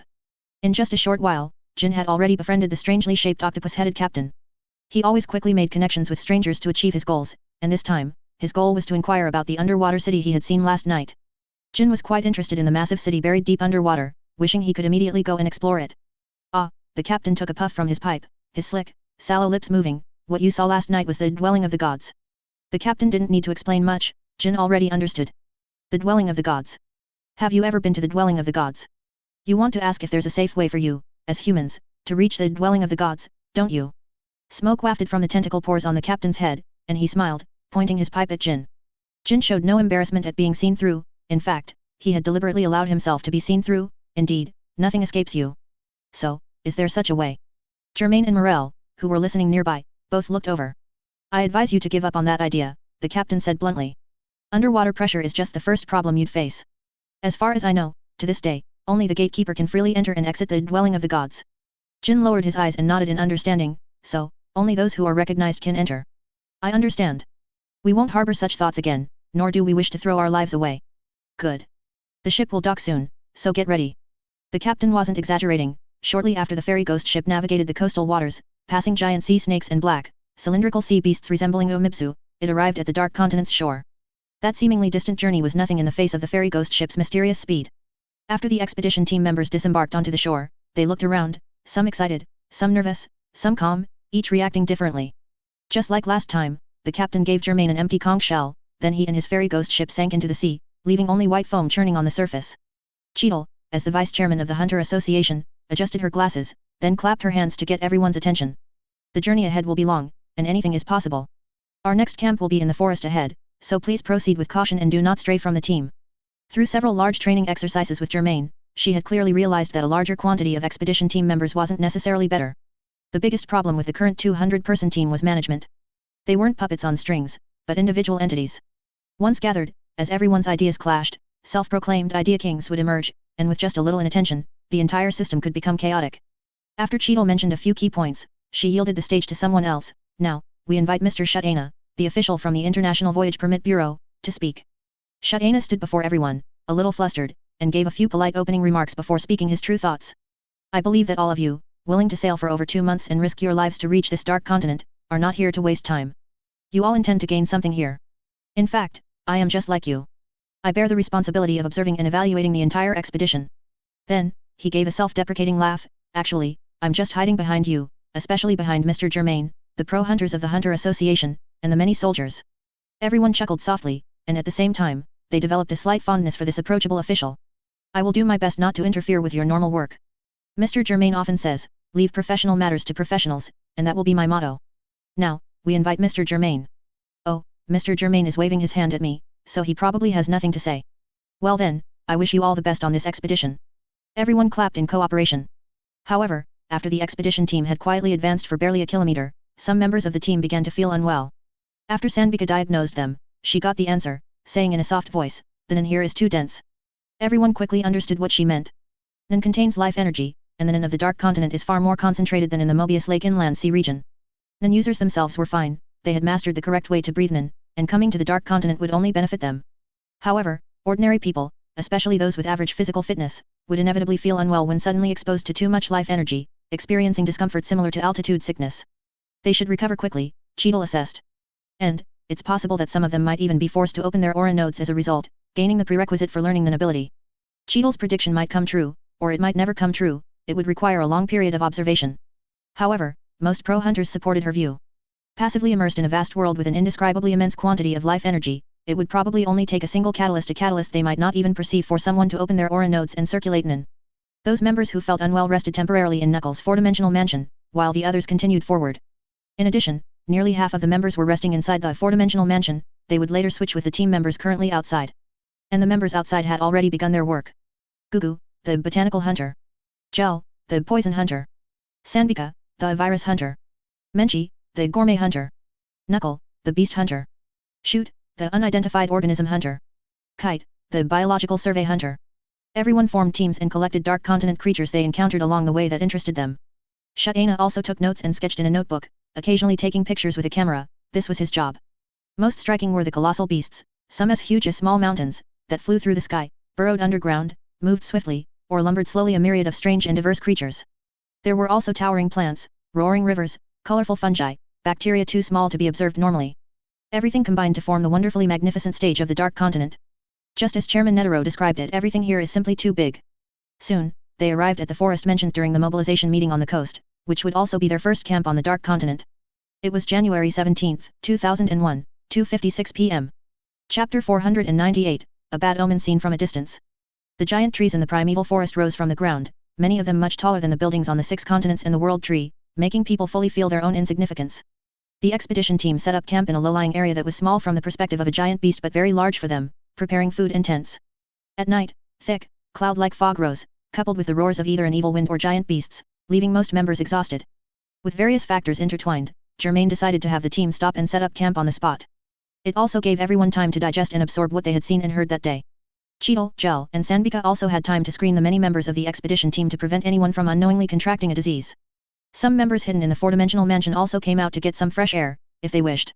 No matter how the majority of the expedition team members rotated shifts, at least one of Germain, Don Freaks, and Bisky, the 3 strongest combatants, remained awake. After a long night, the camp did not encounter any danger, and those who had felt unwell due to Nen had now recovered. The expedition team broke camp and set off again. Their journey ahead was still very long, expected to take nearly a month, covering 400 kilometers to reach the ancient labyrinth. Most of that month would be spent in this forest, which meant Germain, Don Freaks, Bisky, and others needed to confirm the route and direction. Fortunately, everyone performed their duties, which allowed them to withstand most dangerous situations. During this period, Germain's main responsibility was to drive away giant beasts, especially those that were aggressive and highly dangerous. The Nen he released periodically was like the roar of a lion patrolling its territory, spreading far and wide to warn the giant beasts. Do not approach, this is my territory. Generally, the giant beasts were very compliant, not to mention the medium and small-sized monsters. Therefore, during the subsequent journey, they rarely encountered attacks from monsters, and even around the camp, they rarely saw monsters. This meant that the pro-hunters, who wanted to investigate the creatures of the Dark Continent, could only collect their feces, footprints, and claw marks, rarely seeing the creatures' true forms. In fact, this was a good thing for the expedition team. The investigative work could fully wait until they reached the ancient labyrinth. As a result, after a week, the expedition team actually achieved a record of 0 deaths. Only some members were injured or fell ill, but these were all within controllable limits, with no life-threatening or contagious dangers. However, Germain soon noticed something was wrong. In their original plan, the route of travel was deliberately set to pass through several tribes that had joined the small Demi-Human Watch Alliance. Germain also had the Moose Centaur tribe give them a heads up in advance, ensuring that the human expedition team could rest and recuperate in their tribes. However, when they arrived at the first tribe, they found abnormalities there. The entire tribe looked as if it had been ravaged by some giant beast or storm, with buildings destroyed beyond recognition, and all the demi-human living there were nowhere to be found. Strange, Don Freaks said after investigating the entire tribe, walking over to Germain. Were they targeted by some large species? Worse than that. That would at least leave behind bodily remains, but here it's clean, not even a trace of decaying corpses or bones. Germain had already implicitly learned the answer. This is a prelude to invasion. The flesh monsters are swarming out. They will undoubtedly devour and assimilate all creatures with flesh and blood bodies. Germain took out his hunter badge, used his perception ability, temporarily distanced himself from here, and checked the situation around each lantern teleportation point. Unexpectedly, at the first teleportation point he chose the ancient labyrinth, he saw a strange scene. At the top of the ancient labyrinth tower, a man completely wrapped in a black robe was sitting cross-legged on the teleportation stone array, his head bowed, as if sleeping. Even without seeing his face, even without hearing a sound, Germain instantly realized the identity of this person. Don Freaks. Why was he here? Suddenly, Don Freaks' body moved. He slowly raised his head, his hood covered the upper half of his face, but it was still clear that he was looking towards Germain's perceived angle. Don Freaks also sensed me. Indeed, Don Freaks slowly stood up, nodded towards Germain's perspective, then walked to the edge of the tower and pointed outwards. Don Freaks was explaining something to him. Germain's perspective moved along his finger, looking over, and was able to overlook the ancient labyrinth castle. He saw that the ancient labyrinth castle, which should have been lifeless, now had numerous dense black dots, like it was crawling with ants. Germain looked closely and could see that they were all small demi-human, including familiar faces such as Sarah and Kiarahai from the Moose Centaur tribe. This group of demi-human, who had always settled in one area, had all appeared here. They looked quite busy. It seemed one group was transporting supplies, while another group was patrolling the walls of the ancient labyrinth castle. Germain adjusted his perspective again and saw not the resurrected pain-loving bloodthirsty apostle, but a scene of monsters fighting on the edge of the sea of blood. Some were clearly parasitic forms of plant weapon gold-silver ingot, while others were never before seen, extremely hideous creatures. Their size and structure varied, but they all shared a common characteristic: they were entirely blood-red, oozing blood, disemboweled, with flesh and blood exposed. These flesh monsters were entangled with the plant weapon gold-silver ingot, while their incredibly terrifying and dense quantity had completely surrounded the entire sea of blood, including the ancient labyrinth castle. Their target seemed to be the ancient labyrinth castle, but they did not want to step into the sea of blood. Germain quickly found the reason they didn't want to step into the sea of blood. Those flesh monsters, if they fell into the sea of blood and soaked for a period, would dissolve and become part of the sea of blood.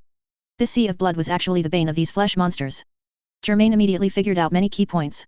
Why the god of Gu resentment built an ancient labyrinth at this border closest to the west coast, and why it created monsters like the pain-loving bloodthirsty apostle here. Because this was a relic of that war 1,000 years ago, this was originally the front line of the war between the god of Gu resentment and the god of flesh. After those flesh monsters invaded the ancient labyrinth, they would first be divided by the complex labyrinthine terrain, and then they would encounter the parasitism of the plant weapon gold-silver ingot. The parasitized flesh and blood would either fight among themselves with the flesh monsters or actively throw themselves into the sea of blood, nourishing the calamities here the pain-loving bloodthirsty apostle. The more nourishment the pain-loving bloodthirsty apostle received, the smoother the ritual would operate, and it would become stronger, even having the potential to reach legendary level. Of course, from the outcome, its attempt ultimately failed. However, the ancient labyrinth, as a trap to lure the enemy, was indeed the bane of the flesh monsters. This also provided the answer as to why Dawn Freaks and those demi-human had gathered in the ancient labyrinth castle. On a clear day, sunlight streamed through the rifts of the ancient labyrinth stone pillars, like golden pointers, directing towards the towering ancient pagoda above the sea of blood-red reeds. At the top of the pagoda, not far from the giant bronze bell, a man in a black robe sat cross-legged. With a flick and a pinch of his fingers, a light quill and a thick-bound ancient book materialized in his hands. The black-robed man slowly turned the pale yellow pages, unhurriedly reaching the latest one, and below the previous ending, he started a new paragraph and began to write. February 23, 2001. I can't believe I've been writing this book for over 300 years. I think it will soon come to an end. I always adhere to the calendar of the 6 continents. Occasionally, when I encounter explorers from the 6 continents, I even go to confirm it. The purpose of doing this, of course, is to remind myself not to forget my roots, not to forget that I am a human. If I don't remind myself like this, I worry that one day I will lose myself, lose my direction. But perhaps this persistence cannot last much longer. Although yesterday passed peacefully, I noticed that the periods when I suffer from the torment of the curse are getting longer and longer. From 1/3 of the entire day to now nearly half, I spend in pain and hallucinations. This is very abnormal, even though it was already very abnormal before. I have no choice but to lock myself in the pagoda, not to actively contact outsiders, and not to let them come to see me. If I wasn't worried about the siege here, I would have left a long time ago. Now, I am waiting for a man. Once he arrives, my mission here will be complete. Thump thump thump. Dawn Freaks had not yet finished writing the insights that suddenly came to him that morning when he sensed someone had entered the bottom floor of the pagoda and was climbing up the spiral stone stairs. These steady 4-legged footsteps, the faint sound of a long spear rubbing against the wall, which was never separated from its owner, and the unconcealed in the visitor was undoubtedly Sarah. Dawn, sure enough, before he even reached the top floor, Sarah's voice came, speaking in Moose Centaur language. Are you there? I am, Dawn replied in Moose Centaur language as well. With a wave and a sweep of his hands, the quill and the ancient book vanished. Sarah's tall centaur body entered the top floor of the pagoda. He had been worried about hitting his head and had kept his head down, but now he realized this concern was completely unnecessary. The ceiling here was very high, and the space was quite spacious. Dawn asked in a slightly reproving tone, is there anything you can't say in a letter? Haven't I told you many times not to come up to the pagoda? He had installed a pulley system with a basket on the side of the pagoda, along with a bell. If Sarah or anyone else needed to contact him, they only needed to throw a written letter into the basket and ring the bell. Dawn would pull the basket up, take the letter, and read its contents, or if the matter wasn't so private, they could directly speak loudly from the top and bottom of the tower. Ever since Dawn helped the demi-humans enter the safe haven of the ancient labyrinth castle, they had always communicated this way. I didn't mean to do this, Sarah said awkwardly. I just noticed 2 things, or perhaps 1 thing, and I couldn't make up my mind for a while. I had to see you in person. Dawn, under his hood, frowned, a bad premonition forming. What's wrong? Tell me. Sarah began.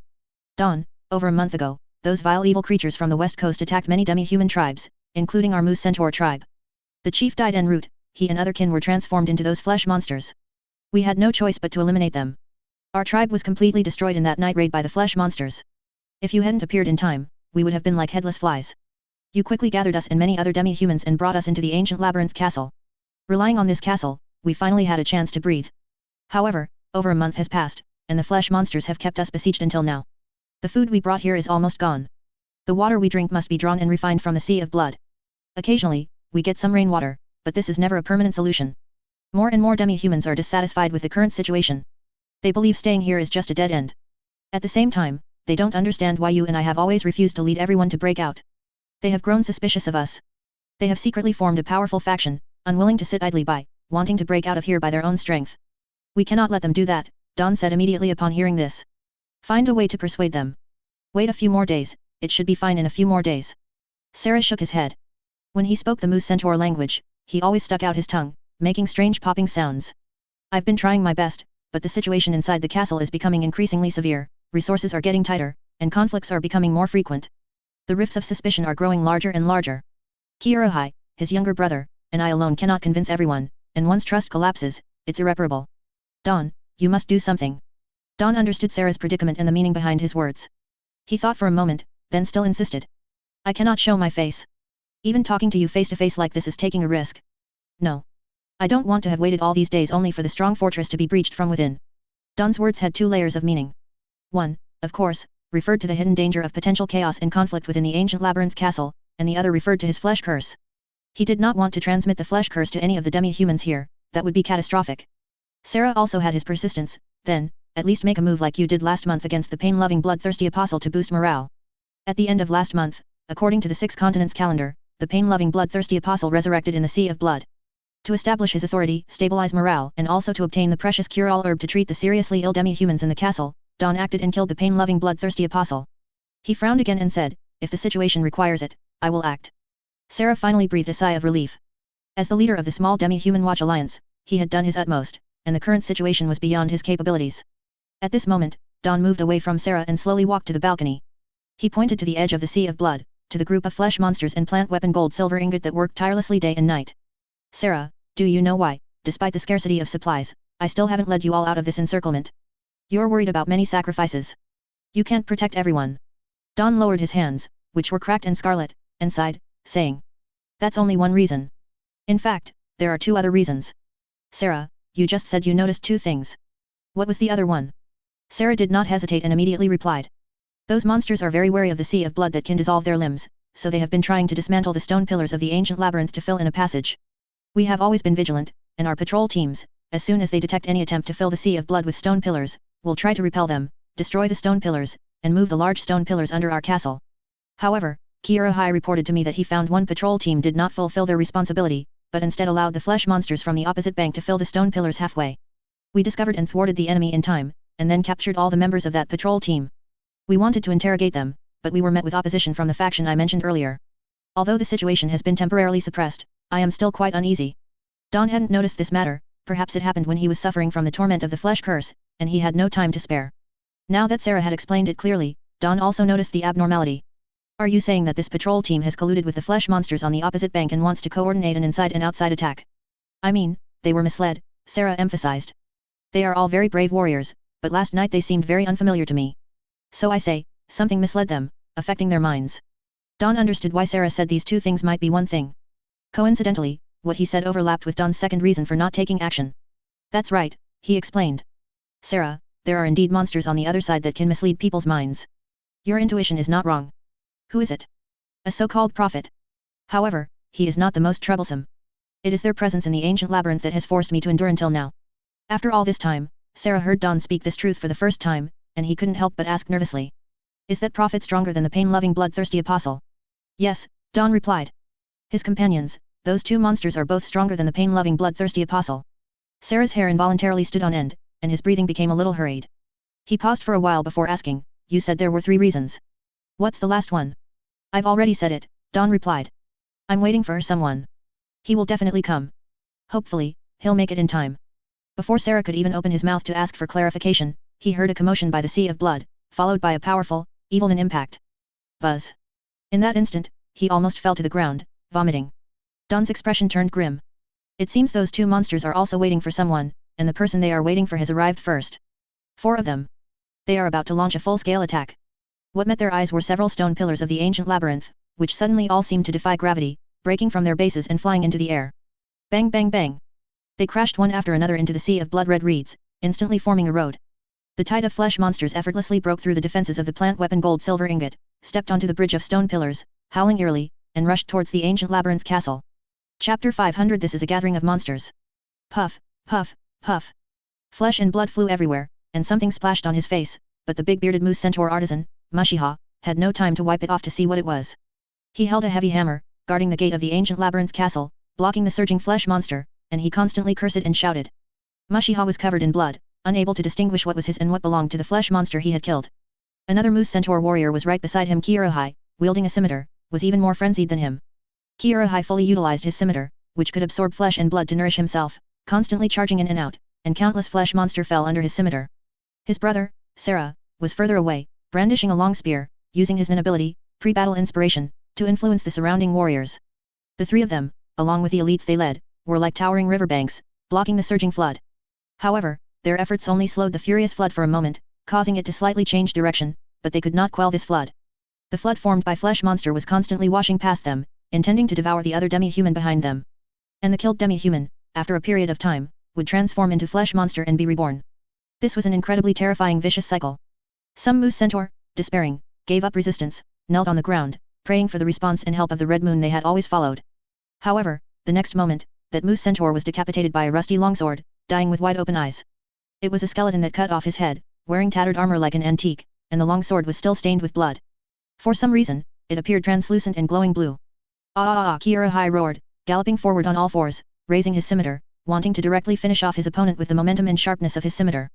However, the scimitar, which had been invincible among the flesh monster, passed right through the blue glowing skeleton swordsman, without harming him in the slightest.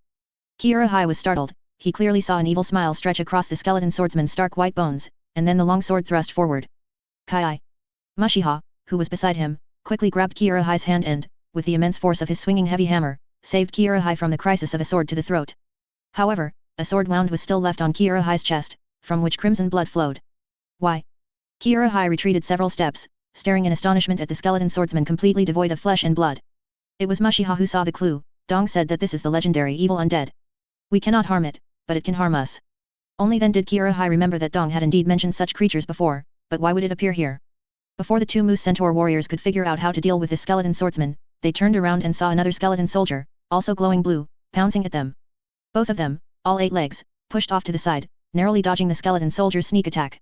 However, still shaken, they turned their heads and saw an even more horrifying scene. Besides the skeleton swordsman and the skeleton soldier, several other blue translucent undead were stepping over the red carpet paved with flesh monster, walking towards them. Just with that one glance, they saw no fewer than 10 undead. They didn't know how to deal with a single undead, but now suddenly there were more than 10 undead. HxH and HxH both felt their hearts tighten. Both wanted to say something, but at that instant, as if struck by some terrifying heavy hammer, their bodies trembled. This feeling again. Before this bloody battle erupted, everyone in the ancient labyrinth castle, without exception, had been subjected to the baptism of this terrifying Nen. If not for Dong releasing his Nen to protect them, it would be hard to say how many among them would still maintain their fighting will. Now, that nauseating, sickening feeling, that only made them want to escape quickly, had returned. They all looked up in unison and saw that the source of the malevolence was a large type body that they simply could not ignore. That mountain-like monster maintained the posture of a human or demi-human, clad in a dark red robe, but the hood and robe concealed all of his true features. Only his skeletal hands were exposed, like the claws of a beast, or the finger bones of a skeleton, exuding a terrifying aura. As soon as the Lord of the Undead appeared, he unfurled the undead scroll in his right hand. The scroll's eerie and bizarre writings, combined with his whispered incantations in a language not of this world, continuously summoned blue undead. Facing the Lord of the Undead, HxH and HxH could still hold their weapons and stand their ground, but many of the demi-human around them could no longer bear it. They collapsed to the ground, drenched in sweat, losing their will to resist, allowing the undead and flesh monster to seize their lives. Pull yourselves together. Sarah charged over from a distance, his long spear piercing through several flesh monster, then flinging them aside. Don't be afraid. However, when the Lord of the Undead shook his scroll, Sarah, HxH and HxH all felt as uncomfortable as if they had just suffered a high fever and then plunged into a world of ice and snow. They could not control this instinctive fear, even if they cursed this cowardly behavior over and over in their hearts, they still could not break free from the shackles of dread. If this continued, they would die here. Whoosh! Suddenly, Dong appeared before them, and a powerful Nen, like Moses parting the sea, completely dispersed all the stress projected by the Lord of the Undead. Sarah and the other demi-human could then breathe deeply, as if life had returned to their own control. Dong had no time to attend to the emotions of Sarah and the others. He flipped through an old book with brittle yellow pages, different from the previous one, and began to write with his pen. As soon as the quill made a few strokes, the dozen or so undead all trembled. The blue light on their bodies completely dissipated, and then they clattered, turning into scattered skeletons, falling to the ground. Dong wrote a few more strokes in the ancient book, and the flesh monster blocking the way ahead exploded with a bang, turning into splashing blood and clearing a wide space. The Lord of the Undead strode towards him. Emission type. Dong made his judgment. He can emit undead as an beast, and then manipulate them. At the same time, his gaze turned to the other side. In that direction, the prophet he had mentioned earlier appeared. The prophet of falsehood, like the Lord of the Undead, was a large type, mountain-sized creature, but his appearance resembled an old man wearing shackles. However, 3 huge, broken wooden boards eerily floated in front of this old man. He bared his mouth, revealing a mouthful of rotten teeth, then let out a wild laugh, which echoed through the sea of blood-red reeds and the ancient labyrinth castle, making everyone who heard it feel a chill in their hearts. At this moment, those demi-human who had been continuously instilled with deceptive thoughts by the prophet of falsehood over the past month all collapsed. They actually swung their weapons, frantically attacking their own comrades. Some demi-human had already pounced on Sarah, Kirahai, and Mushiha. Manipulation type. Dong made his second judgment. He can manipulate people's hearts with just words, and even inanimate objects cannot escape his. Before Dong could finish speaking, he noticed the shadow in the air. He saw several cubic stone pillars from the ancient labyrinth, under the prophecy control of the prophet of falsehood, smashing directly down at him from the sky. Bang bang bang. Dong calmly wrote cursive-like characters in the book, and the activated ability destroyed the cubic stone pillars in the air, turning them into fist-sized gravel, shattered stones, that fell. However, the Lord of the Undead and the prophet of falsehood were not the last 2 large type monsters to appear today. Ah! With a shrill cry, Dong turned his head and saw Sarah, who had not long ago discussed the situation inside and outside the ancient labyrinth castle with him, being thrown into a boiling oil pot. Standing in front of that huge oil pot was a plump female large-type creature resembling a goblin, the Old Witch. The Old Witch had just captured Sarah and unceremoniously threw him into the oil pot in front of her. Amidst Sarah's screams, the Old Witch took out a wooden spoon, scooped a little soup from the oil pot, took a sip, and then let out a sneer. Kirahai and Mushiha immediately panicked, wanting to save Sarah. They tried to overturn the oil pot, but the Old Witch pulled out a heavy hammer and hammered all of them flying. Boom! One wave had not settled, and another arose. A large section of the ancient labyrinth castle's wall was shattered by a cannon, and that cannon was moving, pushed by several small flesh monster. The muzzle of the 16-pound cannon lifted, and another cannonball was fired, once again shattering the wall of the ancient labyrinth castle. This time, the wall collapsed, burying Kirahai and Mushiha, who had been sent flying by the Old Witch. The enhancement type Old Witch, Dong's brow furrowed under his hood, the emission type 16-pound cannon. This place is practically a monster convention. He made a few more strokes in the book, and then heard a whoosh, and Sarah flew out of the Old Witch's oil pot, as if grabbed by an invisible hand and flung backward. Sarah hadn't died. He protected his entire body with Nin, and although he was covered in blisters and looked terrible, he was at least still alive. Kirahai and Mushiha, who had crawled out from the rubble and gravel, immediately rushed forward to rescue Sarah. And Dong's move naturally drew the attention of all 4 large-type monsters, including the Old Witch. The Lord of the Undead, the Prophet of Falsehood, the Old Witch, and the 16-pound cannon surrounded Dong, just as the flesh monster had surrounded the ancient labyrinth castle for the past month. Dong took a deep breath, and just as he was wondering what to do, his heart suddenly thumped, and he looked up at the horizon. A black speck, tearing through the desperate sky, whistled in.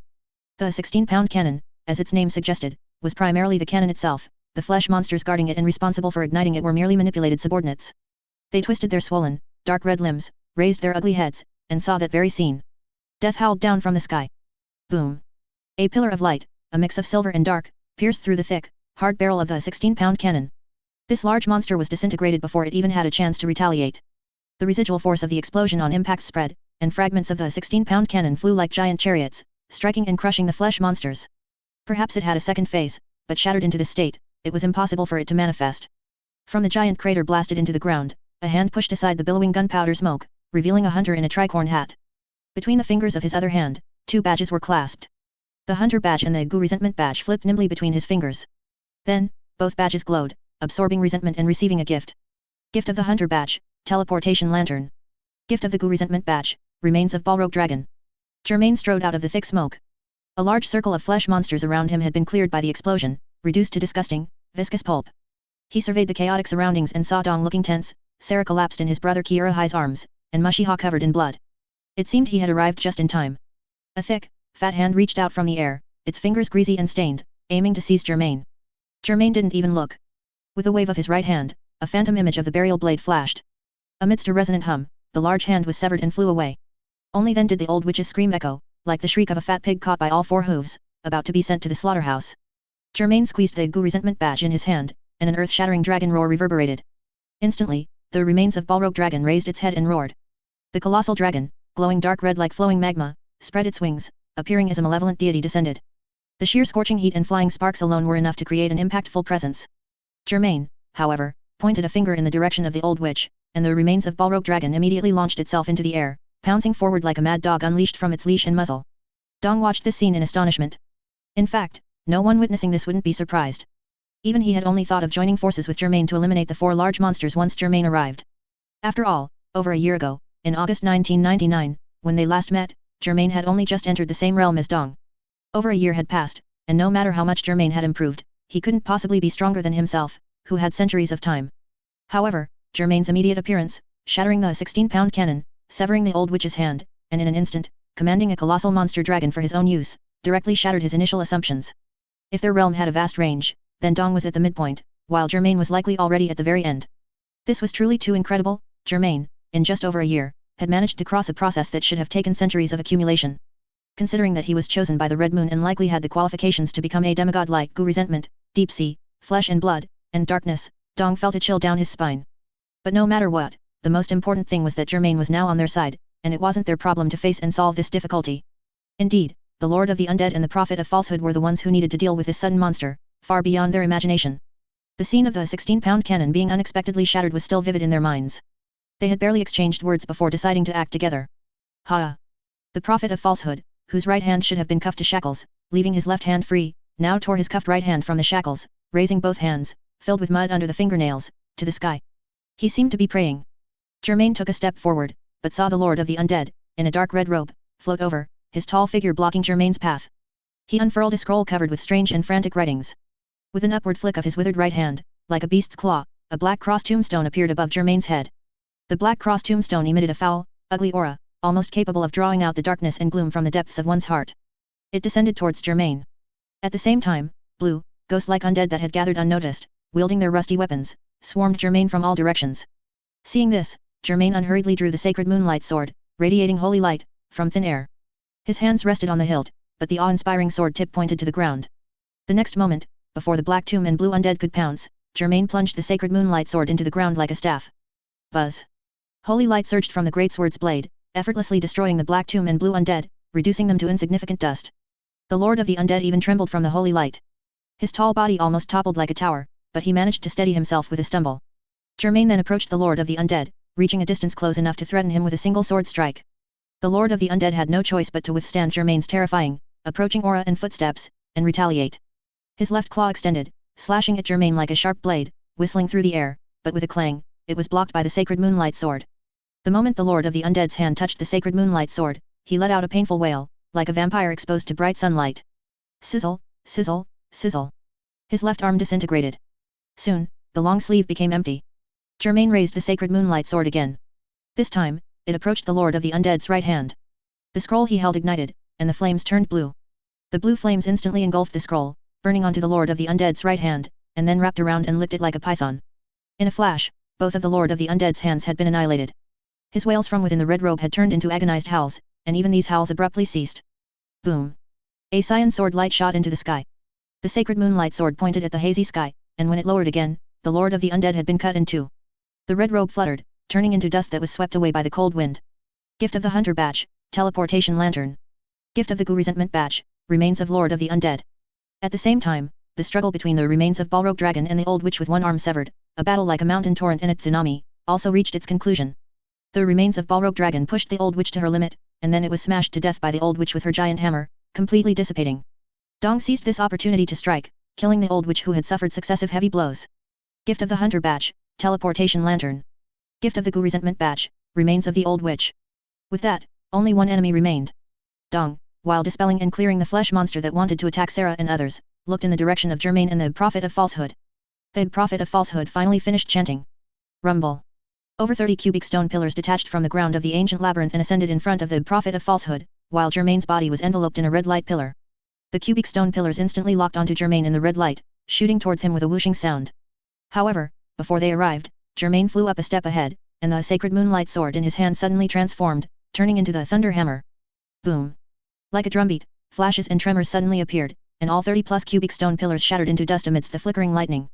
The prophet of falsehood looked up at the sight of the 30+ stone pillars, which he had spent time chanting for and which had cost the Lord of the Undead his life, being completely destroyed, and he couldn't help but stand there dumbfounded.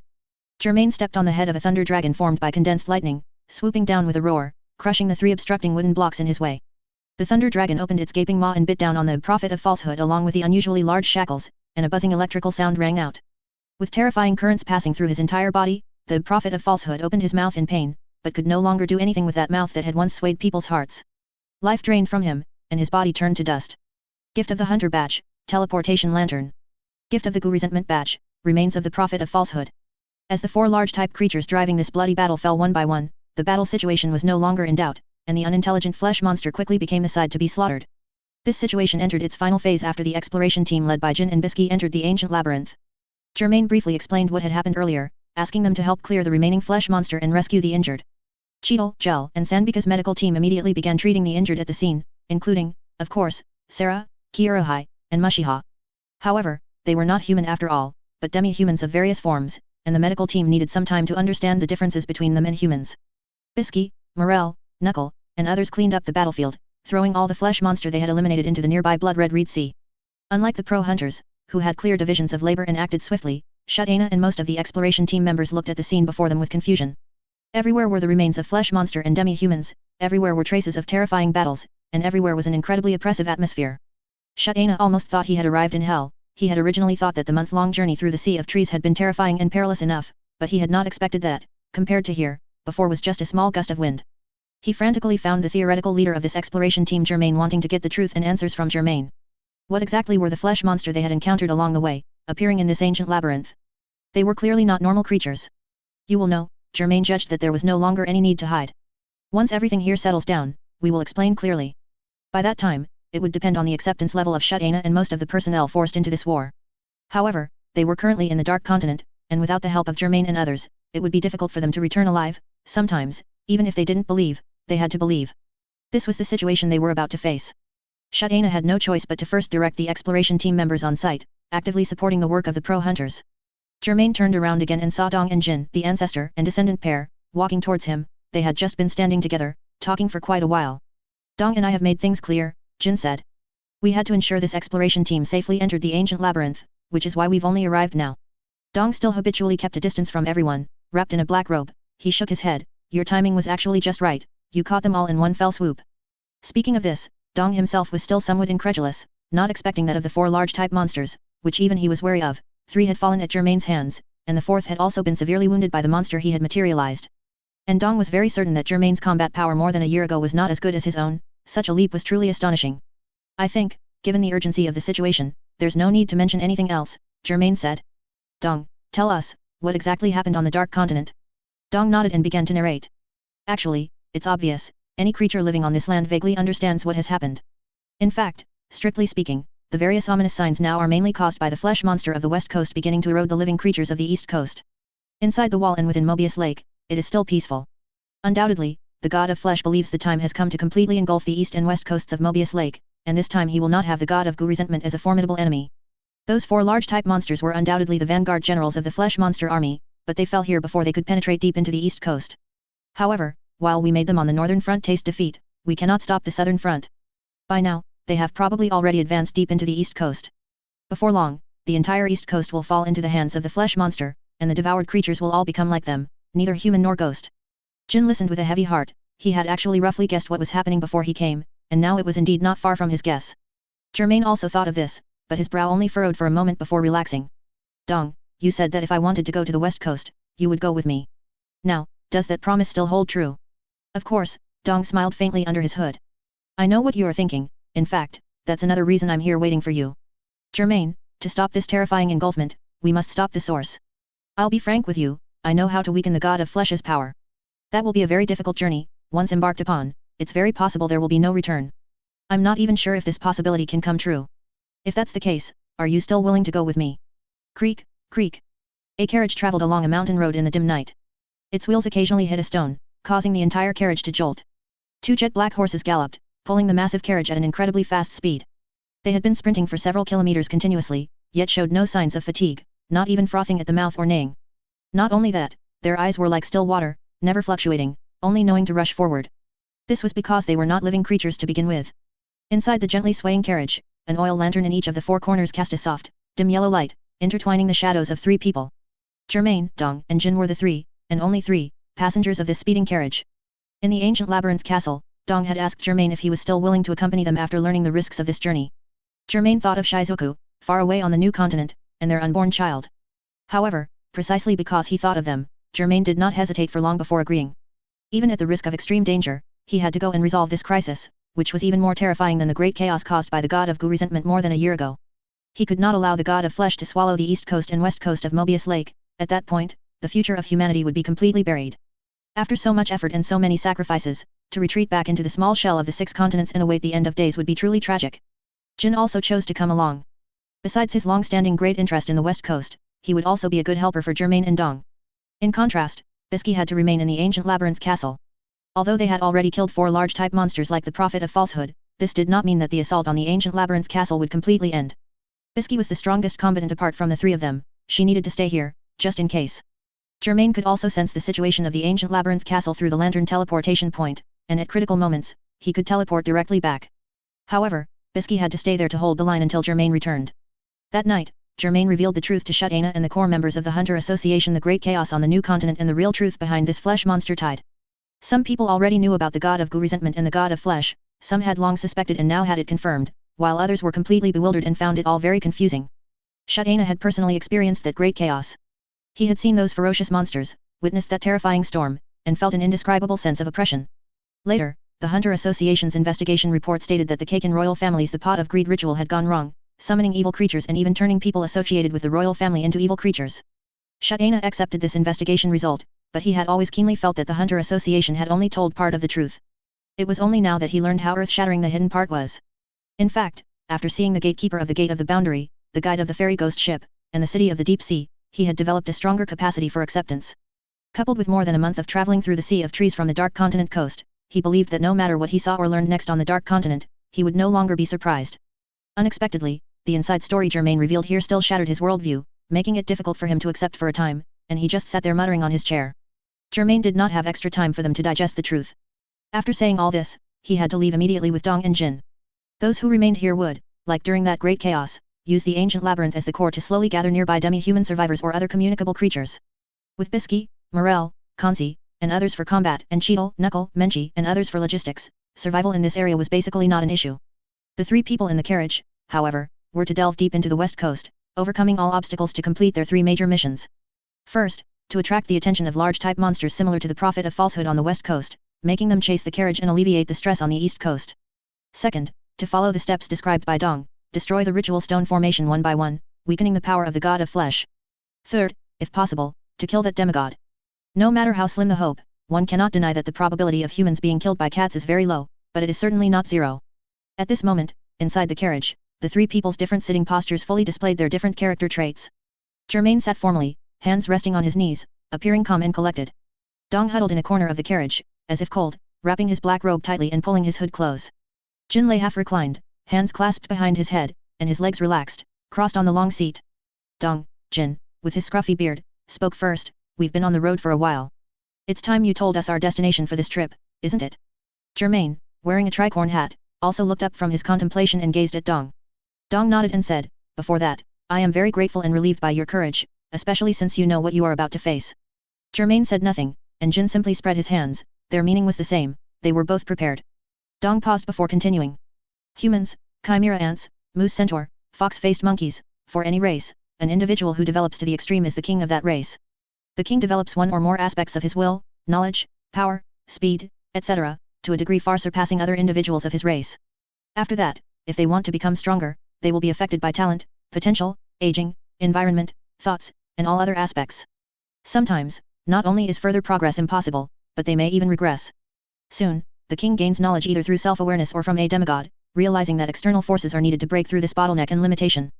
They set up a ritual, and using the operating ritual, they set corresponding rules, drawing other life forms in an area into it to nourish their main body. After that, the cream of the crop among the kings will, through the ritual, ascend to a new level, which is the realm of the Apostle of God. So, if multiple Apostle of God rituals are operating, occupying a large area and making the living beings there serve their purpose, what they ultimately nourish is a demigod. Gu resentment is like this, the deep sea is like this, and flesh and blood and the dark continent are also like this. Bang! While contemplating what Dong had said, Germain pulled back the nearby curtain and looked out into the darkness, only to meet the gazes of numerous after-images of flesh monsters in the gloom. After Germain's materialized carriage entered the west coast, the quantity of flesh monsters they encountered steadily increased. This was normal, as they were driving towards the flesh monster's lair.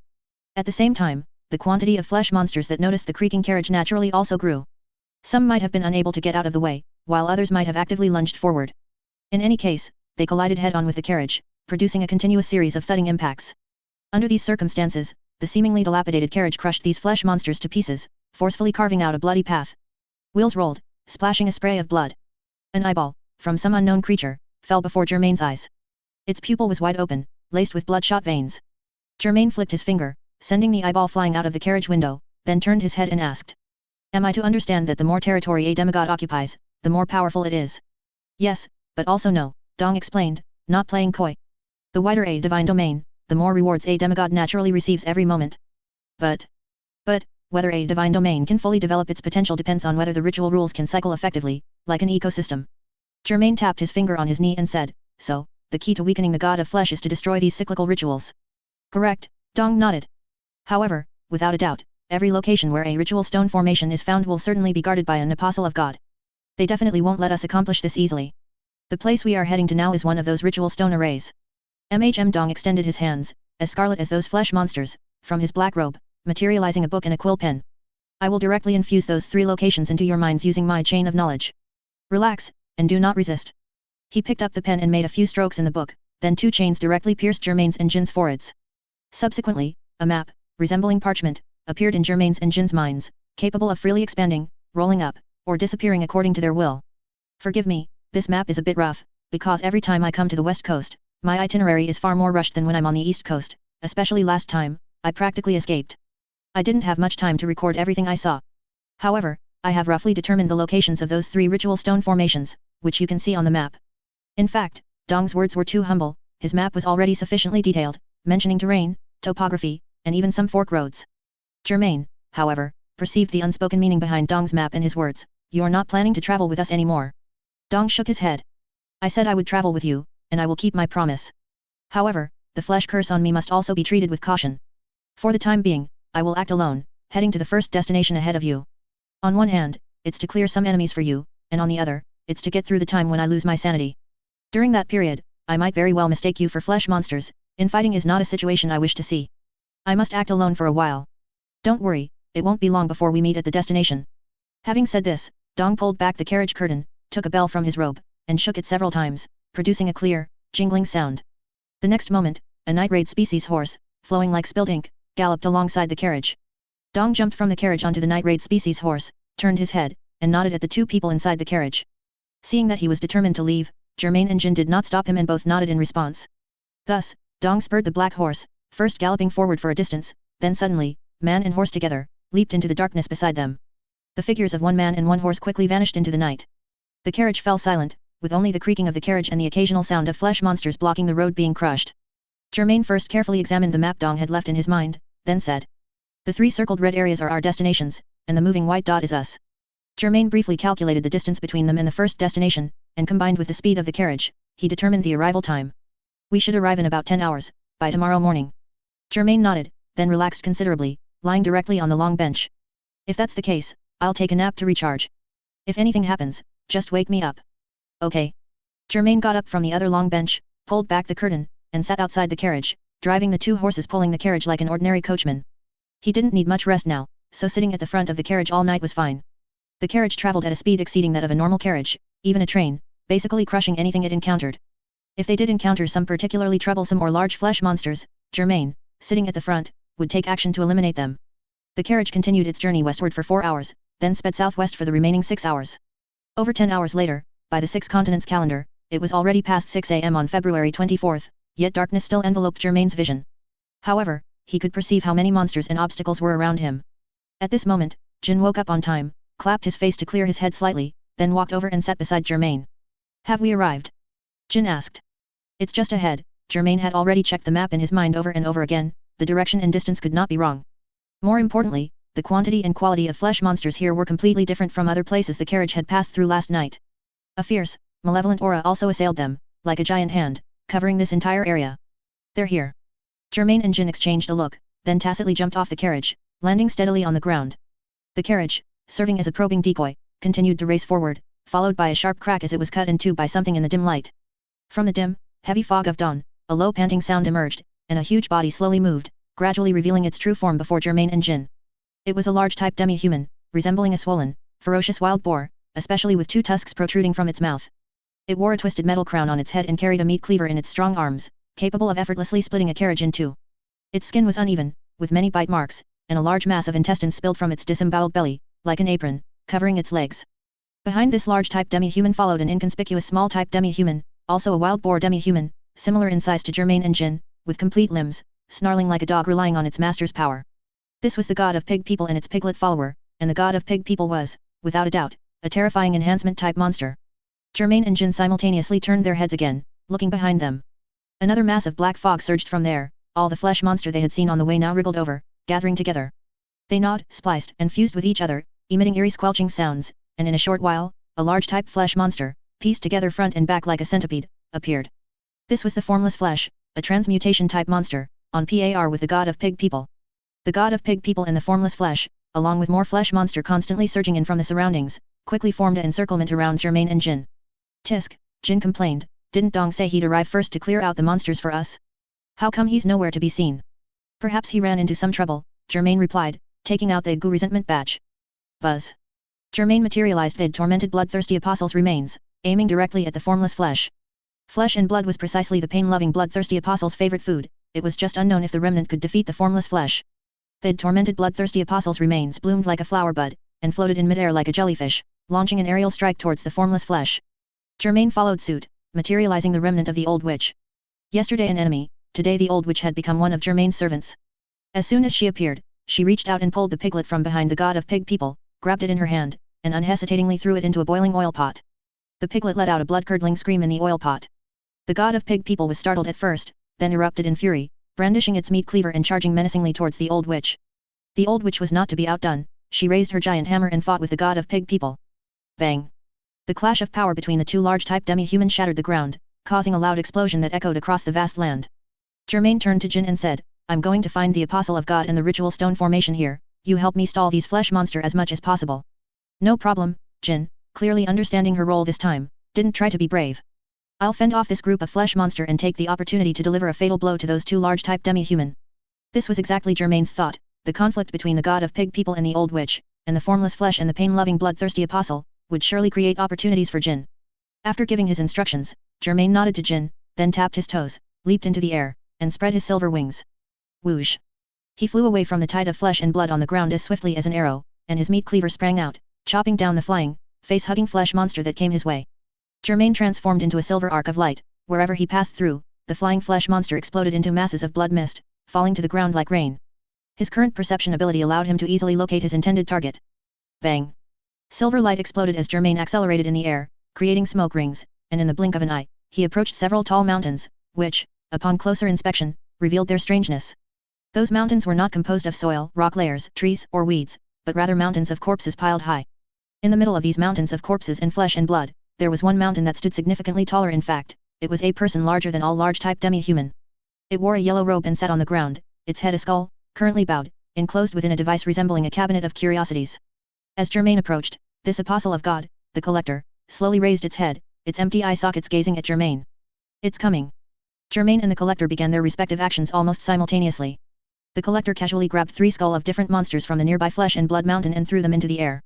Instantly, the surrounding flesh and blood mountains stirred, the flesh and blood buzzing like hornets, flying towards the 3 skulls, forming their spines, limbs, skin. 3 large type monsters were kneaded into existence in an instant. Germain, on the other hand, took out the Gu resentment badge and, without hesitation, correspondingly materialized 3 large type demi-human. The remnant of the disease spreader. The remnant of the stealing tongue. The remnant of the crack of joy. The 6 large type demi-human collided, fighting in pairs, and for a time, the ground between the flesh and blood mountains shook, a situation even the collector had clearly not anticipated.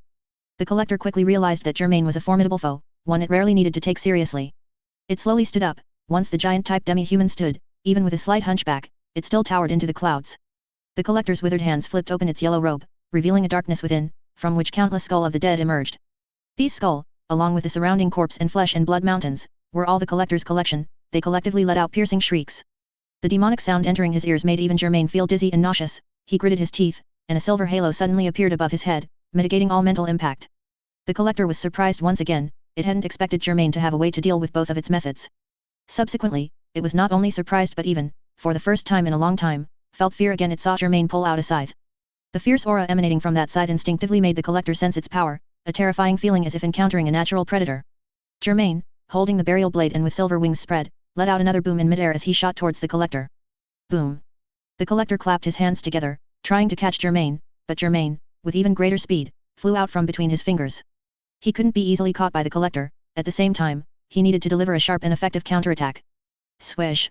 The burial blade shattered the curio cabinet glass around the collector's head, sending fragments flying, and yellow strange fire flowed from the bone wounds carved by the blade. The collector was startled, ignoring the injuries on his skull, and quickly wrapped his yellow robe around his head. In that instant, his entire massive body rapidly shrank.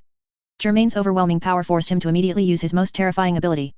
He curled into a ball, like a sphere wrapped in yellow cloth, his size reduced to almost 1% of his original form. Thump thump, thump thump. He pulsed like a heart, continuously accumulating energy, a process that was quite fast. Immediately after, the yellow robe unfurled, and he rapidly expanded, shedding layers of outer skin, releasing a terrifying gale from within the yellow robe. Boom! The gale roared, and several surrounding flesh mountains, as well as the several large species creatures that were originally fighting, all swayed precariously under the force of this wind. Soon, the flesh and blood on the large species creatures was scraped off layer by layer by the gale, like a bone-scraping knife, turning into mud and flying into the distance. They didn't even have time to roar, their wails completely swallowed by the howling wind. Only skeletons remained in place, and these skeletons also couldn't escape their fate. After making clattering sounds, they disintegrated into powder and were swept away by the wind. The surrounding flesh mountains shared the same fate, their already loose structures instantly scattered and flew.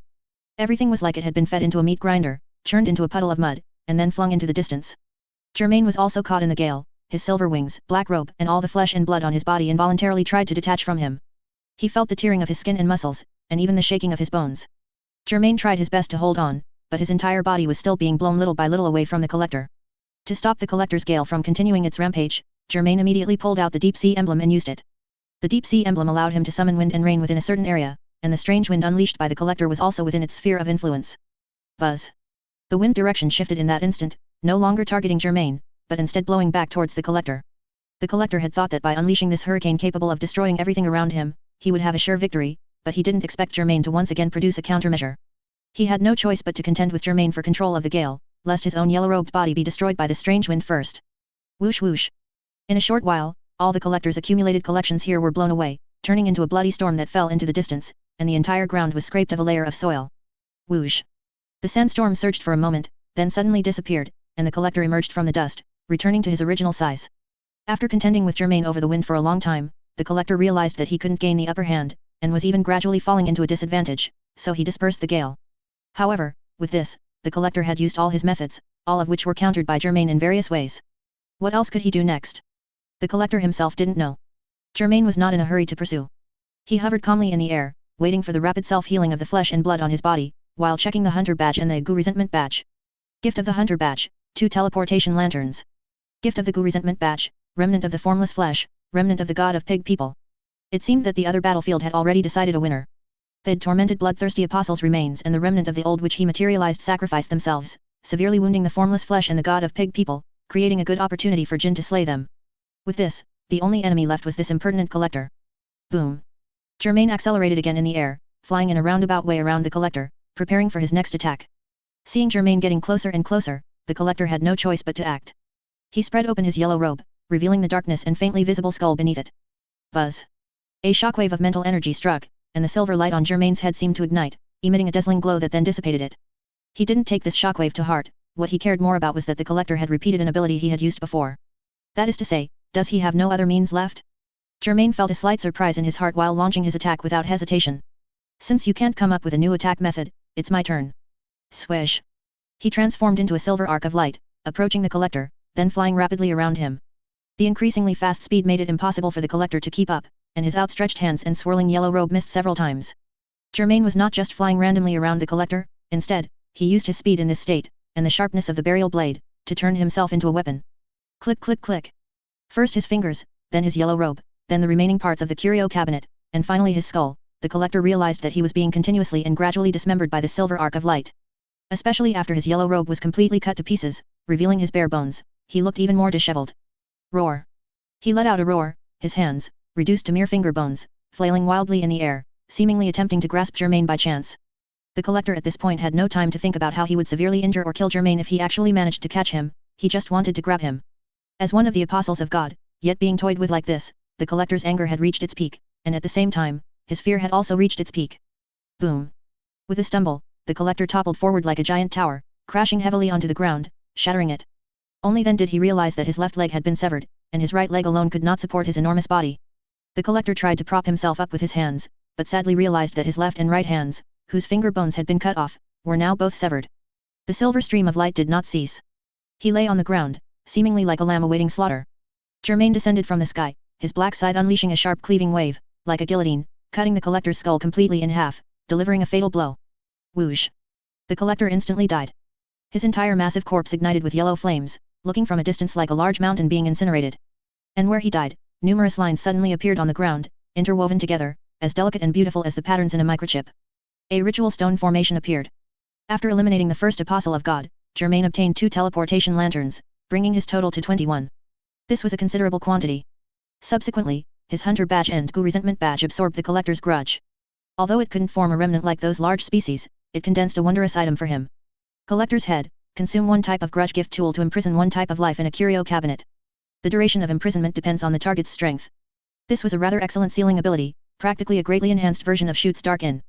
After reviewing these, Germain walked over to the incinerated, ash-covered remains of the collector. He looked down at the ritual stone formation, which resembled the ancient labyrinth castle, coastal fortress, and deep-sea gate, but contained 3 different powers. Suddenly, the ritual stone formation glowed as he approached. With a thought, he resonated with the ritual stone formation. Looking at his hunter badge again, he indeed saw a clue. Special teleportation point, collector's ritual stone formation. It was another special teleportation point. With this, Germain had now activated 8 of the 11 fixed teleportation points. Now, there remained the known mist-like being Ai's Bay, and 2 unknown locations yet to be visited. However, at this point, Germain could already guess where the remaining 2 locations were. He no longer hesitated. He raised his burial blade, concentrated all the nin in his body, harnessed a terrifying power, and brought the blade down, striking the ritual stone formation at his feet. Boom! Amidst the explosion, the ritual stone formation was destroyed and shattered, unleashing terrifying nin and mournful wails. An invisible wave spread out, sweeping through the area repeatedly, tearing away a large section of the already scarred earth. The flesh monsters still nearby stopped their wriggling, tearing, merging, and transforming. Upon feeling the waves emanating from the ritual stone formation, their sanity seemed to briefly return, and they understood fear. One by one, the crimson monsters suddenly began to move again. They let out panicked screeches and quickly fled in the direction away from the ritual stone formation, like a receding tide, soon disappearing into the morning's grey mist. In less than a quarter of an hour, the flesh monsters that had crowded the area had all retreated, as if the place had been thoroughly swept clean. After destroying the first ritual stone formation, Germain set up a teleportation lantern in its place. Normal teleportation point, collector's ritual ruins. After a while, a golden light flickered in the distance, growing closer and closer, until it stabilized before his eyes, revealing Jin's appearance. He was slightly disheveled, his hat was gone again, revealing the spiky hair characteristic of the Furukusa family, and his clothes were tattered, with several crimson wounds. It seems you've already defeated the first apostle of God and destroyed the first ritual stone formation. No wonder the flesh monsters that surrounded me fled as if they'd seen a ghost. But even if they had stayed, I could have handled them. Germain had no intention of hiding anything from his companion and briefly recounted the entire battle. Jin rubbed his palm and said with a smile, "That matches. A strange gale did blow through a while ago. But it helped me by clearing out a large number of the surging flesh monsters, reducing my stress. Speaking of which, where did Dong go? If he were here, at least one of us would have a helper, and everything would go more smoothly." Germain also found it strange, as this didn't align with Dong's previous promise, leading to 2 possibilities. First, they hadn't known Dong for long, and perhaps everyone had misjudged him. Although Dong was Jin's ancestor, it didn't mean he would necessarily tell them the truth, perhaps he was a liar. Second, Dong encountered something on the way here, causing a delay, preventing him from arriving on time to rendezvous with the 2, and his fate was currently unknown. However, the first possibility was very small, as they had found the first ritual stone formation precisely by following Dong's map and instructions. Germain and Jin decided to wait for Dong here for a while to see if they could meet up. However, they waited until the morning mist receded, the sun rose, and the land was brightly lit, but they still didn't see Dong. "Let's go," Germain said, using N to scan the surroundings one last time, still finding no trace of Dong. No matter what happened to him, we need to head to the next ritual stone formation location. Time was still very pressing. Alright, let me leave some markers for him first. Jin, who had been sitting cross-legged, now stood up, brushed the dust off his clothes, and walked towards the destroyed ritual stone formation. He left markers in text there, so that if Dong arrived, he would see a clear reminder and, through a clever puzzle, know their movements. Jin wasn't worried that the puzzle he left would be too difficult. With Dong's wisdom, solving them should be effortless. Germain and Jin also weren't worried about Dong's safety. In the entire west coast, those who could truly threaten his life were few, and even if he couldn't win, he could at least escape. Click-clack, click-clack. A two-horse, four-wheeled carriage materialized under Germain's will. The two sat inside, and the carriage creaked into motion. Inside the carriage, Germain quietly rested while sensing the situation of the various teleportation points he had activated. The ancient labyrinth castle, coastal fortress, Greed Island, all seemed normal, everything was proceeding in an orderly fashion, and everyone was active. He slowly, truly, fell into sleep. As mentioned before, Germain now essentially no longer needed sleep. His body was as if integrated with nature, life energy flowing harmoniously within and outside him. However, at this moment, when he truly fell asleep, Jin opened his eyes in surprise and uncertainty. Being in the same carriage, he couldn't fail to notice the abnormality in Germain. He looked over and could see that Germain was indeed sitting there. Yet, from a sensory perspective, Germain seemed to no longer be there, as if he had completely disappeared or was very far away. This abnormal state persisted as Germain slept, instinctively sending shivers down Jin's spine. Counterintuitive. Jin endured for a long time, feeling his scalp tingle and his body grow cold, so he slowly got up. He climbed out of the carriage, taking care not to touch Germain, and sat at the front. Here, he could still feel Germain's state of both existing and not existing in the carriage, but staying here felt much more natural. Jin hesitated for a long time before not looking back. He sat at the front of the carriage, gazing at the west coast scenery outside. The four-wheeled carriage sped like the wind, kicking up a furious gale, smashing through flesh monsters along the way, stirring up crimson waves, and rushing into the distance. Jin sat at the front of the carriage, yet he couldn't fully relax. The presence inside the carriage made him feel increasingly unfamiliar and difficult to get along with. Especially his current posture, exposing his vulnerable back to the other party he trusted Germain, but this instinct, brought on by an approaching aura, was not easily overcome. However, Jin was certain that Germain had not truly fallen into a deep sleep. He knew this from the fact that the carriage was still speeding and had never gone in the wrong direction, indicating that Germain was still conscious. Even without Germain's remote control, the carriage was rushing along the predetermined route. Germain had merely fallen into a chaotic state, a state Jin couldn't comprehend, one only Germain himself could understand. Suddenly, this chaotic state vanished, and Jin's feeling of being watched also disappeared. Jin breathed a sigh of relief and turned his head in surprise. Sorry, Germain said as he pulled back the curtain and emerged from the carriage, his first words being an apology. I was too deeply immersed just now.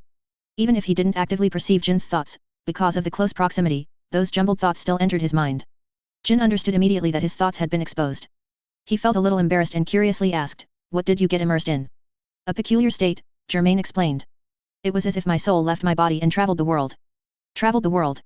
Yes, can you understand if I say my soul wandered around the places where I once planted or lit a lantern? Jin found it incredible, but after a moment, he accepted it. Now, no matter what happens, I won't be very surprised. He then asked, Germain, what do you think this state will bring you? I don't know, Germain answered truthfully. I could see a pregnant Shizuku, Chairman Netero at his desk, busy directing the construction of a castle. He had indeed seen them. He had floated less than a meter away from them, but they couldn't see him and were focused on their tasks.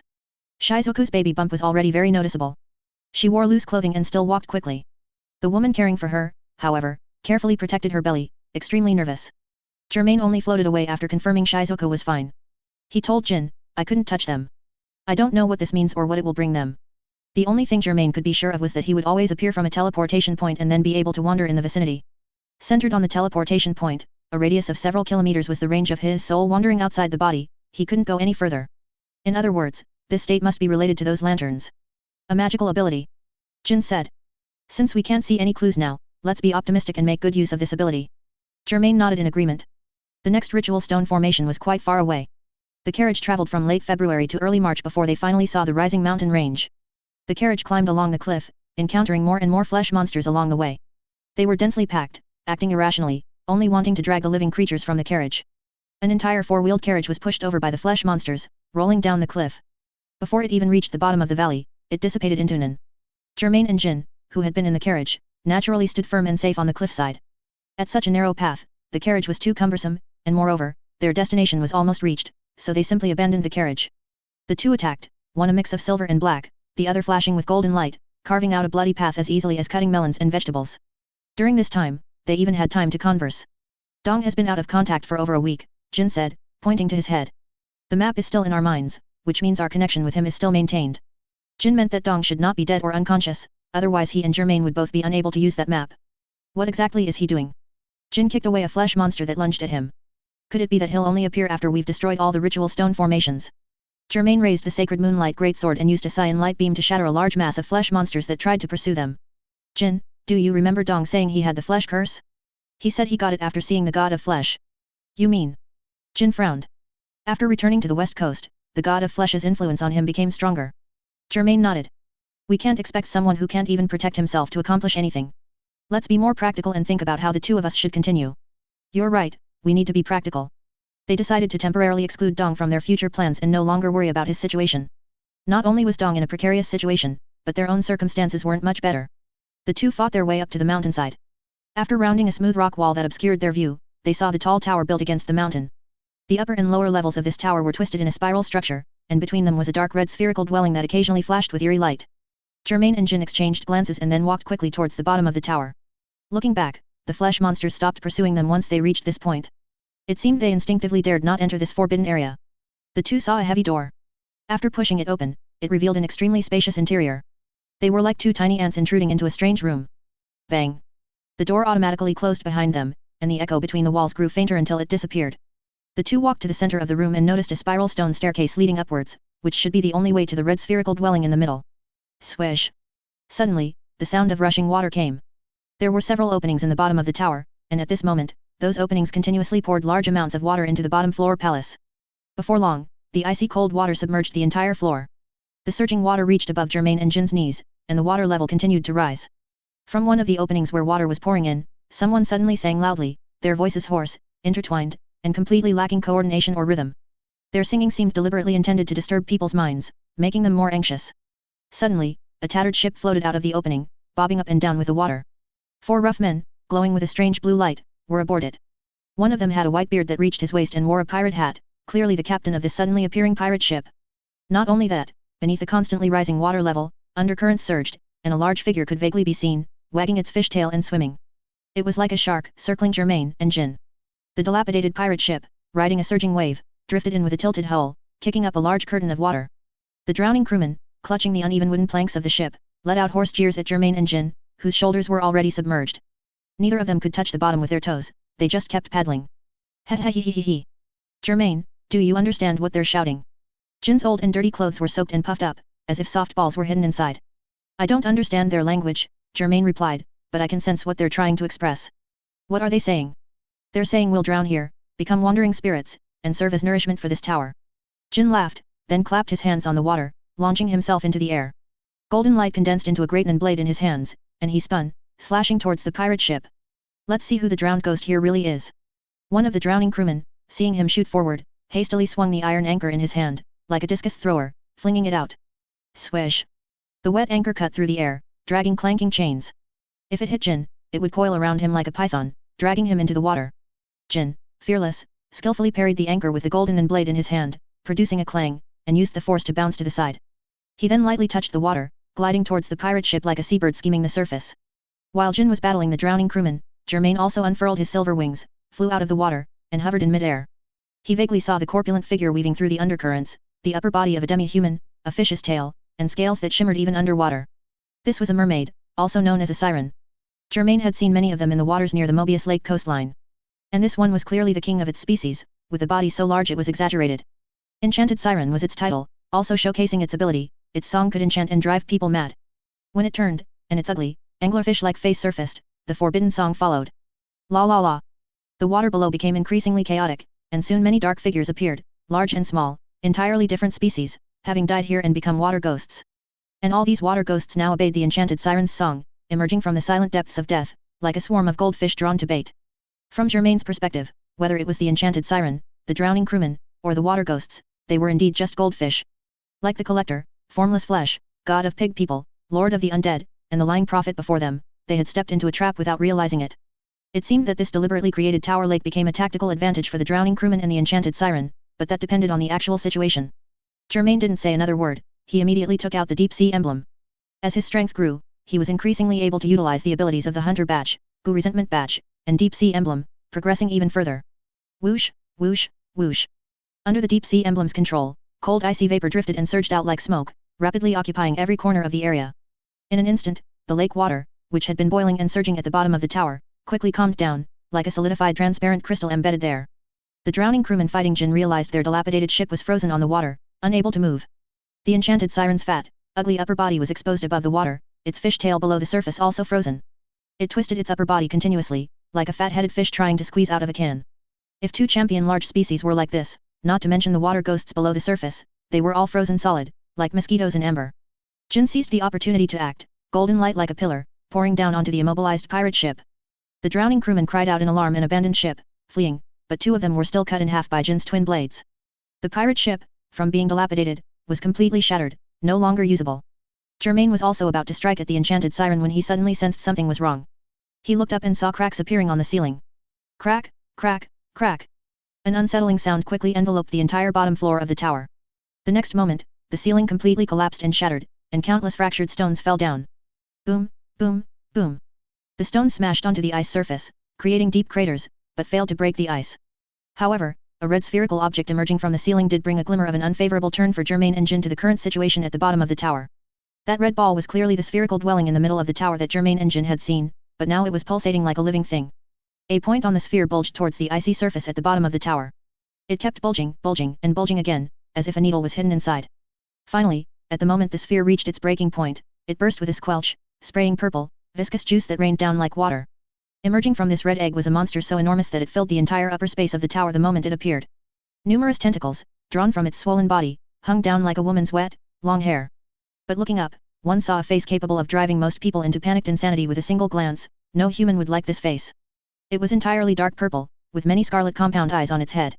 The large mouth in the middle had two more mouths on either side, and all three mouths were filled with sharp fangs. When it opened these mouths, viscous saliva dripped from between its interlocking fangs, exuding an overwhelming sense of oppression. The deformed limper had long given up on moving with its limbs. It spent its days squeezed inside the tower's red egg, like a trapdoor spider waiting for prey to deliver itself. Roar. The deformed limper let out a roar that echoed throughout the entire tower, causing everyone's ears to ring. At the same time, the entire tower experienced a massive tremor, and a strange dizzying sensation came. Before Germain and Jin could figure out what was happening, the ice began to melt. Click, click, click. The ice shattered like a mirror, and the congealed water began to flow again, like giant hands stirring the tower lake. Germain confirmed that the deep sea emblem in his hand was still working, yet the freezing still dissipated. This could only mean that the deformed limper was also at work. This was undoubtedly an apostle of God, and an apostle of God whose strength was above the collector, already able to counteract the ability Germain used with the deep sea emblem. Germain looked around, assessing the current situation. The deformed limper was looming above, while Jin was simultaneously targeted and ambushed by the drowning crewman and the enchanted siren. Not only that, but the water ghosts that had been frozen earlier also became active, attempting to attack Jin from the water, striving to drag him down. In an instant, Jin went from having the upper hand to being in a sorry state under constant siege, barely able to defend against the monster's attacks. Germain immediately took out the Gu resentment badge and released two helpers to assist Jin. The remnants of jealousy's red serpent and black serpent of calumny suddenly appeared, plunging into the water with splashes, stirring the tower lake. Soon, the entire water surface was stained with the fluids flowing from the water ghosts, becoming mottled and colorful as if polluted. Their targets were the drowning crewman and the enchanted siren. They merely killed a wave of water ghosts as they swam past. Boom, boom, boom. The two serpentine remnants quickly attacked the drowning crewman and the enchanted siren, pushing the latter underwater. Jin thus gained a moment to breathe. Germain no longer looked at the situation below, but instead raised his burial blade, which flashed with a roar in the air, and shot towards the tower wall. Shattering the tower wall would create an outlet for the continuously rising water, thereby completely eliminating the tactical advantage of the drowning crewman and the enchanted siren. He thought so, and he acted accordingly. Germain flew in front of the stone wall and, without hesitation, swiftly unleashed a strike. Hiss! The stone wall was easily shattered like tofu, revealing a long, shuttle-shaped giant rift. However, the water did not gush out from this rift as expected. Beyond the rift was a dark purple expanse, with countless wondrous light points flickering and swirling, almost effortlessly capable of triggering a seizure in any photosensitive epileptic patient. The water simply did not emerge from the rift. Those dark purple flowing lights, like a more solid wall, blocked them all. Germain realized that the deformed limper had instantly moved them, along with the entire tower, into an independent space. Until the deformed limper was killed, they would be unable to escape from this space. After realizing this, Germain actually found it much more convenient, no longer needing to think about extraneous matters. At this moment, a burst of wind came from above. He dodged without even looking, seemingly at the last second, but actually perfectly timing it to avoid several giant tentacles whipped down by the deformed limper. With a fleeting glance, Germain could see that the tentacles were covered in lamprey-like suckers that could bite and devour human blood. The ends of the tentacles also had sharp claws, perfectly capable of piercing through the heart and abdomen. Furthermore, the oozing pus had a very high probability of being poisonous. This was the apostle of God, the legend creature, that Germain had to face. Germain exhaled, slightly controlled his rhythm, then stepped on the strong wind, silver wings spread, and shot like an arrow towards the deformed limper in the sky. Swish swish swish. Countless, inverted tentacles all squirmed, one after another hook claws, one after another mouthparts, one after another blobs of venom, all directed at Germain. Germain, however, showed no fear, his black robe swirling, dodging like a dark cloud, and deflecting unavoidable attacks by guiding their force. However, the quantity of tentacles was simply too great, dense, and numerous, as if countless worms parasitic in snails were constantly flinging themselves at him. He had to do something. The burial blade in Germain's hand continuously swung out slashes, severing the tentacles one after another. This action repeated, leaving bloody marks all over the sky, and coiling tentacles smashed into the water, making slapping sounds, staining a large area of the lake red. Germain's upward momentum was ultimately blocked by these tentacles, but the deformed limper also paid a considerable price. After its squirming tentacles were continuously cut to pieces, the deformed limper could no longer stay still, it began to shrink upwards. This process was slow and extremely noisy, as its bulky body had already filled the entire top of the tall tower, making it not so easy to retract. However, when it retracted onto the red egg, it also meant it was ready. Germain felt a vast malevolence, like a giant cannon aiming at him. Like a spring compressed to its limit, the deformed limper's long body suddenly sprang down from above. Boom! The huge impact shattered the entire outer wall of the tall tower, collapsing in all directions, then smashing against the strange, colorful walls of light and rebounding. Seeing the deformed limper about to crash into the water, causing Germain and Jin to suffer a heavy blow with no escape, Germain remained unhurt even in this urgent moment. He accurately timed the deformed limper's approach, just as it was almost upon him, and activated the collector's head, which he had recently acquired. Germain consumed the grudge gift item, inducing gas bomb, to activate the ability of the collector's head. A small curio cabinet flew out from Germain's hand, the skull inside opened its eyes and suddenly opened a bloody maw completely disproportionate to its size. It instantly swallowed the deformed limper's head, which was caught off guard, and then continued to grow, constantly devouring the deformed limper's massive body. The deformed limper began to struggle, its hook claws and tentacles violently striking the curio cabinet, but they were all swallowed, one by one, in the same fashion. This curio cabinet and skull were like a python swallowing a large antelope, slowly stuffing it into its belly, even as its stomach bulged. When it finished swallowing the deformed limper and locked it inside, the ability of the collector's head was considered complete. However, the deformed limper was held within the collector's head for less than a second before the curio cabinet began to tremble violently. Bang! The curio cabinet suddenly exploded, and the deformed limper roared as it broke free. It thrashed in midair, combined with the strange, nebular spectacle revealed after the collapse of the tower walls, it was truly like a nightmare descending. Germain, however, felt no fear or defeat, he knew from the beginning that the collector's head could not hold the deformed limper. His purpose was to use the collector's head to cleverly defuse the deformed limper's fierce impact, and since that was achieved, it was enough. The deformed limper floated in midair, undergoing a new transformation, its purple, foul-smelling skin split open with numerous fissures, then made a sputtering sound. Many small, purple barnacle-like monsters emerged from the openings, descending from the sky like raindrops. Halfway down, they extended tentacles from within, unfurling them, and actually floated like parachutes, arresting their descent. Even a quick count showed their quantity to be in the hundreds, if not thousands, almost covering all the visible range within Germain's sight. They danced like dandelions but were as terrifying as Portuguese man-o'-wars. In groups, they drifted towards Germain from different directions, their tentacles laden with sharp hook claws and venom ready to inject. But Germain had a countermeasure, he always had a countermeasure. Germain transformed the burial blade into the thunder hammer, raised it high, and used it in conjunction with the deep sea emblem and the ring of thunder. Rumble. In the world of purple-spotted light, a strong wind inexplicably swirled, dark clouds emerged, obscuring the light, and after a series of crackling sounds, thunder spread. Boom. Germain, wielding the thunder hammer, was like the trunk of a towering tree, and the flashing electrical current now seemed like countless branches extending from him. Squeak, squeak, squeak. All the small, barnacle-like monsters were instantly entangled by the snake-tongued currents, as if by a net that enveloped them all. The ensnared barnacle monsters all stiffened, some even having their tentacle tips ignite, sending up smoke. Germain, meanwhile, swept upwards amidst the strong wind, successfully passing through the encirclement of all the barnacle monsters, and arrived in front of the deformed limper's fanged face. Roar. The deformed limper, realizing its attack had missed, roared again, and at the same time, opened its mouth to bite. But just as its fangs were about to cross, they were blocked by the burial blade, which Germain had switched back to, forcing them to jam between its upper and lower jaws. Crack. Its teeth had barely pressed against the burial blade's edge when they suffered a backlash. The burial blade's sharpness instantly shattered its fangs. The astonished deformed limper tried to retreat, but Germain, holding the burial blade, directly plunged into its oral cavity. Inside the damp, foul-smelling mouth, Germain raised the burial blade and slashed out wave after wave of attacks at the fleshy walls, each strike leaving a deep wound. He could hear the deformed limper's muffled roars, he could feel the fearful and uneasy squirming within the deformed limper's body. Germain ignored it all, holding the burial blade, and plunged into the deformed limper's esophagus and abdominal cavity, a place that for ordinary people would be hell. On the water surface below, Jin held his breath, swam up from underwater, and then gasped for air. In the recent bloody battle, he and the two giant snakes materialized by Germain had cooperated to kill the drowned crewman, the enchanted siren, and numerous water ghouls. Coming back to his senses, he finally had leisure to pay attention to Germain's situation, as the battle between Germain and the enemy was the key to determining the final outcome. What Jin first saw was a deluge of barnacle monsters, like raindrops, falling from the sky, hitting the water surface, and slowly sinking. He grabbed one of them and saw that it was motionless and smelled scorched all over, knowing it was definitely dead, so he casually tossed it away. Looking up again, Jin saw the enormous fleshy mountain floating in the sky, the deformed limper. At this moment, the deformed limper was unusually quiet, without its previous roars or chaotic tentacle dances. It was as if it were fixed in mid-air, and after a long while, it slowly descended. At the same time, the entire splendid purple world was collapsing, with rifts connecting to reality appearing, and water flowing out through the rifts with a gurgling sound. Jin, however, had no time to look at the falling water level. Instead, his scalp tingled as he watched the deformed limper crash down like a giant meteorite. Boom! He quickly activated his non-fluctuation, propelling himself like a rocket from his original position, and only escaped to a safe area before the deformed limper's earth-shattering landing. When everything settled, the purple world completely disappeared, the water receded, washing away the tower's stone walls, revealing the mountain cliffs once more. The deceased body of the deformed limper gradually dissipated into dust, and Germain calmly walked out, brushing off the slime clinging to him. Below the deformed limper, just as when the collector died, a huge ritual stone formation was revealed. After destroying the second ritual stone formation without any incident, Germain stood in place, tallying his gains from this venture. Remains of drowned crewman.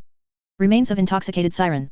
Wriggling of the grotesque limper. Consume one type of grudge gift item to summon wriggling claws from any location to attack the target, leaving a brand that causes continuous bleeding and poisoning. 4 teleportation lanterns, 24 in total currently. Germain, as before, left a lantern beside the shattered stone array. There was no specific purpose, he just left it because it might be useful. This became his 13th lit teleportation point, right next to the special teleportation point of the ritual stone formation. Germain still had 2 special teleportation points left to light, one near the mist-like being AI, and the other, presumably, where the last ritual stone formation was located. Jin first thoroughly inspected the ruins of this stone array, just as he had after defeating the collector, and then stood aside with his hands in his pockets. Dong still hasn't appeared, he said. We did decide not to worry about him any more recently, but I now have to suspect a possibility. Germain already knew what he wanted to say, nodded, and replied, let's talk about it later. If things really develop as you and I imagine, we'll have no choice but to act. He had actually thought of this point himself, but now it was merely being articulated by Dong's descendant, Jin. Jin nodded, once again agreeing with Germain's idea. The current situation was that the arrow was on the string and had to be shot. They could not allow the god of flesh to engulf the east and west coasts of Mobius Lake. If that happened, humanity would lose its future, confined to the cage of the 6 continents as lambs to the slaughter, surrendering their fate to demigods. Germain, Jin, and those remaining in the ancient labyrinth, such as Bisky, were unwilling to see such an irreversible situation occur. What's more, they had already destroyed 2/3 of the ritual stone formation. It was too late to withdraw from the operation now. The god of flesh and its faction would never allow them to easily leave the west coast or the dark continent. And so, Germain and Jin once again embarked on their journey, heading to the last ritual stone formation, the farthest point from the ancient labyrinth. The 4-wheeled carriage sped along, its velocity comparable to a rumbling train. Even so, driving diagonally towards the southern part of the west coast to the final location took a very long time. Their journey, starting in early March, continued at full speed until late March before they were quite close to the red-circled location marked on the map. This time, Jin and Germain were alone in the carriage, and Jin no longer felt that state of Germain both existing and not existing. Germain had remained very calm. Calm, still calm. Jin, on the contrary, found this somewhat abnormal, but he couldn't quite pinpoint what was abnormal about it. Meanwhile, Greed Island was experiencing a period of unrest. Zizu Ziegler, now one of the administrators, saw the collected data, and his white eyebrows shot up. There's that much. His tone was surprised. Are these numbers accurate? Accurate. I've confirmed with Ida and Elena, and HxH's calculations have verified it, there's no mistake. The strong resisted with his arms crossed, his arm muscles like cast bronze.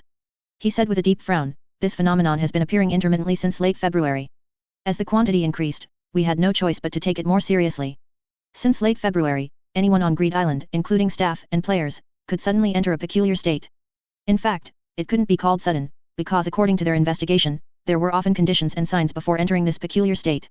Moreover, to be precise, they entered 2 different states.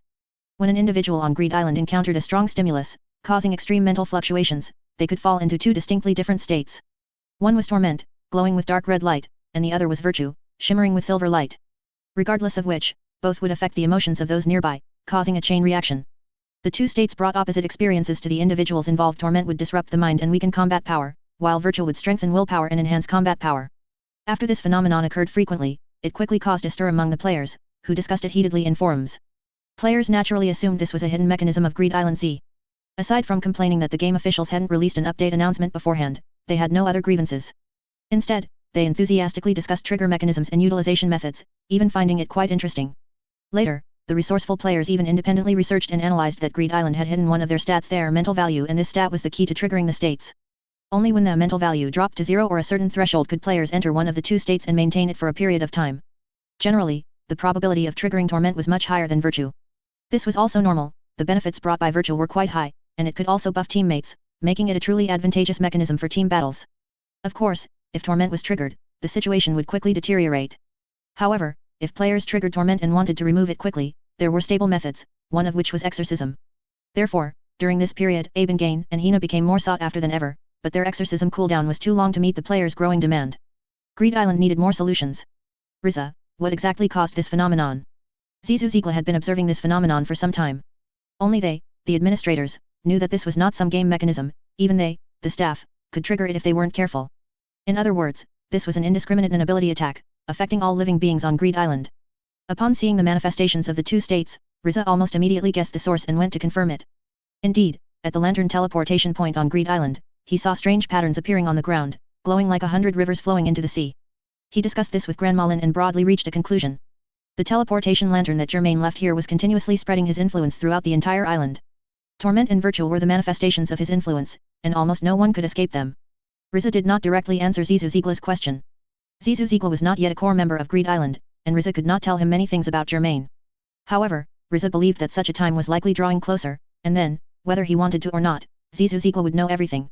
After vaguely persuading Zizuzikla to leave, he found a secluded spot and used the ring in his hand to remotely contact everyone on the new continent, using the system updated by HxH and Duen. New continent, Coastal Fortress. Chairman Netero sat in his office chair, watching the Oxmai system on the screen during their video call, his fingers lightly tapping the desk. According to intelligence, General Mike arrived on the 6 continents last night, Myzystem said with his usual seriousness. The V6 will put him on trial, and if found guilty, this might be the last time we see him. Last year, Duen and List successfully established a connection between Supply Island and the new continent, and later, through a complete experiment, achieved teleportation jumps between the two locations. After that, it became much easier for the Hunter Association on the new continent to get updates on the situation on the 6 continents. HxH finally achieved half of his wish, which was to connect the 6 continents with the new continent. The remaining half, of course, was the most difficult part, connecting with the Dark Continent. Currently, HxH and others are already working on this matter. As for General Mike's impending trial, it was entirely his own doing. The V6 had originally promoted General Mike as a general who had achieved great merits on the 6 continents, but then news came of the devastating defeat of the new continent allied forces on the new continent. The severe losses of troops and generals infuriated the V6, and General Mike, as the primary person responsible, naturally could not escape accountability. He was eventually escorted onto a returning ship. As a result, the real power on all fronts on the new continent was temporarily held by the military remaining there in the Hunter Association. Chairman Netero stroked his white beard, not very concerned about General Mike, but instead asking about other matters. How is Shizuka's situation? He made time every day to check on Shizuku. His question was actually about Shizuku's prenatal checkup report for today. Myzystem had already guessed that Chairman Netero would ask this question. The doctor said everything is fine. I've already sent the report to your email. Chairman Netero opened his email, looked at the report's content, and nodded. Good, remember, pay attention to Shizuka's situation from time to time. If there's any abnormality, you must tell me, no matter when or what the situation is. I understand. Myzystem paused, then said, Chairman, Riza of Greed Island has transmitted the data collected from there. Thanks to the system built by HxH, Duen, and List, their long-distance communication with the new continent was basically not a problem. Chairman Netero understood, opened his computer's email, and began to review the Greed Island Torment and Virtue member status report collected by Riza. After reading for a while, he nodded. Indeed, Greed Island has also seen a dense occurrence of this situation, just like here. Similar to Greed Island, the coastal fortress also began to see people fall into the Torment and Virtue states consecutively starting in late February. As more and more members experienced this, the Hunter Association took it very seriously. After some investigation, they basically concluded that the teleportation lantern left by Germain was the cause. Now, if it's like this at the coastal fortress and Greed Island, is it also like this at Transfer Base Island and the Ancient Labyrinth? The situation on Transfer Base Island was easier to investigate because Duen and a group of pro-hunters had gone there and were preparing for the connection construction with the new continent. At that time, the situation on Transfer Base Island would also be quickly transmitted here. However, they had no way of knowing what the situation was like in the Ancient Labyrinth, far away on the Dark Continent. Most importantly, what exactly happened to Germain, the core figure who caused all these changes? Even Chairman Netero, who had seen much of the world, now felt a bit anxious, his white eyebrows deeply furrowed. At the same time, ancient labyrinth castle. Another one fallen into torment and wearing the dark crown. Bisky put her hands on her hips and sighed heavily. They had to deal with the occasional invasions of flesh monsters and also internal problems, which was truly a headache. Not torment, Morel said, lifting his sunglasses and smiling mysteriously. It's virtue. This counts as a good thing, right? Virtue? That's better. Who is it this time? Kansi? Melioron? Knuckle? Kite? Or Karapika? Knuckle, Kite and Karapika already burst with virtue a while ago, have you forgotten? Although the probability of continuous virtue outbreaks is extremely low, it doesn't mean it's impossible, Bisky pouted. Just tell me, stop with the riddles. She now bore significant responsibility and stress, and was also worried about Germain, Jin and Shizuku, so she rarely joked anymore. It's HxH, Morel said, no longer beating around the bush. Didn't expect that, did you? Bisky was indeed a bit surprised. Him? He actually. Morel hadn't finished speaking, he then said something that Bisky found both unexpected and reasonable. Not only that, under the stimulation of virtue, HxH naturally opened his aura nodes, and now has the foundation to become an user. HxH. So that's it. Bisky nodded repeatedly, then shook her head, it's a bit too late for him to learn an ability at his age. However, if he can defend himself, we can be a bit more relaxed. So, we're going to teach him. Morel, you go teach him and help him avoid some detours. No problem, I was just thinking that. To be honest, HxH is quite interesting, he's not one of those rigid, stubborn civil servants. I quite like him. Bisky also agreed with Morel's statement. After hearing the shocking secrets Germain had revealed, HxH's ability to accept them so quickly indeed showed considerable adaptability. In fact, HxH was equally shocked when he first learned about the calamities of the Dark Continent and witnessed their victims firsthand. However, he subsequently adjusted his emotions very calmly, accepted the new worldview, and made up for his lack of knowledge by extensively perusing Dark Continent material. Now, HxH actively participated in the offense, defense, logistics, and other affairs of the ancient labyrinth castle to forcibly adapt himself to this land. HxH was indeed a smart person. I'm not worried about him, he will adapt to the Dark Continent, Bisky said. What I'm more worried about now is actually Germain, Jin, and Dong. Morel crossed his arms and nodded. I'm worried too, but since the teleportation lantern continues to exert its influence on us, doesn't that mean Germain is doing well? After hearing Morel's comfort, Bisky thought for a moment and said. You're right. Germain has never disappointed us. They might be very close to success, they will achieve something unprecedented. Morel also felt quite emotional about this. With mortal bodies, standing shoulder to shoulder with gods, fighting against gods, slaying gods. Believe in them, Bisky, we must believe in them. If there must be one person in the world who can accomplish this, I believe that person is not Dong, not Chairman Netero, but Germain. It must be him. Bang. The upper half of a flesh monster was thrown high into the air, then fell heavily, splattering into a paste like a tomato. Jing ran a hand through his spiky hair and turned to Germain. Germain, do you feel that the enemies here are much weaker than before? Germain replied, dropping a huge ox head he had been carrying to the ground. The closer one gets to the god of flesh, the stronger his influence, and the greater the amplification after flesh and blood transformation. This was already a consensus between the two companions, everything they had seen and heard on their journey corroborated this. However, the situation here was somewhat different. The entire region was prone to flesh and blood transformation, yet the combat power of the flesh monsters had gradually decreased. This was very strange. The two discussed for a while but couldn't reach a conclusion, so they decided to press on and see. The entire world was increasingly leaning towards the grotesque rather than the natural. Flowers, trees, birds, beasts, and even rocks, water, and the earth itself had all mutated. They had become flesh and blood, scarlet, transforming into swollen tumors and bloody water. Their vision was filled with crimson, and a putrid smell permeated everywhere. Germain and Jing often had to wade through pools of flesh and blood, like muddy swamps, and pass through mountains of flesh and blood formed by bulging fascia, countless limbs and organs pieced together. Disgusting chaos and foul stench were the main themes here.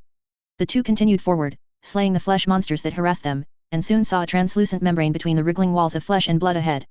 Jing cut through it with his nin blade, and they heard a gurgling sound as a large pool of accumulated blood gushed out. The two jumped left and right, avoiding the rush of blood. Although it was impossible for them to be clean after coming this far, they still avoided it when they could. Hey! Jing suddenly noticed that among the chunks of meat, organs, and brain matter that surged out of the blood, there was one item that was perfectly square and looked different. I'll pick it up. Germain also noticed the item. When it came to strange objects here, it was best if he picked them up. Jing had already learned his lesson on their previous journey, so he had no objection. Germain picked up the item, wiped away the bloodstains, and quickly recognized it as a book. The cover clearly read, New World Travelogue, West Coast Chapter. Jing stood by, and upon seeing the words on the cover, his eyes widened involuntarily. New World Travelogue, West Coast Chapter, wasn't this the book Don Freaks was writing? How could it be here? Germain opened the cover and flipped through the pages. Although the pages were yellowed, they still contained nin, which ensured the clarity of the text and sketches despite the bloodstains. They read a few pages, which were all records about the West Coast. Many of the monsters described, they had seen with their own eyes, proving the reliability of the records. However, strangely, the style of writing in the book changed drastically almost every 1 or 2 pages, and occasionally, some alien scripts were interspersed. Sometimes, a paragraph would be neat and tidy, while the next would be wild and scrawled, as if 2 people with opposite personalities were co-writing the book. The book naturally mentioned the Apostle of God, but the records about the Collector and the deformed limper were not as detailed. Presumably, Don had only observed these 2 apostles of God from afar back then, so he wouldn't be as familiar with them as Germain and Jing, who had personally experienced them. However, when Germain turned another page, he did not see any records of the 3rd apostle of God or the God of Flesh. From this point on, it messily documented how Don had fled from the West Coast all the way back to the East Coast. Germain and Jing could discern the gradual changes in Don's state of mind from the neat, scrawled, or chaotic handwriting. Finally, they once again saw neatly written human language, and it was clearly addressed to them. Germain, Jing, forgive me for not keeping my promise and traveling with you. I have an unavoidable reason for doing this. After we parted that day, I traveled alone and soon fell into the torment of the flesh curse, and this time it lasted for nearly 20 hours. I realized that returning to the West Coast caused the flesh curse on me to rapidly worsen. The time it tormented and disturbed my mind became longer and longer, exceeding most of the day. When I arrived at the Collector's ruins and saw your markings, your achievements, I was very relieved. However, many forgotten memories, for some unknown reason, also surged into my mind at that moment. At that moment, I lost consciousness. When I awoke, I was already here, and then I understood. I understood what kind of monster was hidden inside my body. Realizing this, I knew that I had to end this matter here and not let you bear the consequences. Jing, haven't you always wanted my New World Travelogue, West Coast chapter? Now I give it to you, please accept it. However, it no longer has much reference value. What the true West Coast is like, you must confirm with your own eyes. Germain, I have seriously considered what you said. Perhaps you are right. I choose to believe you, but unfortunately, my time is running out, and I cannot witness that moment firsthand. When you are ready, come in. I may have succeeded, or I may have failed. Promise me, if I fail, please do not be merciful. No matter what, if the last ritual stone formation is destroyed, my power will completely disappear, and the map I gave you, my flesh curse, will all vanish into thin air. If you are ready, please come in and see whether I retreated cowardly or won tenaciously. Living on the Dark Continent for hundreds of years, I often forget what I once was. In the very end, I only hope to die as a human. Don Freaks, final words.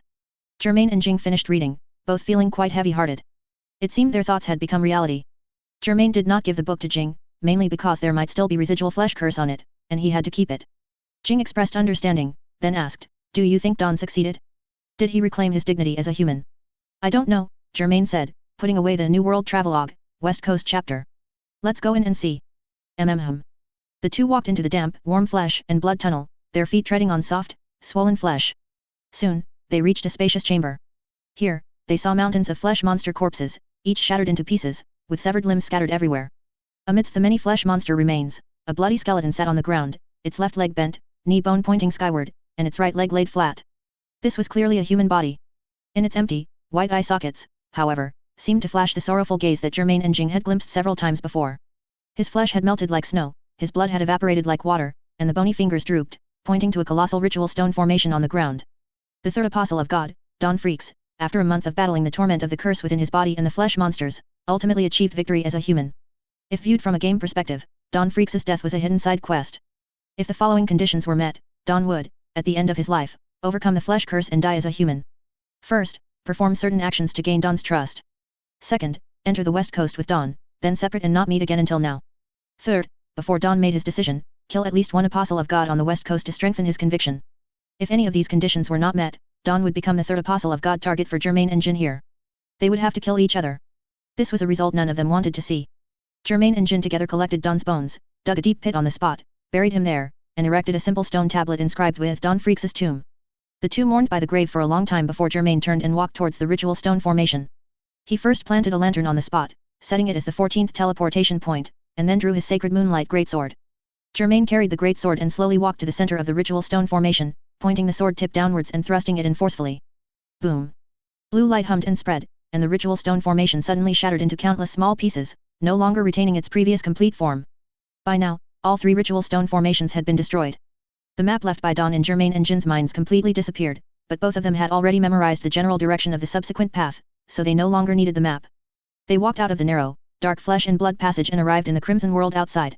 Jin, while orienting himself, asked, the only enemy left is the god of flesh. Honestly, Germain, how confident are you? At this point, neither of them would speak of giving up, otherwise, it would be too disrespectful to the conviction and resolve they three had when they first entered the West Coast. For something like this, I'll only have an answer after an actual confrontation. Germain shook his head, unwilling to say anything against his true feelings. All right. This is the direction. The final journey that Dawn couldn't complete, let us finish it. Germain frowned, but suddenly said, looks like we don't need to. Jin was somewhat puzzled. Germain directly pointed to the horizon in the distance, letting Jin see and sense for himself. That surging, overwhelming aura. Rumble. Dense black dots appeared in the distance, covering the sky and earth, like a locust plague. A little closer, one could see that they were all flesh monsters. The entire bloody ground trembled from their stampede. Viscous blood, torn flesh and blood, twisted limbs, everything surged like a flood. Jin turned his head and looked in other directions. Countless flesh monsters were also surging from there.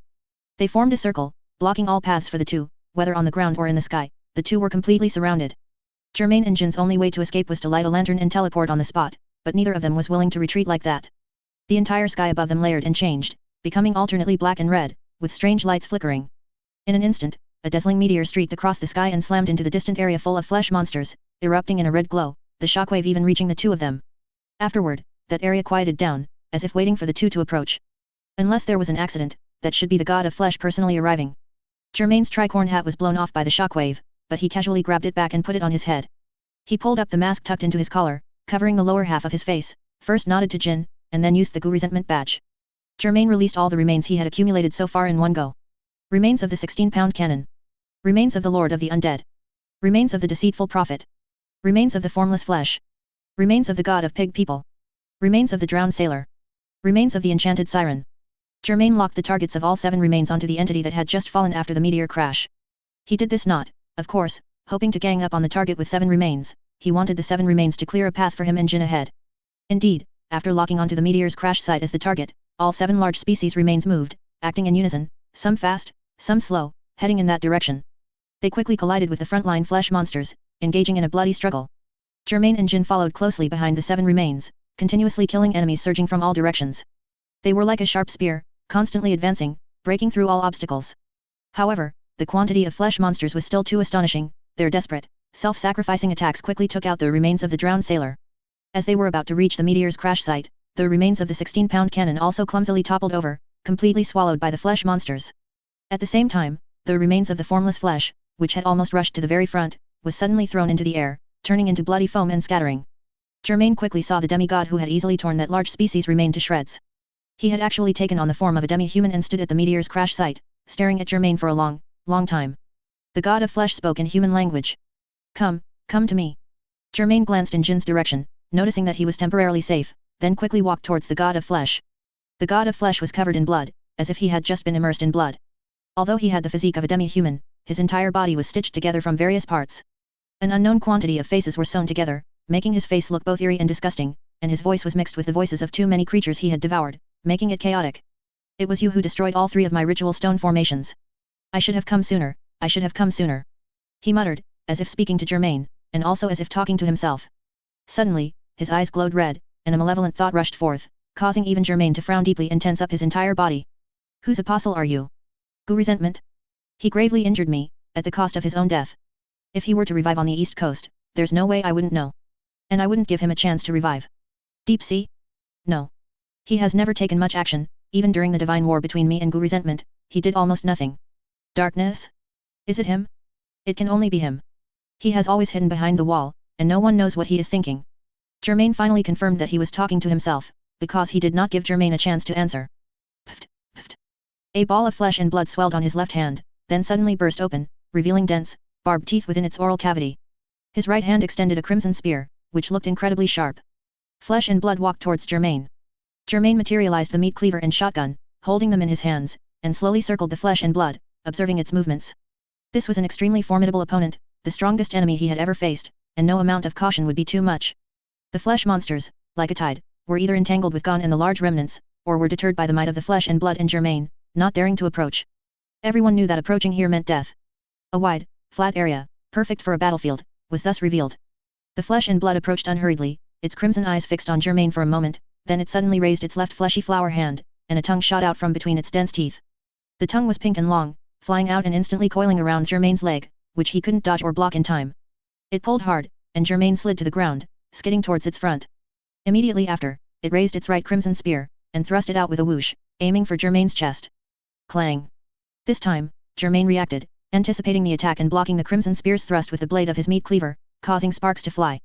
He strained to support the meat cleaver with his right hand, while raising the shotgun with his left, and fired a shot at the flesh and blood's chest with a bang. Germain's current strength was not what it used to be, and the shotgun's power had naturally risen to a level far exceeding ordinary firearms. Even so, after taking a shot to its chest, which opened up like a flower, the flesh and blood merely paused for a moment, then continued to approach as if nothing had happened. In fact, it was indeed fine. The festering wound quickly began to heal. It first pressed Germain firmly to the ground with the crimson spear, then retracted the tongue of its fleshy flower, raised it high, opened its maw, and bit down towards Germain's head. Germain immediately swapped his shotgun for the spiral cane. The sharp tip thrust out like a spear, hitting the center of the maw with a squelch, piercing straight through.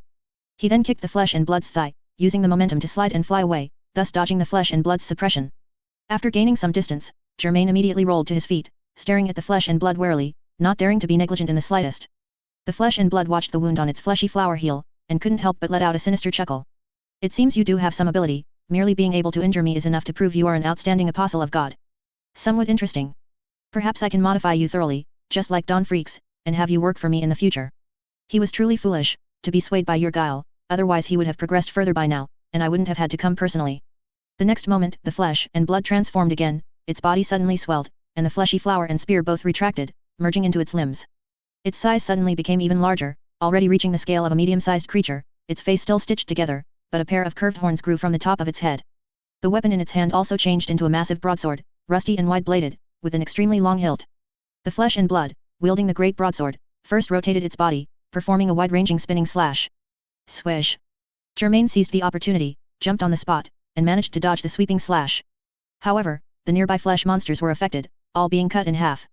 As soon as he landed, before he could stand firm, the flesh and blood rushed over, this time delivering a fierce overhead chop.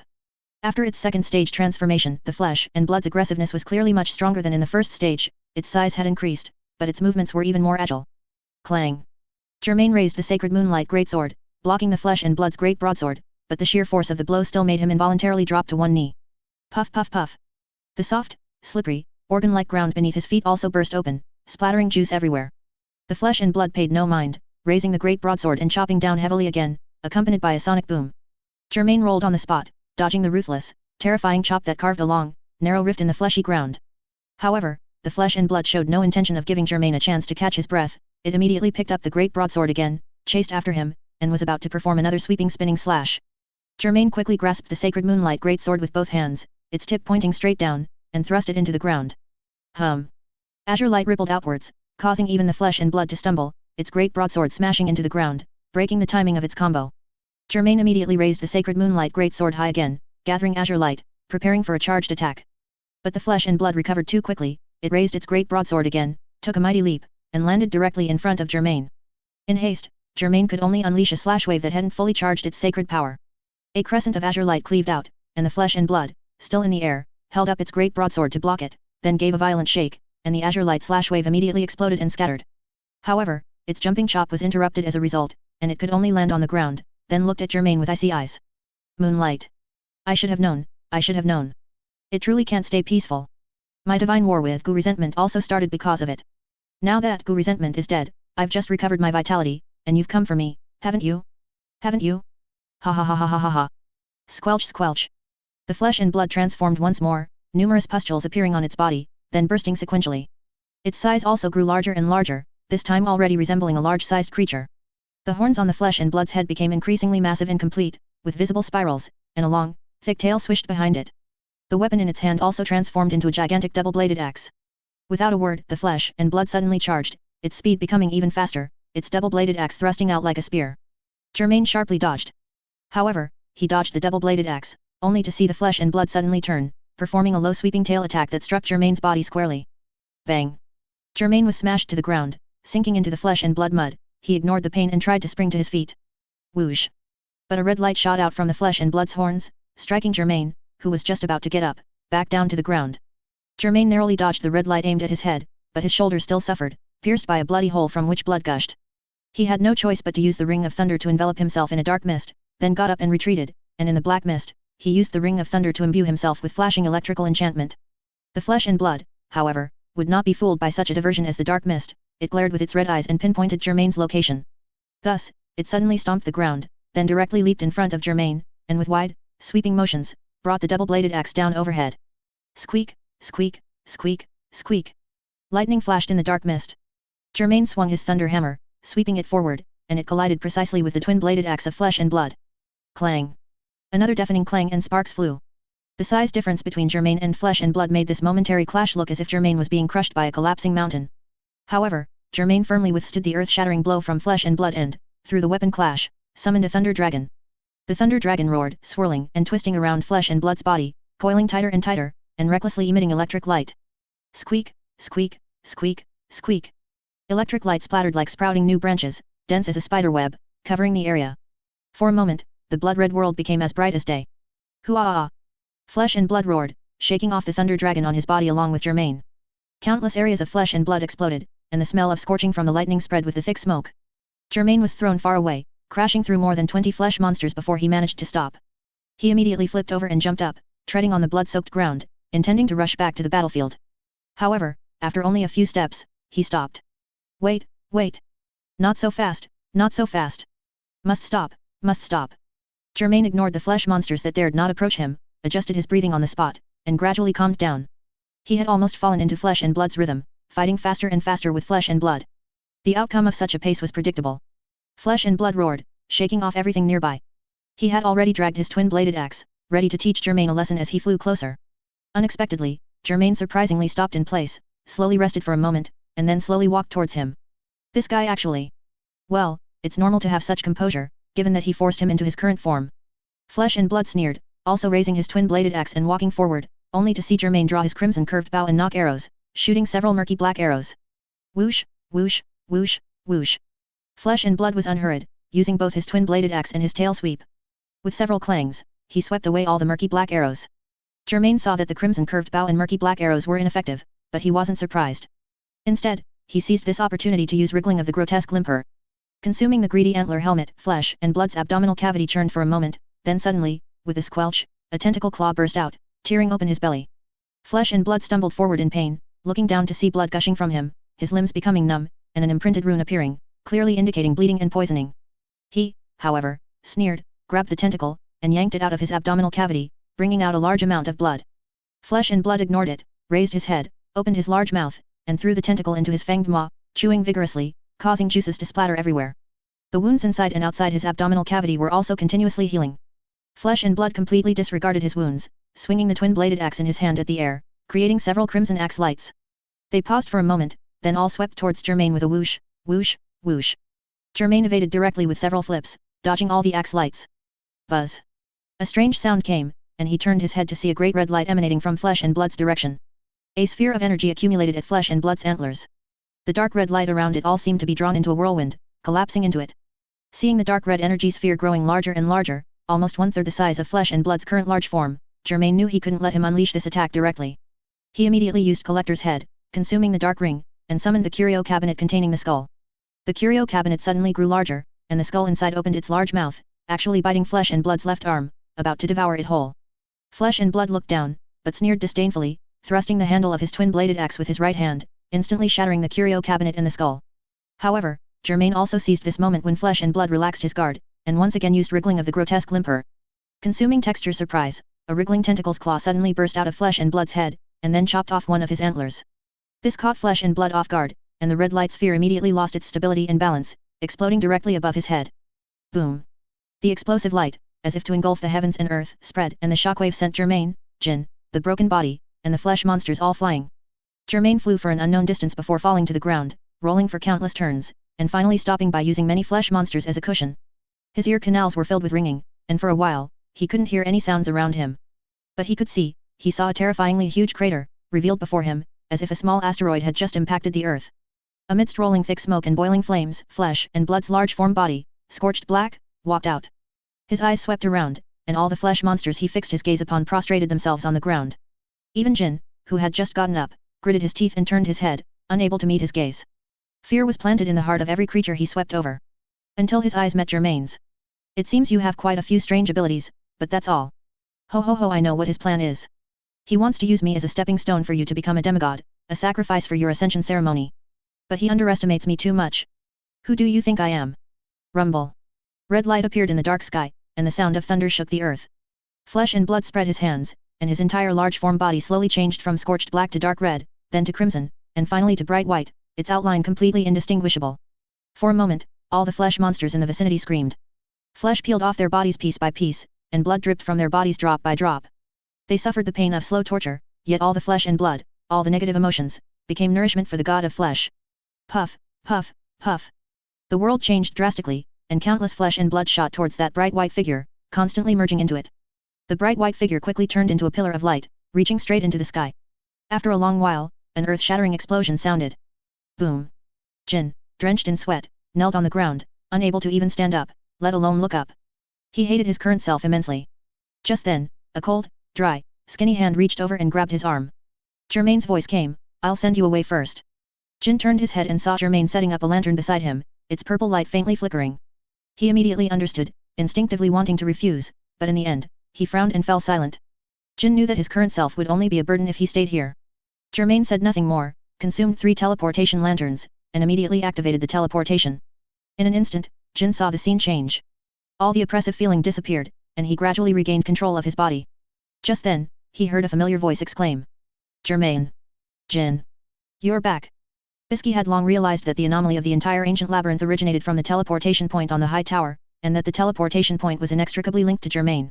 Every day and night, it was as if it were breathing, exhaling silver halos and a dark crown, and inhaling light of virtue and darkness of torment. Recently, this influence had become more frequent. Most of the 200 people stationed in the ancient labyrinth had experienced at least one state. Some were injured as a result, but no one died, because Bisky, Morel, Cheadle, and others always stepped in to resolve the situation. And today, the teleportation point on the high tower was particularly abnormal. Almost everyone, whether they possessed an ability or not, could feel its rhythmic fluctuations. For this reason, Bisky dismissed everyone, remaining herself at the teleportation point on the high tower to observe what would happen next before making a decision. As a result, she happened to witness Germain and Jing teleporting back. Seeing the injuries on both of them, Bisky couldn't help but nervously step forward and ask, "What happened?" Germain had no intention of hiding anything and briefly explained the current situation in a few sentences. Finally, he said, "Bisky, I'll leave Jing's injuries to you. I have to go back." He turned to use the teleportation point again, intending to return to that battlefield. Bisky hadn't even had time to process the reality of Don Freaks' death and the direct arrival of the god of flesh when she was startled by Germain's actions and quickly reached out to grab him. "Are you crazy? You still want to go back? You have no helpers left, Don is dead, Jing is severely injured, and my strength is not even as good as Jing's. I must go back." Germain interrupted Bisky, moved her hand away, and said with solemnity. "This might be the best opportunity to defeat the god of flesh. If we miss it, we might never have another chance. Bisky, I cannot gamble, because we might only have one chance. If we don't seize this sole opportunity, everything will end. Why do places like Meteor City and the slums exist on the 6 continents? Because most of the resources on the 6 continents have already been discovered, and most are controlled by nations, corporations, and some are even concentrated in the hands of individuals. The ultimate result, of course, is like raising goo, where the big players want to take more from other big players, while also squeezing the smaller ones. Under such oppressive conditions, garbage dumps like Meteor City and the slums are born. This is to make an idea deeply ingrained. It is not wrong for the upper class to exploit the lower class, and as the lower class, one should exploit the lowest class to vent their anger. If the people of Meteor City did not rise up in resistance, take up arms, and form armed groups, they would essentially be another slum. Even so, various conflicts within the 6 continents still exist and are escalating. The situation on the 6 continents is complex, like a powder keg, waiting for species from the dark continent to ignite it at any moment. Such a global trend cannot be resolved with a few words, a few people, or a couple of years. Rather than waiting for it to explode, it's better to find a place to release energy in advance, allowing the accumulated contradictions and stress to gradually flow there. Therefore, Germain must open a gap in the deeply entrenched, conventional quagmire, making everyone believe that the future lies there. For example, the new continent, the dark continent, the universe. In his previous life, why did humanity tirelessly pursue aerospace and look towards deep space? This is one of the reasons. To thoroughly solve the problems of Meteor City and the slums, to reduce war and resource competition, and to enable more people to achieve basic sustenance and even prosperity, it is necessary to develop without hesitation. Development cannot solve all problems, but without development, problems will certainly not be solved, and they will become more numerous, more bizarre, and ready to explode at any moment. Germain must, like the pioneer Don Freaks of yesteryear, open a path and expand an area for those who come after, and not let the East Coast fall into enemy hands like this. Moreover, there is the even more urgent outer god devourer, which seems to be hundreds of years away, as if there is a long time. However, considering the start-up time of human technology, it is actually very urgent, and whether it can truly develop to the point of leaving Earth is currently an unknown. Germain was actually a bit arrogant. He could not entrust fate to the future, nor could he place it in the hands of others. He firmly believed that this task needed to be completed by him, that this was his mission. Not tomorrow, not the day after tomorrow, nor any day in the future, but today. Not him, not her, nor anyone in the future, but me. I must complete this task. Bisky was overwhelmed by Germain's aura, swallowed a mouthful of saliva, and found herself speechless. Germain. At this moment, Jing, squatting on the ground, gasped, I asked you before if you were confident, and you said you'd only know after an actual fight. Now, you've already had an actual fight. I'm going to ask you again. Are you confident? Germain didn't hesitate, replying, yes. Jing lowered his head in silence for a moment, then looked up and burst into laughter. A silver halo, a burst of light, emanated from his head at that moment. Good, then we'll wait for you here. Germain glanced at the halo above Jing's head, nodded, then turned and activated the teleportation lantern, taking the messenger imp's hand. Bisky took 2 steps forward. Germain raised a hand to refuse, saying, you cannot go. I know. Bisky paused, her tone becoming serious. I wanted to tell you that Shizuku and the child are waiting for you, we are all waiting for you. Please don't give up. She was an emotional person, but at this moment, reason prevailed, and her eyes became resolute. Shizuku's image also appeared in Germain's mind. He thought of something that happened probably last year. Her glasses were on a nearby table, but she didn't remember them and had to crawl on the ground, squinting her eyes, searching everywhere for a long time without finding them. Finally, Germain came over and solved the problem. My child and hers must be very beautiful and very cute. Buzz. Space warped, scenes shifted, and Germain had already returned to that blood-red world, and the previous roar had long since dissipated. Moments later, a majestic voice came from afar, piercingly clear. I thought you had just run away. I didn't expect you to dare to return. Well, that saves me the time of looking for you. Germain looked up and saw the terrifying spectacle in the sky. The entire dark sky seemed to be parasitized by a giant tumor, and in the center of that tumor, a distorted face protruded downwards. Countless tentacles hung down from the sky, all long enough to touch the ground, and the suckers, fleshy thorns, single eyes, and mouths on each one were clearly discernible. Germain personally witnessed his last remaining body, the remains of the lying prophet, being torn apart as if by 5 horses by several tentacles, turning into smoke and dissipating. The voice of the god of flesh came again from within the tumor. I could have gathered everything from all species, all living beings, to achieve the most perfect form, but you have thwarted me again and again. First, darkness, who restricted my territory and resources with walls, then resentment, that fool who entangled with me, ultimately causing me severe damage. Now, it's your turn, and Dawn Freakses, killing 3 of my apostles of God and destroying all the ritual stone formations. I know whose bidding you are doing. He fears me, fears my power, that one day I might surpass him. Ho ho ho, he truly should be afraid. You, too, should be afraid. Rumble. Amidst the roar of red lightning, all the tentacles hanging from the sky wriggled, like venomous snakes. The dozen or so closest to Germain twisted together even more, striking at him from different directions. Whoosh whoosh whoosh whoosh. Facing the numerous tentacles descending and striking from above, Germain calmly dodged and weaved, avoiding each one, then flashed forward. None of the tentacles managed to touch him in the slightest. Suddenly, Germain once again sensed a blood-red energy converging towards the sky. He looked up and saw dozens of tentacles in the air piled together, twisting into the shape of a large cannon, with a faint glow emanating from its muzzle. Boom! A crimson energy orb shot down like a torrent, moving incredibly fast, arriving above Germain's head in the blink of an eye. Germain unfurled his silver wings, instantly dodging to the side, while simultaneously condensing dark energy to form a solid barrier, resisting the explosive shockwave from the red orb. Boom! The red orb smashed into the ground and spread out, and the black barrier only held for 2 seconds before being destroyed. However, by this time, Germain had already flown far into the sky, leaving a silver arc of light. The twisted cannon then loosened into numerous tentacles, which swayed like whips in the clouds, lashing out at Germain. Germain spiraled through the gaps between the tentacles, ascending further, about to penetrate the dark red mist. But then, a muffled sound came from within the dark red cloud layer, and suddenly a gigantic, ferocious rat head burst out, twitching its whiskers, and its large incisors snapped at Germain. A rug ah ah ah, the rat head roared. Germain looked closely and could see that this rat's head was a terrifying fusion of the flesh and blood of many different creatures. He first flashed with silver light, dodging the rat head's large incisors, then raised the sacred moonlight greatsword in his hand, and with a flick, unleashed 2 intersecting crescent slashes. Swish swish. The rat head was huge, and those 2 intersecting, uncharged slashes only left 2 wounds on its left eye, making it howl in pain. However, other flesh and blood quickly surged up to fill and heal those intersecting wounds. Or, even if they didn't heal, as long as they were functional, flesh and blood creatures simply didn't have such high demands. Germain ignored it, having already used this opportunity to penetrate the crimson cloud layer, where he then saw a dense, pulsating network of blood vessels filling his vision. They were all crimson, constantly transporting what appeared to be black liquid through their tubes. There were also some swimming flesh and blood orbs, with tentacles dangling beneath them, looking like jellyfish. They would stay in one blood vessel for a period of time, then move to another. Buzz buzz buzz. The flesh and blood evidently realized he had arrived, and countless flesh and blood hornets, avatars of its will, buzzed and flew towards him. Germain moved through the crimson mist, but with flesh and blood hornets all around him, he no longer hesitated and took out the deep sea emblem. Rumble rumble. A strong gust of wind suddenly swirled around him, first spreading outwards, pushing back all the flesh and blood hornets with their raised stingers. Then, this strong wind abruptly changed direction, beginning to spiral, and quickly transforming into a tornado. This scene was as if someone was stirring this puddle of aerial blood mist with a stick. Wherever the whirlwind swept, the red clouds thundered and flashed with lightning, countless pulsating blood vessels were torn apart by the wind, and the flesh and blood jellyfish were shredded. The surrounding flesh and blood, mixed with water droplets and dust, turned into a violent blood rain, falling to the ground. Germain, however, was unharmed in the storm of blood, transforming into a silver arrow of light, continuing forward, and could visibly see the parasitic tumor growing in the sky. Thump thump, thump thump, thump thump. That tumor, connected, supported, and nourished by countless blood vessels, actually pulsed like a heart. Its surface was uneven, with a biological, painfully distorted face on each bulging sphere, looking as disgusting as a mass of lymphatic tissue. The clouds were stirred by the wind, and the flesh and blood detached as raindrops. The originally dark red clouds surprisingly became somewhat clear, and moonlight could faintly be seen.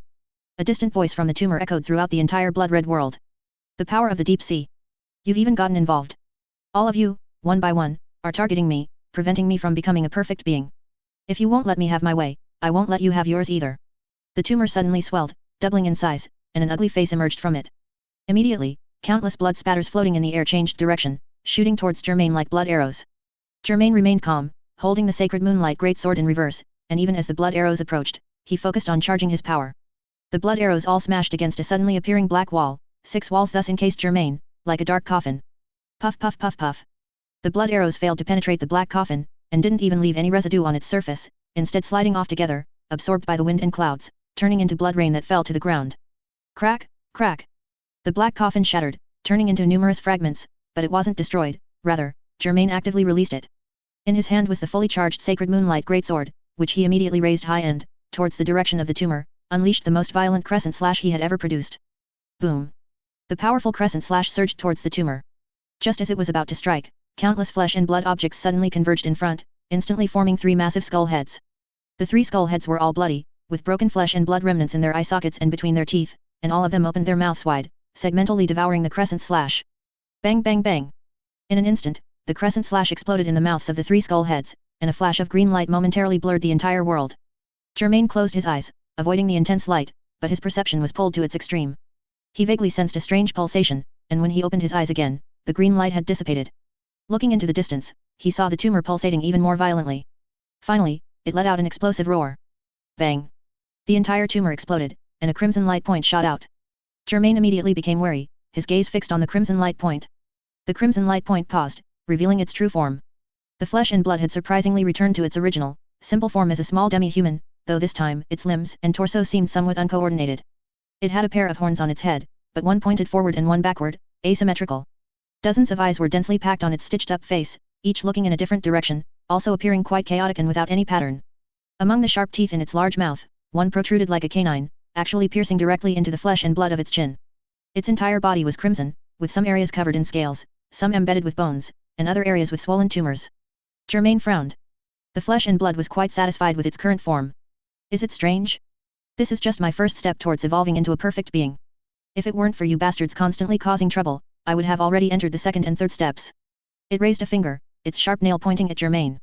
Germain heard a buzzing in his ears, and his entire body instantly stiffened. He was actually fixed in midair, unable to move. At the same time, numerous tumors grew on his body, and swollen blood vessels protruded, constantly twisting and destroying his body. Flesh curse. It's the flesh curse. Although Germain couldn't move his body, his ability to think was still intact. He immediately understood that he had encountered the exact same curse as Don Freaks. Sure enough, he heard the new form of flesh and blood say to him. Slowly, slowly, slowly enjoy this process. It will gradually change you. Hee hee. Hee hee. Hee hee. Germain began to hallucinate, hearing countless strange giggles, as if they all lived in his head. He felt intense pain all over his body, yet there was a strange exhilaration, as if the pain itself brought him joy. Flesh and blood revealed a sinister grin, but that smile froze the next moment. Boom. The strong wind that had been churning for a long time swept away a large mass of clouds above them, revealing the pitch-black night. A full moon hung in the sky. Germain's hallucinations and pain rapidly disappeared, and the swollen tumors and twisted patterns on his body receded, gradually returning to their original appearance. How can this be? Flesh and blood uttered in disbelief, this kind of thing. However, after regaining his physical and mental freedom, Germain looked up at the full moon, then unfurled his silver wings, holding the sacred moonlight greatsword, and flew rapidly towards Flesh and Blood. Come. Let's go again. Let's fight to the death. Flesh and Blood saw that his curse was ineffective against Germain, and then saw Germain, even now, charging at him like a madman, causing him to grit his teeth. This man had no reverence or fear for a demigod, he was so arrogant that he only regarded a god as an opponent stronger than himself. The title of demigod couldn't suppress him at all. Flesh and Blood no longer cared about such things. With a roar, both his arms simultaneously burst forth with two 2-meter-long bone spurs. He wielded the bone spurs and fought with the oncoming Germain, emitting clanging explosions. After swinging the sacred moonlight greatsword once, Germain suddenly switched weapons. He changed to the burial blade and launched an almost undefended, undodged fierce attack on Flesh and Blood. Pft, pft. The bone spurs of Flesh and Blood pierced Germain's head and heart consecutively. However, he saw Germain's scythe cut through his flesh and blood shell.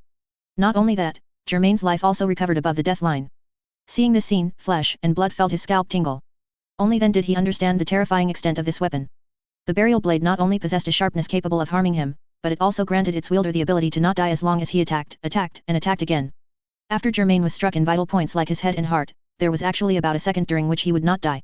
If he hesitated for a moment, was dazed for a moment, or feared for a moment, giving up the attack, or if he failed to harm Flesh and Blood, then death would truly descend.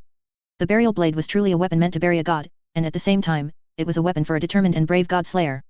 The more he understood this, the more irritated Flesh and Blood became. He was increasingly unable to suppress Germain. Forget about transforming him later, now, even reliably killing Germain was a problem. However, no matter how sharp the burial blade was, Flesh and Blood's self-healing speed was extremely fast. He could continuously use the residual flesh and blood nearby to replenish his consumption. But how long could this state last? The storm was constantly destroying his flesh and blood net left in the air. He would soon lose his supplies. Suddenly, a thought flashed through his mind.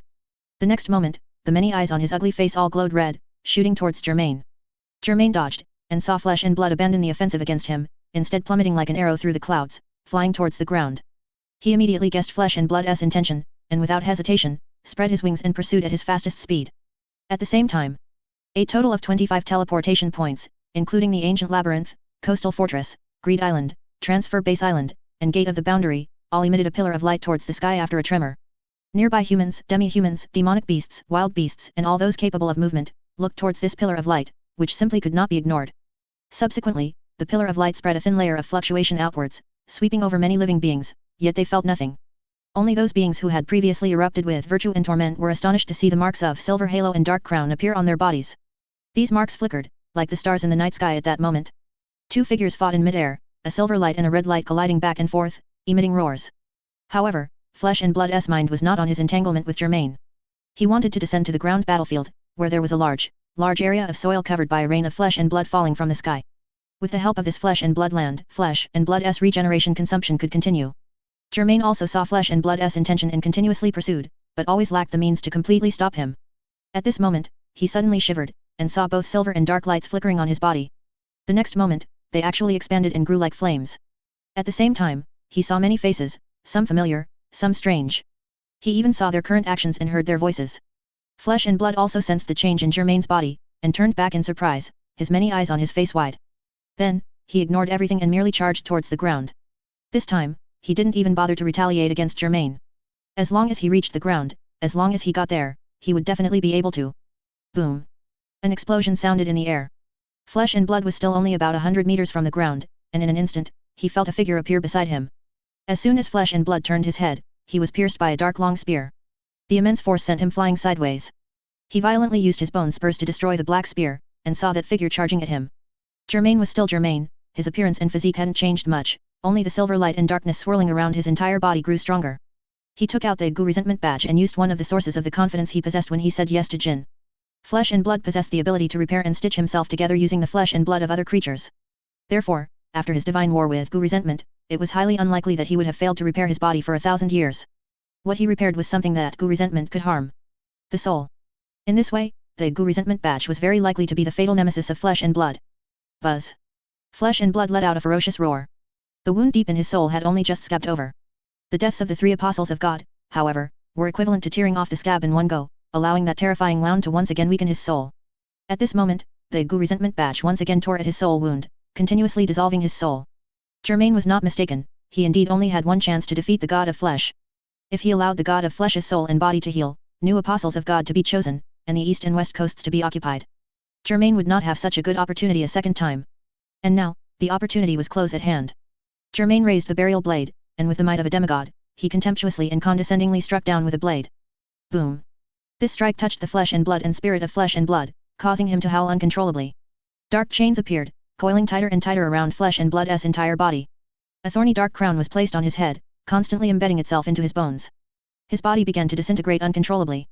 Asymmetrical horns, numerous compound eyes, a mouth full of sharp teeth, a pair of bone spurs, scales, tumors, dissolved one after another. Human. He glared at Germain with venom. Human. He failed to finish his words before his body completely disappeared. Only a pair of eyes remained on that head, now devoid of expression. Pfft. That head, wearing the dark crown, exploded and shattered into dust. Germain's feet landed on the blood-stained ground, his silver wings and black robes dissipated into specks of light, and the blood-soaked burial blade vanished with them. A crimson surge entered his body, and an emblem appeared in his palm, ghastly red and covered in fleshy growths. Flesh emblem, possesses the ability to fleshify most things, living or dead. Targets that have been fleshified will be under your control. He then looked at his hunter badge and found that it had also changed, transforming from its original incomplete fragment into a complete crescent moon. Hunting emblem, there will be no obstacles for transfers between all lanterns, you can transfer freely. Setting lanterns will have no restrictions, you can transform your own nin into a lantern. Absorb the nin of dead prey or all living beings near a lantern for your own use, whether it is nin of virtue or nin of torment, all are treated equally.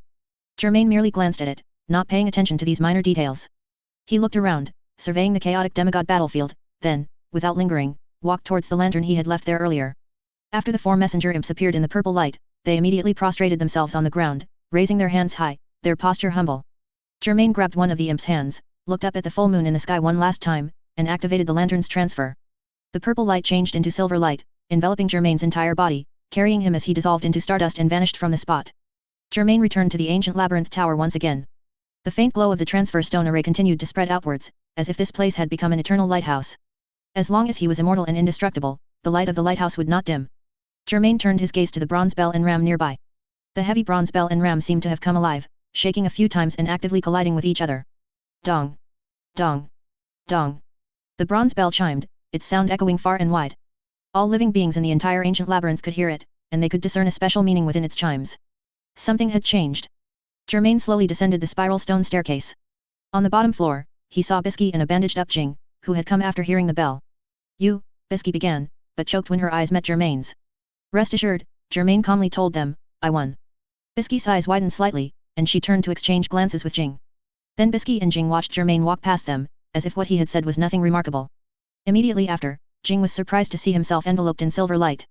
The pain in his body rapidly receded, and some visible wounds healed at an astonishing speed. This is a healing ability? Wait, Bisky tried to stop Germain, we haven't discussed what to say. There are many V6 people outside, and HxH.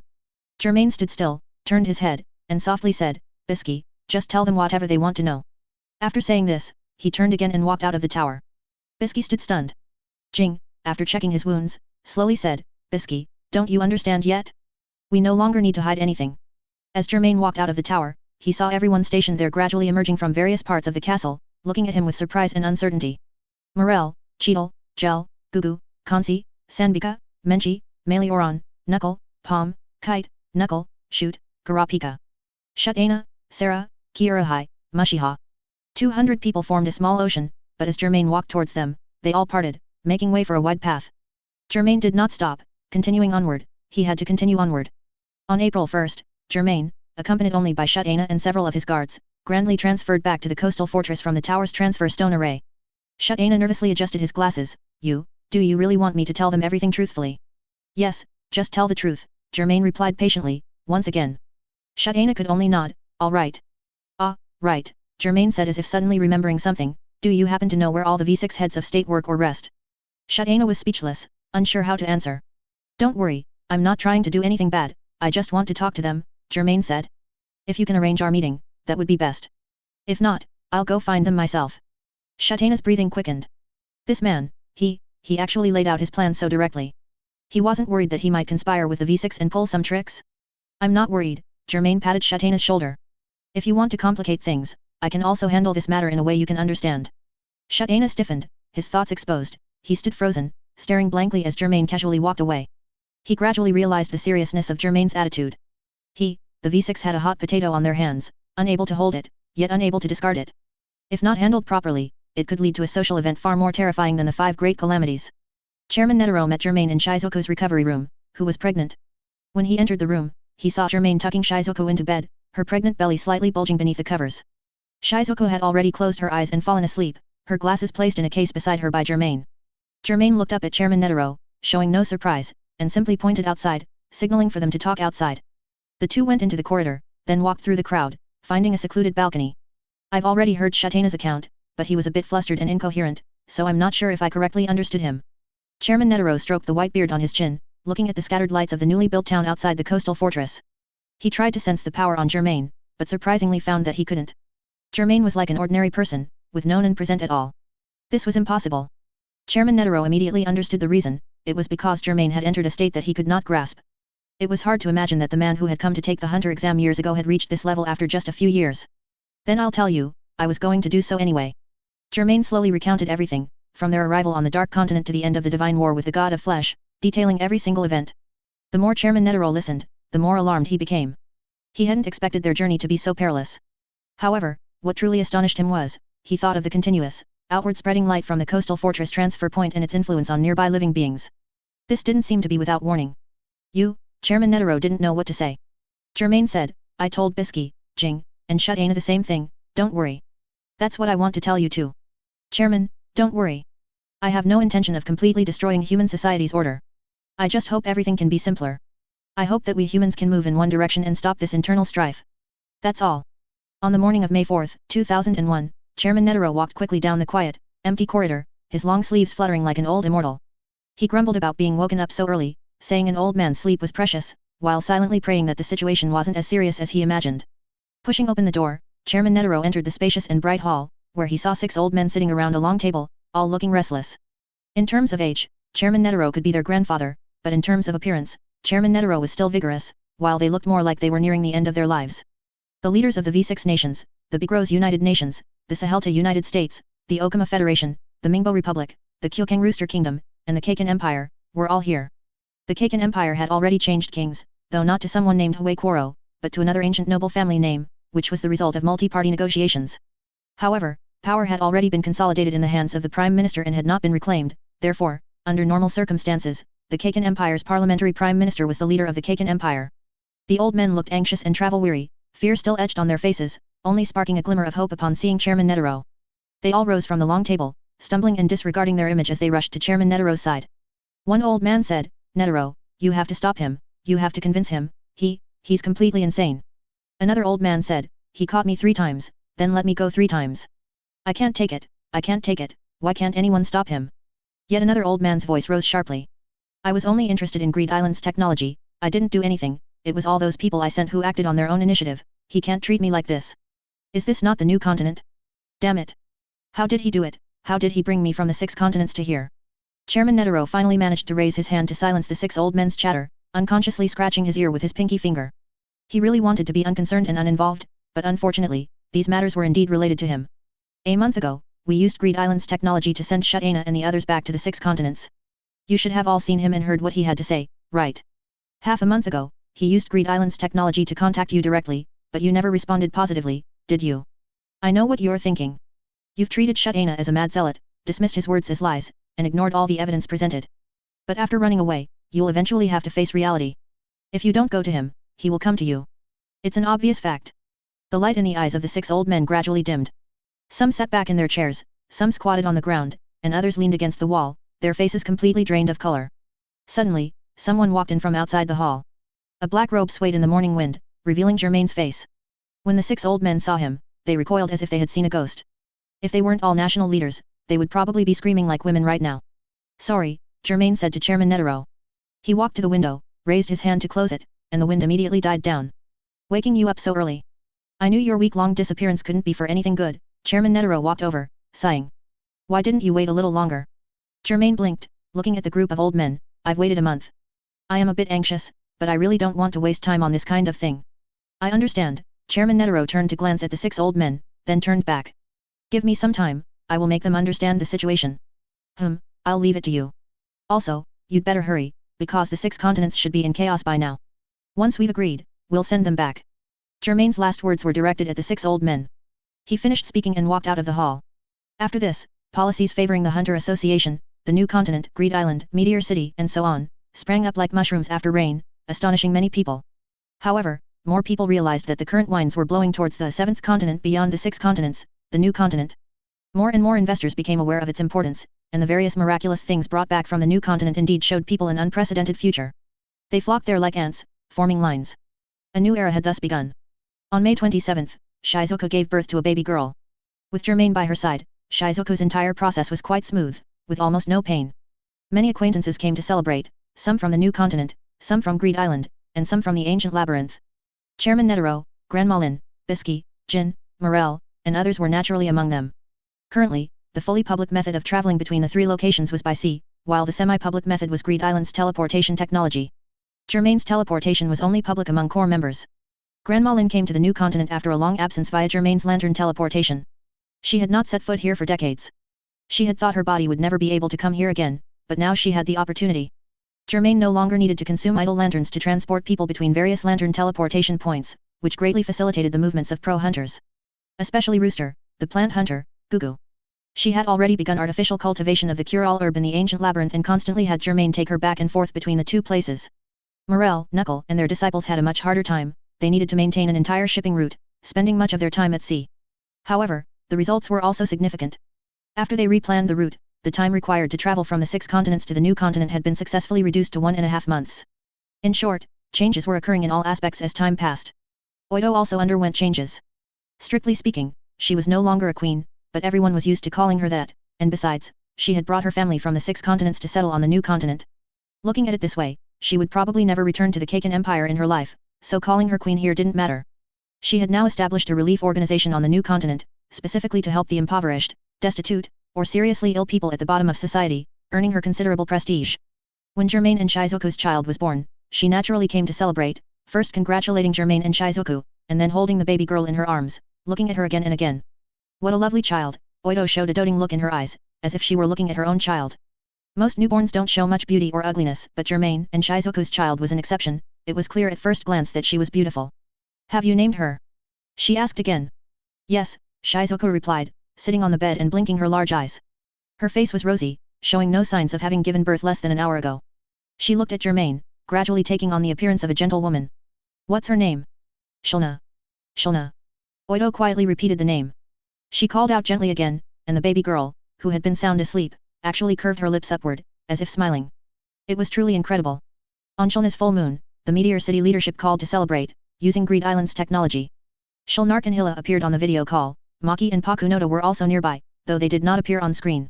After the usual praises and blessings for Shilna, Shilnark then spoke of the recent support Meteor City had received, expressing gratitude. Thank you, Germain, he said solemnly, his usual smile gone. We know who brought about the changes in Meteor City, and for that, we are very grateful. At the same time, even if you didn't intend to, you directly caused the downfall of the Kaken Empire's Hueguo royal family, avenging Sarasa. I believe that if Sarasa and Kurora knew of this in the afterlife, they would also thank you for your help. Hilla said the same thing. Currently, Meteor City still only has 3 elders, Shilnark, Maki, and Pakunoda. They weren't merely trying to seize power, more importantly, it was to ensure Meteor City moved in the same direction, and it was still better for them to govern for now.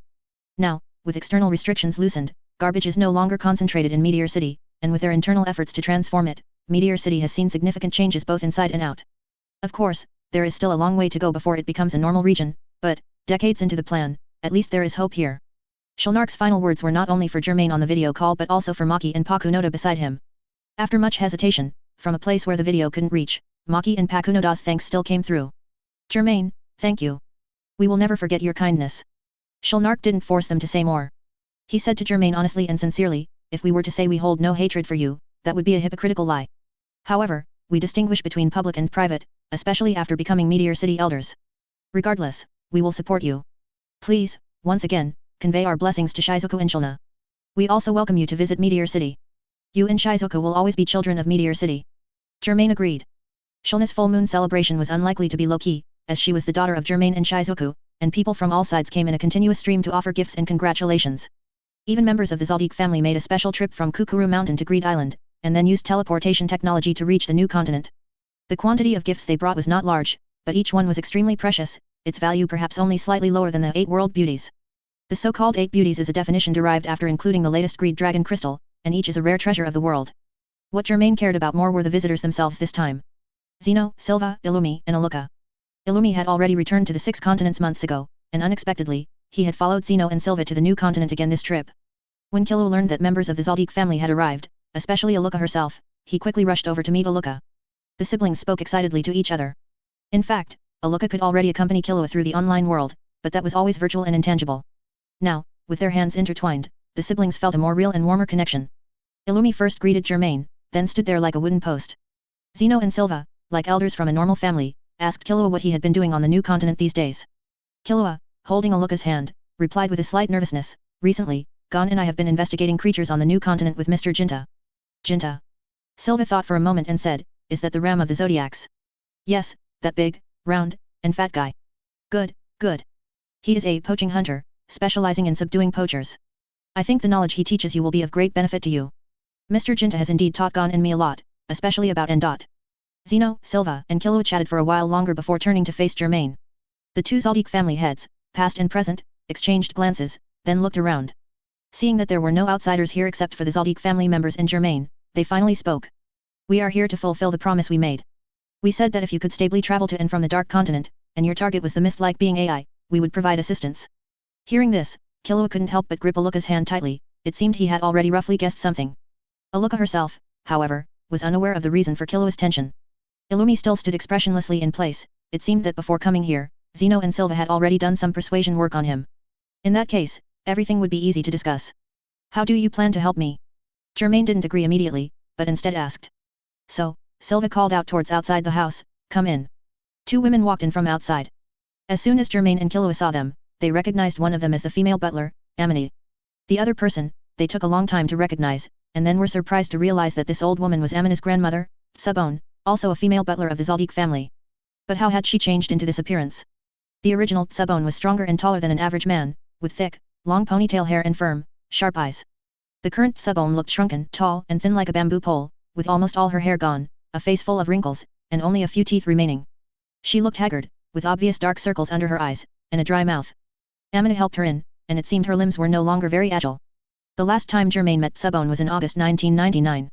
He hadn't expected that after more than a year, she would have changed into this appearance. As soon as Tsubone entered, instead of bowing to Zeno, Silva, Illumi, and Killua as she used to, she uncharacteristically knelt down towards Aluka.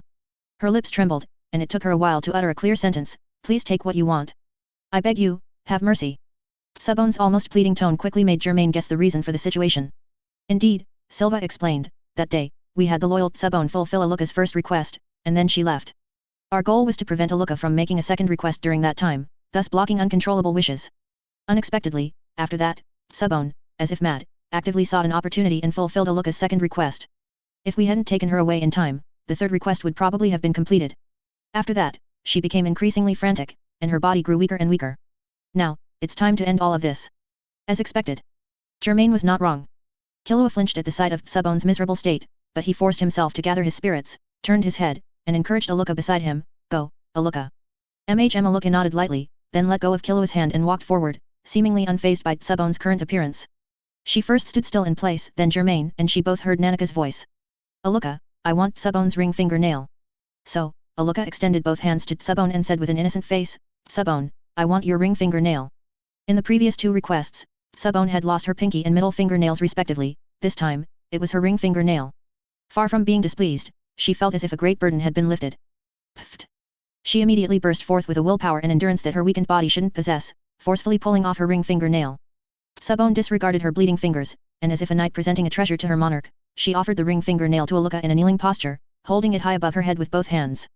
After Aluka received the ring fingernail, it quickly vanished in her palm. Germain keenly perceived where it went, the dark space. Immediately after, he and Aluka both heard Nanaka's voice again, "Aluka, let's switch places."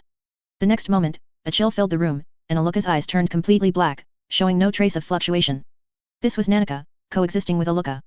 It was Germain's first time seeing Nanaka, but Nanaka, through Aluka's perspective, had seen Germain many times. She nodded gently towards Germain. Tsubone collapsed to the ground as if relieved, allowing her granddaughter Amina to stop the bleeding and bandage her. Zeno, Silva, and Illumi had all seen Nanaka, and more than once, but their expressions were highly tense. Because Nanaka seemed capable of granting any wish, but her methods of granting wishes were often unexpected. This was likely related to Aluka and Nanika's own perception. If you wished for money, she would directly teleport a large sum of money, matching the requested amount, to your vicinity. However, you would have to resolve all the subsequent problems arising from it yourself. If you wished for a person, that person might not arrive before you intact, or even alive. If you wished to kill someone, it might involve a large number of people just to thoroughly eliminate the target. At the same time, because of these subsequent problems, Aluka's later requests would also increase in difficulty, which could be said to be completely unreasonable. Make a wish, Silva told Killua, wish for your favorite chocolate, that way the subsequent requests should also be very minor. Killua, however, had his own idea, but he wasn't very sure, so he looked at Germain. Germain understood, and nodded. Encouraged, Killua took a deep breath, then walked up to Nanika, whose pupils were completely black. Nanika, please heal Tsubone's body. At these words, most of the people present were startled. Especially Tsubone herself, who had barely recovered her spirits, immediately said. Young Master Killua, there's no need to waste a wish on me. I can recover in a short time. She was actually worried that if a wish to heal her body was made, the subsequent 3 requests would become very tricky. The other members of the Zaldik family thought the same and were about to stop him when they heard Nanika had already agreed.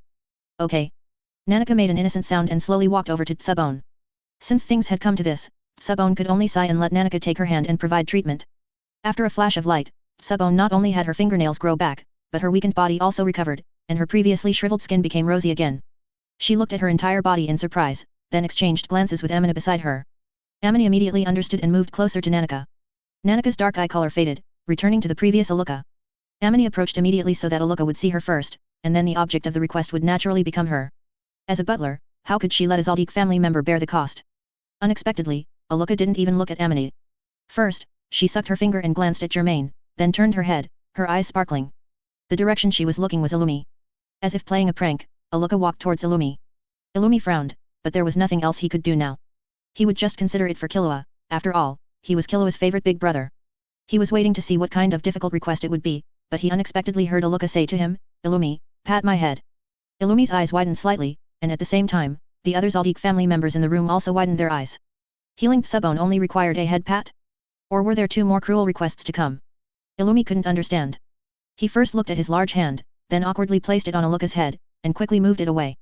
Aluka, however, smiled sweetly and then made a face at Illumi, sticking out her tongue, this is a prank from me and Nanika to you. She didn't demand the other 2 requests and just turned around, which greatly surprised Illumi. Afterward, she walked back to Killua's side, and before she even reached him, her legs gave out, and she almost fell to the ground. As if he could foresee it, Killua immediately reached out and caught her. Everyone watched as Aluka, already in Killua's arms, closed her eyes and fell asleep. What's going on? Silva asked with a frown, knowing that Killua must understand the situation. Killua gently stroked the back of Aluka's head and explained without surprise, Nanika is not skilled at healing, so she needs to personally touch the target. And healing is too physically exhausting for them, so after a wish is granted, they immediately fall asleep. Besides that, when a healing type wish is made, they only require 1 request, and this request will be very easy to fulfill, with a very low cost. Aluka and Nanika are not the monsters you imagine them to be. They are simply genuinely helping kind people and cursing those who are greedy. Aluka and I don't want Nanika to leave. She is already my sister, even if she were to leave, it must be Nanika's own will. Killua had already decided to protect his 2 sisters, Aluka and Nanika. This was the most important reason he had trained diligently with various pro-hunters in the new continent. He would never let go. Zeno, hunched over, stroked his long beard and said, Killua, you must understand, even so, Nanika is dangerous. That's not her fault, it's the fault of those greedy people who only know how to take and not give back. Killua was very emotional. Aluka stirred in his arms, as if startled awake by his voice, but fortunately, she did not open her eyes. Killua comfortingly stroked Aluka's head again, a pained expression on his face. Perhaps it is as you say, Zeno said, but the world is never short of greedy people with ulterior motives, and such things are unavoidable. If that's the case, I will protect them, Killua said softly and firmly. Zeno pursed his lips, his hands clasped behind his back, unsure what to say. At this moment, Illumi spoke, his tone as cold and unvarying as ever, you protect them? How will you protect them? Killua looked at his elder brother coldly, do you want to try? Alright. Illumi flicked his hands, and several golden needles were folded between his fingers. He didn't mind truly teaching Killua a lesson, believing that Killua would understand his elder brother's intention. Killua tensed his entire body, one hand already reaching for the yo-yo on his waist, which his second brother Miluki had made for him. Enough, Silva interrupted the fratricide loudly, then looked at Germain, I want to know what your attitude is. Killua's desire to protect Aluka and Nanika is understandable. However, Illumi's concerns are also very real. Grandpa's Ixnan ability also cannot solve the problem of Aluka and Nanika. If there is one person in the world who can solve it, it should be you, right? Germain. Everyone's gaze turned to Germain, especially Killua, whose eyes held a hint of anticipation. Germain indeed had a plan. I do have a way now. While it can't be completely cured, it's enough for them to live like normal girls. I believe that Nanika is an extremely special existence even among the mist-like being AI. I only fully understood her recently. Her source is in the darkness, and the problem with Zig also originates from the darkness. Solve the darkness, and their problems will be easily resolved. Killua was a bit confused and asked, what is the darkness? Germain did not answer this question. He believed that if necessary, the Zaldik family elders, who already knew the inside story from Germain, would explain it in detail to Killua. I will seal their cajoling and wishing, Germain said. As long as I am not dead, they will never be able to use their abilities. Illumi hadn't finished his full skeptical remark when he saw Germain look at him. Then, his hands became disobedient. Clink, clink, clink. The golden needles, which were Illumi's weapons, all slipped from his fingers and fell to the ground. As a manipulation type non-user, he was manipulated in reverse. His scalp tingled, and he then tightly closed his lips. Germain looked at Zeno, Silva, and Killua again, especially Killua, staring into Killua's eyes. This is the best solution I can offer. Silence fell in the room for a moment. Zeno sighed and looked at Silva. As always, you are the head of the family, you make the decision. Killua, holding Aluka, also eagerly looked at his father. Assuming, Silva frowned, thought for a moment, and then said, assuming you can truly do such a thing. Then all right, let's go with this method. He looked down at his third son, Killua, you can accept this, right? Killua replied, when Aluka and Nanika wake up, I will tell them this good news.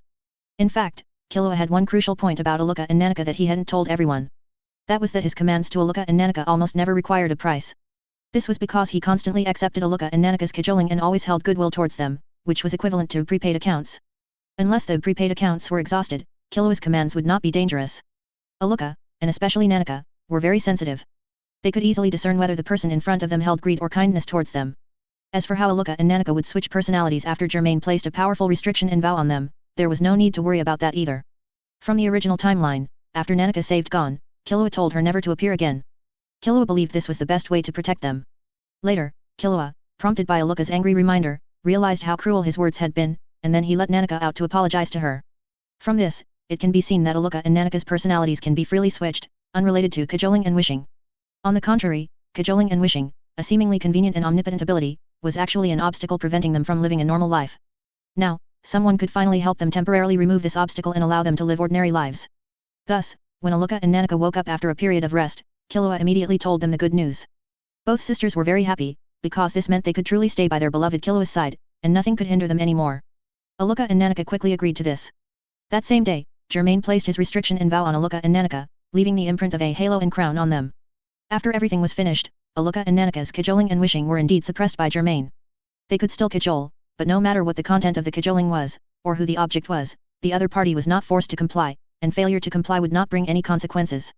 They could still grant wishes, but they could only fulfill things that two little girls could accomplish, such as peeling an apple for you. Killua, Aluka, and Nanika, as siblings, sincerely thanked Germain.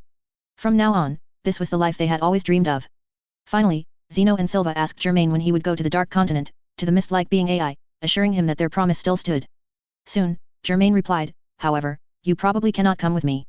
I have a premonition of the danger of the final leg of the journey. This is no longer something you can participate in. Zeno and Silva understood this and did not bring it up again thereafter. Then, their group stayed in the new continent for nearly 2 months, with the purpose of observing Aluka and Nanika's condition. The final conclusion was that Aluka and Nanika no longer exhibited monster-like abilities, and Germain's suppression was quite successful. Zeno, Silva, Illumi, Subone, and Amina then left with peace of mind. Killua, Aluka, and Nanika, along with Gon and the others, began their new life in the new continent.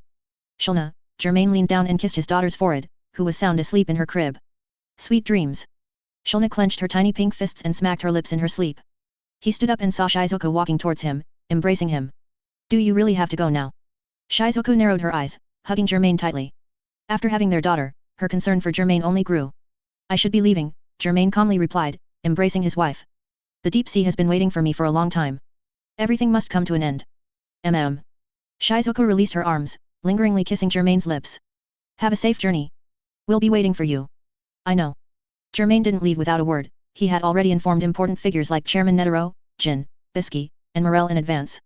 Now, after bidding farewell to Shizuku and Shulna, he was about to embark on his final journey. Whoosh! With the help of the lantern, he effortlessly teleported to the deep sea gate.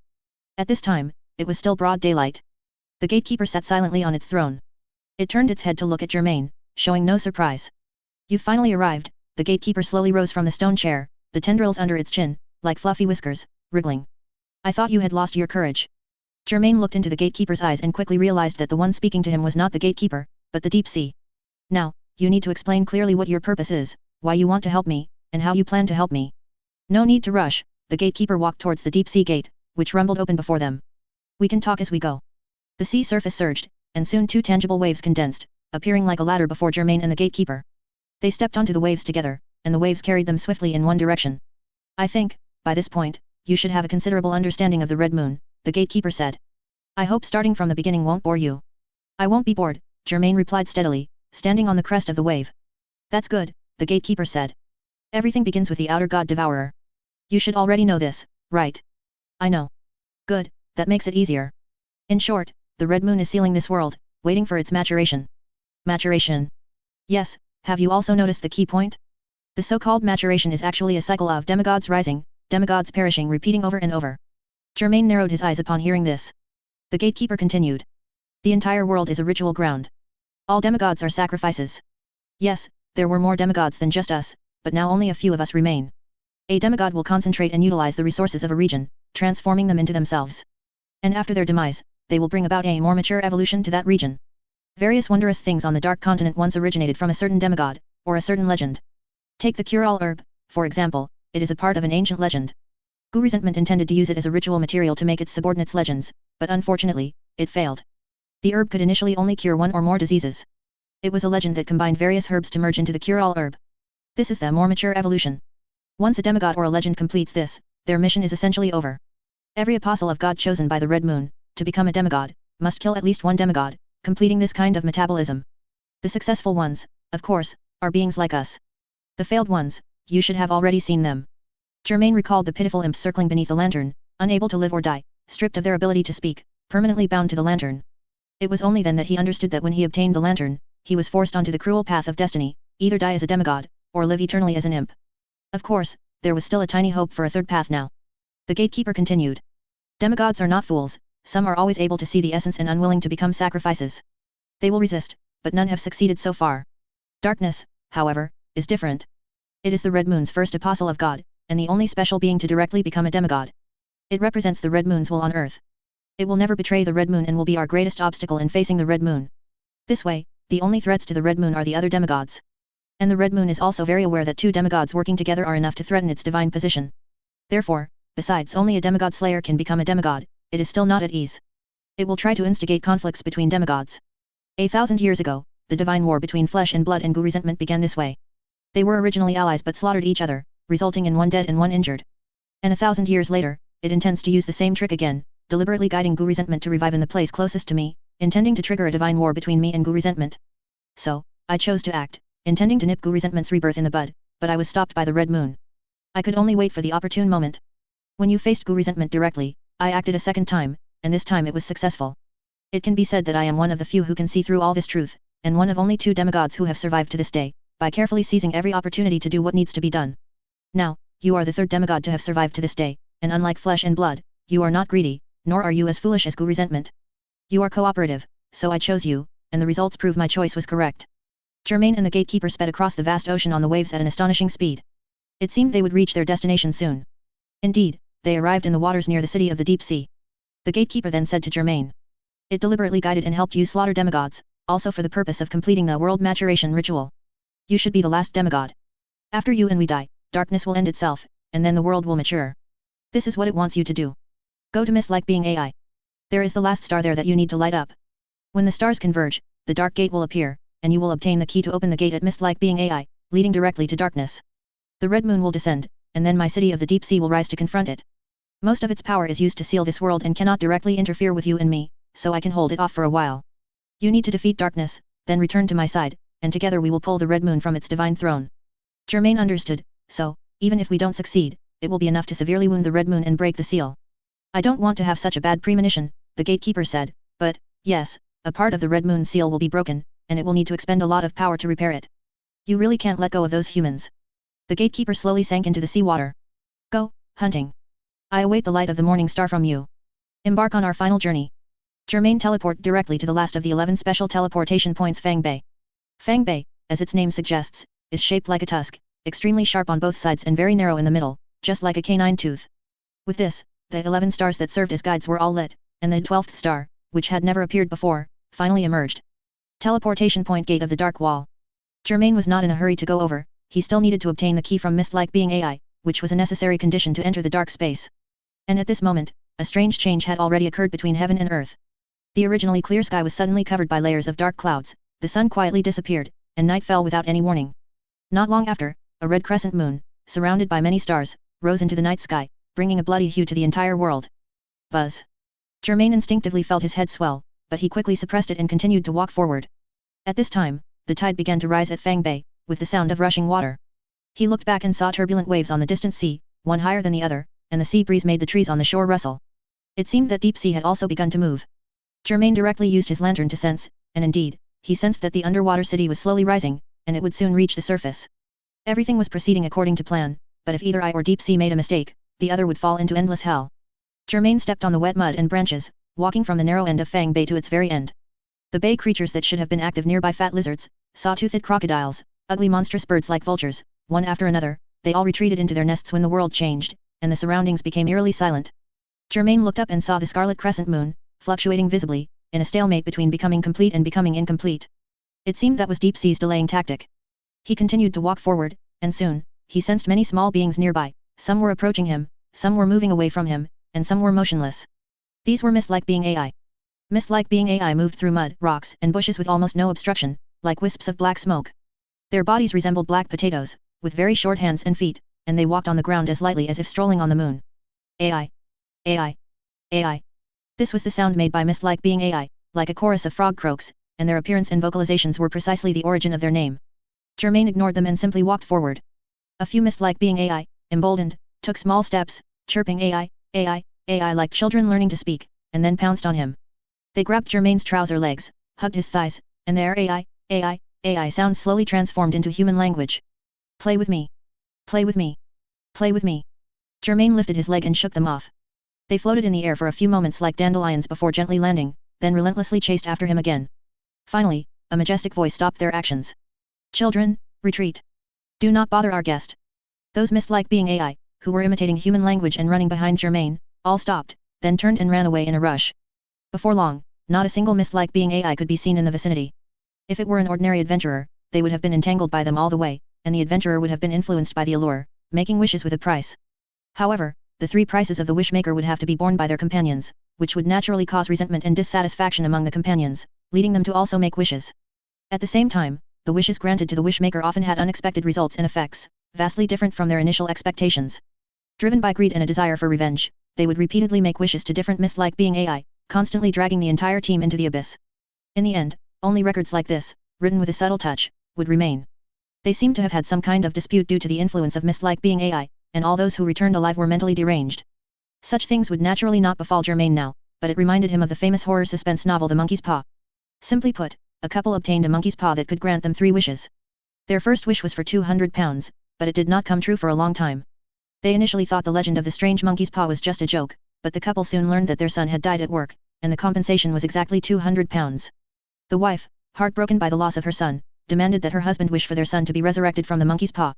The husband was forced to make the second wish, and as a result, a violent knocking sound came from outside the house. The wife frantically wanted to open the door, but the husband keenly realized that the sound outside was too terrifying, not something a normal human could make. Had their son really been resurrected? Even if he was he still human? The husband was filled with dread at the thought. So, in fear, before his wife desperately and hysterically opened the door, the husband made the third wish to the monkey's paw. In the end, nothing was left outside. Germain did not believe in perfect wishes, even wishing to a divine dragon required collecting 7 dragon balls and had limitations on revival. All gifts of fate have already been marked with a price, and the dark could almost apply to the monkey's paw, mist-like being AI, and Germain himself. The voice came from the front, and suddenly 2 huge figures appeared ahead, clearly 2 giants sitting at the mouth of Fang Bay. The 2 giants, a man and a woman, both had silver hair and wrinkled skin, appearing old and frail. The old man's chin was covered by a thick beard, making him look like a fisherman or hunter. The old woman, however, had a gaunt, lifeless face, her eyes motionless, as if she had been dead for a long time. They were the greedy and mad old giants, the source of calamities here. Germain had no fear at all and walked directly towards them. Originally, we might have had to fight, the old man shook his head, but we could never be your opponents. Besides, we already know your purpose. He extended a hand, and an old, silver-grey lantern slowly emerged. Please take it, I believe that Lord is already waiting for your arrival. Germain did not ask for the 3 original waters, he simply teleported to the deep sea gate. Then, he saw the wall folder between 2 towering world trees, and the gate on the wall. The patterns on the wall were still familiar, like rolling waves, but they were also different from the deep sea gate. Now it seemed that what they actually symbolized should be the black mist, merely appearing like waves. This time, there was no wall facer to stop him or throw him away, there was only a gate and an empty, silent environment. Germain looked back into the distance and saw the fiery volcanoes rooted beneath the world trees. At this moment, they were all like dormant volcanoes, completely inactive, without even a flicker of fire or thick smoke. He could only see the scarlet crescent moon hanging high in the night sky above these now silent volcanoes, appearing to be closer to full than before. About 2/3 of the way to a full moon remained. Germain turned around and walked towards the gate, holding the lantern given to him by the greedy and mad old giant, which also served as a key. He lifted the iron ring of the lantern. Unlike most lanterns he had encountered before, this one emitted a silver light. As Germain raised the lantern, the gate rumbled open inwards, revealing a world of darkness. Germain stepped inside, and after only a few paces, the gate rumbled shut behind him and vanished without a trace. Thus, Germain found himself in a completely dark, empty world, with only the lantern in his hand providing a light source. He held the lantern and walked forward cautiously, his footsteps echoing.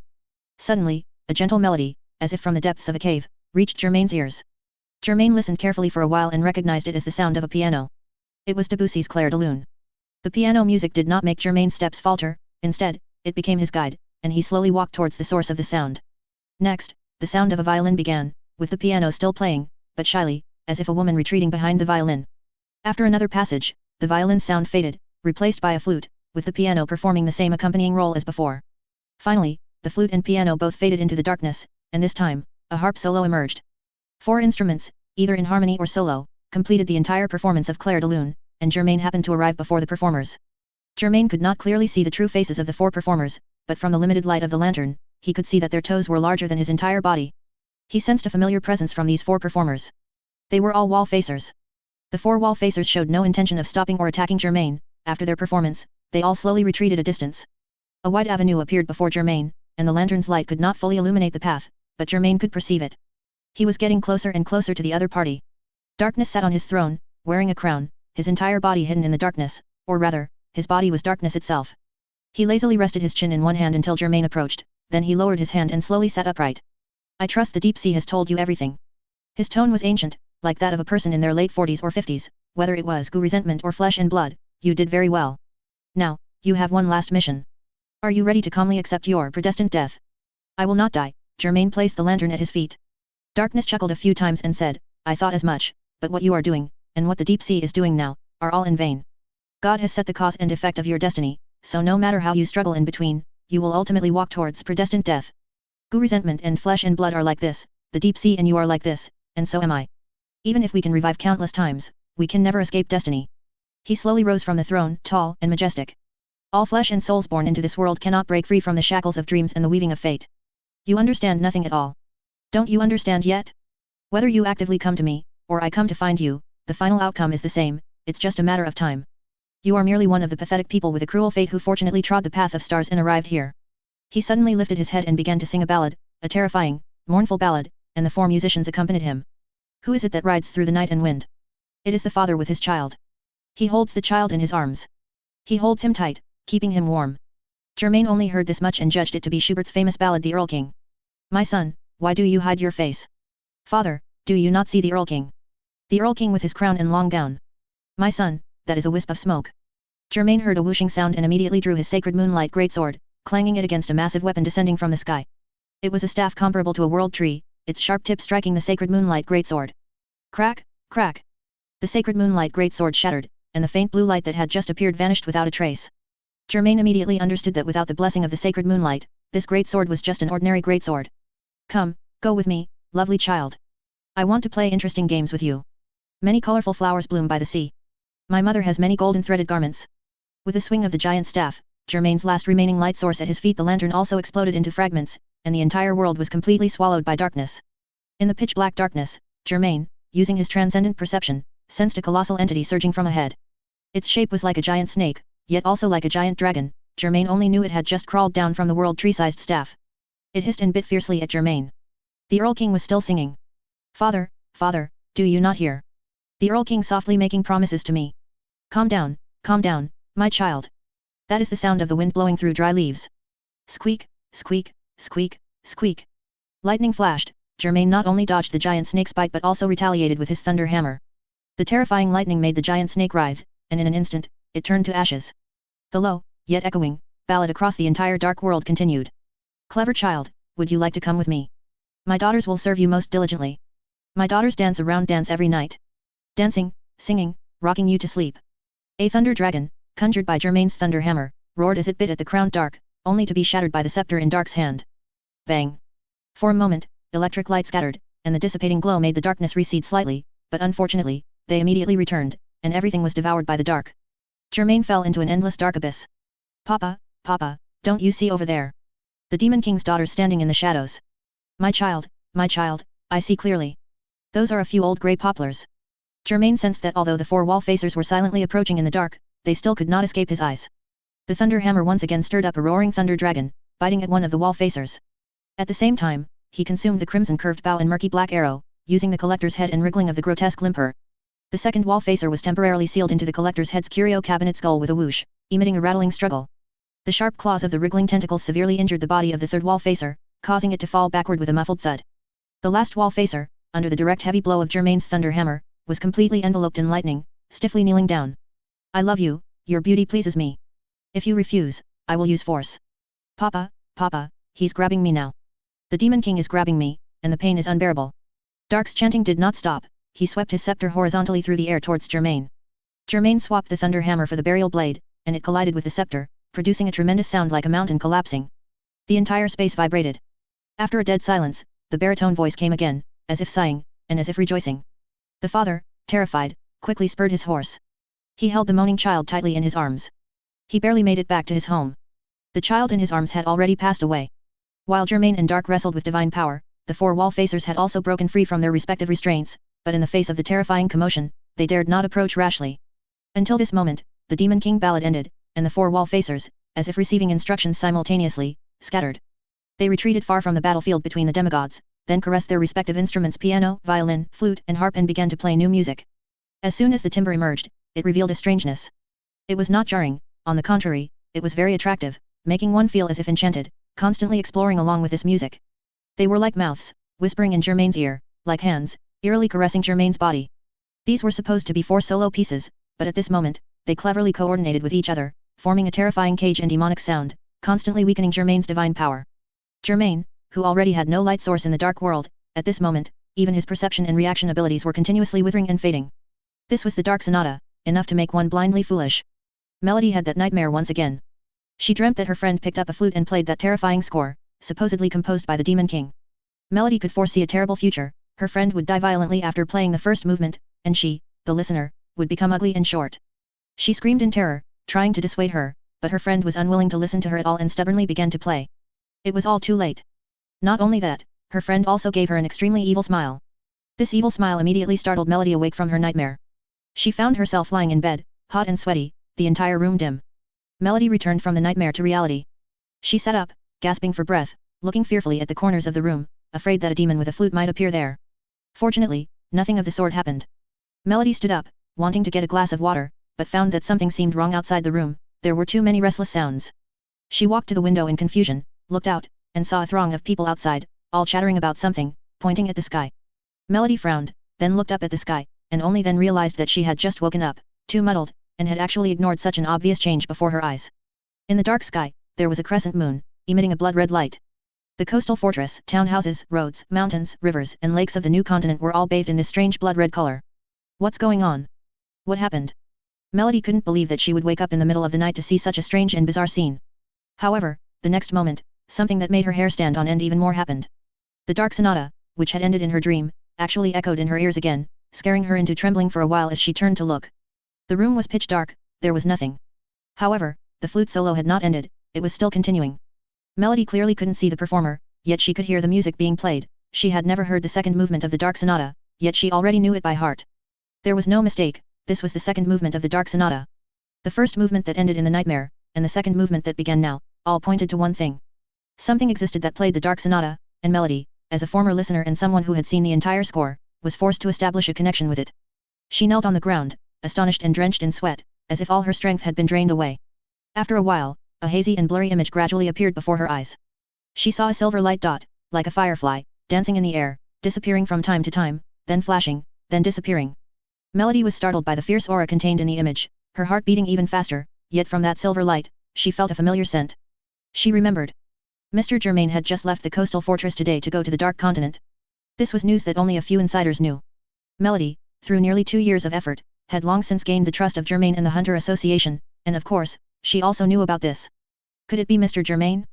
It must be him. Melody couldn't help but recall her conversations with Germain when they first met on Greed Island. At that time, Germain said to Melody, "I agree with your idea of destroying all dark sonatas, and I support you in doing so. You need trustworthy companions and you need to know more. If you are ready, go find Duan and List, and tell them that I have given my permission. Remember, once you decide to side with us, there's no turning back, just like the solo piece in your memory. Once it starts playing, there's no way to stop it, it will be forever etched in your mind, becoming an unforgettable nightmare." Melody's teeth chattered, her eyes wide, her breathing becoming increasingly rapid. But her strength had unknowingly returned, prompting her to crawl up from the ground and reach for her weapon, which she had always treasured, her flute. Melody walked alone towards the basement. Germain was dizzy and confused within the pieced-together dark sonata, yet he still managed to withstand the offensive coming from darkness. The offensive of darkness was not swift, but every strike went straight for the vitals, leaving absolutely no room for maneuver. Only during the interval after the first movement ended did Germain have the strength to counterattack darkness, deflecting its moves one by one. However, when the second movement began, he once again fell into a disadvantage, suppressed by darkness, with only a momentary respite. He had to use his constantly weakening senses to discern the position of darkness, and rely on extremely distorted movements to dodge its attacks. Countering became increasingly difficult, while getting injured became easier and easier. The injuries accumulating on Germain grew steadily worse, while darkness likely only bore a few wounds he had inflicted. If this continued, he might not last until the end of the second movement before being severely wounded by darkness. But he had to hold on until the second movement finished, because he knew a brief interval would appear then. As long as he seized that interval, there was still a chance. As if seeing through Germain's thoughts, darkness let out a mocking laugh that echoed throughout the endless world. "You want to seize that fleeting opportunity? No one has ever managed to do such a thing. You might as well try, let me see why you managed to reach this point." The burial blade and the Demon King's scepter clashed once more, but the spreading ripples failed to interrupt the dark sonata. It continued on. However, at that moment, a very faint anomaly appeared. It was like a noise, abruptly cutting into the strange and terrifying music, instantly destroying the overall aesthetic. An ordinary person might not have noticed it, but almost everyone here possessed extremely high musical attainment, so there was no way they wouldn't hear it. Darkness frowned. "A human is actually playing the dark sonata right now? Ah, it's the solo piece belonging to the flute, which I tossed into the human world on a whim long ago. After enduring for so many years, did they finally succumb to greed, or perhaps, were they seeking death?" Inspired by Providence, Germain gained a respite within this rhythmic noise and gradually regained his clear thoughts. Whoosh! He spread his silver wings, abandoning darkness, and shot like a bolt of lightning toward one direction. Darkness turned around and snorted coldly. Its demigod power transformed into a gigantic palm that smashed down upon Germain with the weight of Mount Tai. Boom! Germain, however, escaped at the limit, continuing his rapid flight, and arrived in front of a wall facer in the blink of an eye. In truth, the dark sonata had not stopped at this time. The 4 wall facers were each performing their duties, playing their respective instruments. However, the suddenly appearing flute dark sonata destroyed the overall balance, causing a slight disruption in the rhythm of the entire sonata. It was this slight disruption that allowed Germain to recover most of his sanity and senses, prompting him to make an immediate decision. Wielding the burial blade, he found the wall facer holding the flute and pulled out the Gu resentment badge. The next moment, the Gu resentment badge acted like a black hole, violently pulling the wall facer before him, causing it to let out a painful wail and involuntarily stop playing. Naturally, Germain would not let this opportunity slip by. The burial blade suddenly extended, like the god of death, severing the wall facer's head and claiming its life. The first wall facer was dead. Moments later, Germain obtained a dark sonata flute via the hunting badge. He turned around. Darkness remained silent. The 3 surviving wall facers dared not stop playing, yet they were terrified, unsure which of them would be next. Clatter. Melody collapsed onto the cold floor of the basement, the flute rolling away. Her hair was now completely gone, her entire body covered in terrifying scales, her already marmot-like incisors had grown even larger, and her fingernails had become long, slender, and sharp. As an user, as a former listener, she had only managed to persevere through one movement before she could no longer continue. Even so, she had inevitably transformed into a monster. Anyone who broke into the basement now would probably be frightened by her appearance, wouldn't they? But Melody had no regrets. She had played the flute with a mindset of seeking death, meaning she possessed that level of awareness and courage. Her goal was to destroy the dark sonata, and also for the long-hidden extravagant hope in her heart to take revenge on the Demon King. And in the hazy darkness, she confirmed that the silver speck of light was none other than Mr. Germain. She had helped Mr. Germain. Melody couldn't help but smile slightly, though with her current face, the movement of her lips made her look even more terrifying. Even she was afraid to look at herself now. She crawled forward on the dark, damp floor like an injured mouse, until her fingers finally touched the flute that had rolled away. Melody clutched the flute tightly in her palm, tears flowing uncontrollably. Her body grew weaker and weaker. Amidst sobs, she waited for death to arrive in the darkness. Yet, at this moment, memories that should have been long sealed away gradually awakened. She remembered her past with her friends. They had all been members of the woodwind section of the same orchestra. They had finished their orchestra performance less than an hour before getting drunk and playing the Demon King's piece. What had the orchestra played that night?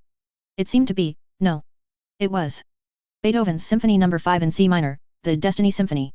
The entire orchestra's performance of the Destiny Symphony sounded in her ears. She saw them, her companions who had either died or left. Melody brought the flute to her lips, trembled for a moment, and then calmly joined her companions, playing the passionate and beautiful Destiny Symphony together. She absolutely would not yield. An incredible silver light burst forth from her, shining brightly, as if a star had been plucked from the heavens and hidden within this small basement.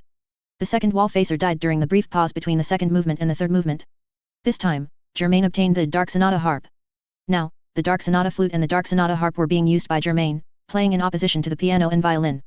The two wall facers who should have died were instinctively using their respective instruments under the control of the flesh emblem. The dissonance in the music caused the cage and restraints that should have been placed upon Germain to completely vanish. The living wall facers could not even stop now, otherwise the Dark Sonata played by the deceased wall facers would turn against them, and perhaps even against darkness. The four wall facers had to continue playing endlessly until this frenzied battle of the demigods concluded. Germain could finally move freely. Raising the burial blade, flapping his silver wings and black robe, he propelled his entire body and shot toward darkness, who held the Demon King's scepter. Come on! Crack! The huge wall between the world trees shattered, and countless dark mists surged out from the opening, slowly spreading like ocean waves. A wall facer, completely black, stumbled out from it and fell weakly to the ground, his violin flying to the side. Then, the violin was manipulated to float up, paused in midair, and then suddenly shot towards the wall facer. A bloody hole had appeared on the wall facer's chest at some point, gushing blood. The violin flew over and, with a thud, forcibly plugged the wound like a cork. However, the wall facer did not like it. He wailed and lay on his back on the ground. A silver light shot out from the wall like an arrow, landing with a whoosh beside this wall facer, revealing Germain's figure. The third movement ended, and it was also the death knell for the third wall facer. However, although Germain had dealt with the third wall facer, Dark had simultaneously dealt with two wall facers controlled by the flesh emblem. As a result, Dark still had one wall facer by his side, and the previously somewhat stalemated situation was broken again. A moment later, the fourth and final movement of the Dark Sonata began with a piano solo. However, the Dark Sonata's influence on Germain was no longer significant. Thump, thump, thump. Heavy footsteps came from the dark world behind the wall, and Dark, holding the Demon King's scepter, finally revealed his true form under the blood-red night sky. He wore a ferocious crown, and his robe, like a cloth stained with black ink, dragged long on the ground. Upon closer inspection, the Demon King's scepter was indeed made from the world tree, and it must have been from the most magnificent and towering one. He looked up at the still incomplete blood moon, then turned his gaze to Germain. I didn't expect you and Deep Sea to be able to achieve such a degree. In that case, I cannot fail the mission God has given me. Dark, holding the Demon King's scepter, hammered it into the ground, and a black wave spread out, collapsing the surrounding wall, world tree, and the foot of the volcano with a roar. Everything mixed together, flying chaotically. A black projectile shot out from somewhere, injecting itself into Dark's robe, followed by a second black projectile, which also merged into Dark's body. Germain understood almost instantly what it was. It was the residual power of the deceased wall facers, converging into Dark's body. Indeed, a third black projectile emerged from the wall facer lying on the ground and plunged entirely into Dark's body. Finally, the piano music abruptly stopped. The fourth movement of the Dark Sonata had barely begun before there was no continuation, and a black projectile shot into Dark. The power of all four wall facers was now in place. Dark's physique did not grow larger, instead, he continuously shrank, as if compressing all his energy as much as possible. He stopped when he had shrunk to only 2 meters tall and then walked towards Germain. The Demon King's scepter in his hand split into two. In his left hand was a pocket watch with a long chain, and in his right hand was a great sword fused with his right arm. Germain, holding the burial blade, also slowly approached. When the two demigods were only a few steps apart, they moved simultaneously, and several clangs were heard as the Demon King greatsword and the burial blade clashed head-on in midair multiple times. Sparks flew, and silver and black light erupted. Suddenly, Dark's left hand lowered the chain, letting the pocket watch sway left and right, and a large expanse of dark blackness swallowed them. The next moment, the darkness receded, and the scene abruptly changed. Germain parried the Demon King greatsword with the burial blade, stepped back, and observed his surroundings like lightning, then slightly surprised to discover a fact. He and Dark had been instantly teleported to Fang Bay, the dwelling place of the mist-like being AI. This was an unexpected yet reasonable occurrence, as Dark's abilities were inherently related to space. Germain could still feel the giant of greed and madness, and many mist-like being AI, fearing the power of the two demigods, had already hidden themselves. Dark, on the other hand, raised the Demon King greatsword, which was fused with his right arm, high and swung it down. Boom! The entire Fang Bay was diagonally cut with a deep chasm, and water as black and viscous as ink instantly surged out from the chasm. And countless mist-like being AI, as well as the giant of greed and madness, were now forced to appear on the black water, struggling like people about to drown. Germain glanced at them, then raised the burial blade and struck at Dark, but Dark blocked it with the Demon King greatsword. At the same time, the mist-like being AI and the giant of greed and madness all inevitably fell into the black water, scattering into countless droplets. Germain could not save them. They were like black starlight, converging upon the Demon King greatsword, giving it more intricate patterns and accumulating a vast amount of energy. The three original waters, guarded by the mist-like being AI, were clearly named by explorers based on the three primary colors, representing their ability to form all liquids. When a creature bearing the cost satisfied the mist-like being AI's three coaxing demands, the substances contained within the coaxing would transform into liquid in the dark space. If fewer than 3 coaxing demands were met, the liquid from the creature bearing the cost would be directly squeezed out. Many victims appeared flattened or like ropes for this very reason. All these liquids, in the dark space, would gradually transform into the primordial liquid of all liquids, the 3 original waters. With proper blending, the 3 original waters could, in turn, become any liquid. And now, the 3 original waters stored here all converged upon the Demon King greatsword, imbuing it with terrifying power as if enchanted. With his power fully charged, Dark immediately swung the Demon King greatsword at Germain. Boom! Germain realized something was wrong the moment Dark raised his hand, and with a flash of silver light, he flew away from his original position. And in the large area where he had stood, all trees, stones, and everything else protruding from the ground were flattened into pancake and pulverized forms with a roar. Ho ho! Dark chuckled a few times, then black wings grew from his back, and he flew towards Germain. He swung the Demon King greatsword to strike, and Germain raised the burial blade to block. Hiss, hiss, hiss. The next moment, Germain's arm uncontrollably twisted into a rope-like shape, blood splattering everywhere. The pain of his twisted arm did not interrupt Germain's thoughts, nor did it hinder his actions. The burial blade slashed diagonally, quick as a waning crescent moon, leaving a horrifying wound on Darkness with a hiss. Darkness merely glanced at the wound before throwing itself back into the fight with Germain. At the same time, Germain's previously twisted arm rotated in the opposite direction, and the gaping wound healed rapidly. After one slash, Germain was restored to his original state, as if he had never been injured. In the distance, the lantern teleportation point also lit up in time, its light column relentlessly radiating fluctuations in all directions, before gathering the light and darkness again. Like Darkness, Germain possessed the ability to collect the power of nearby life forms and use it for himself. Darkness was not surprised by this. It silently raised the Demon King greatsword and swiftly chopped down 3 times, representing its response. Boom, boom, boom.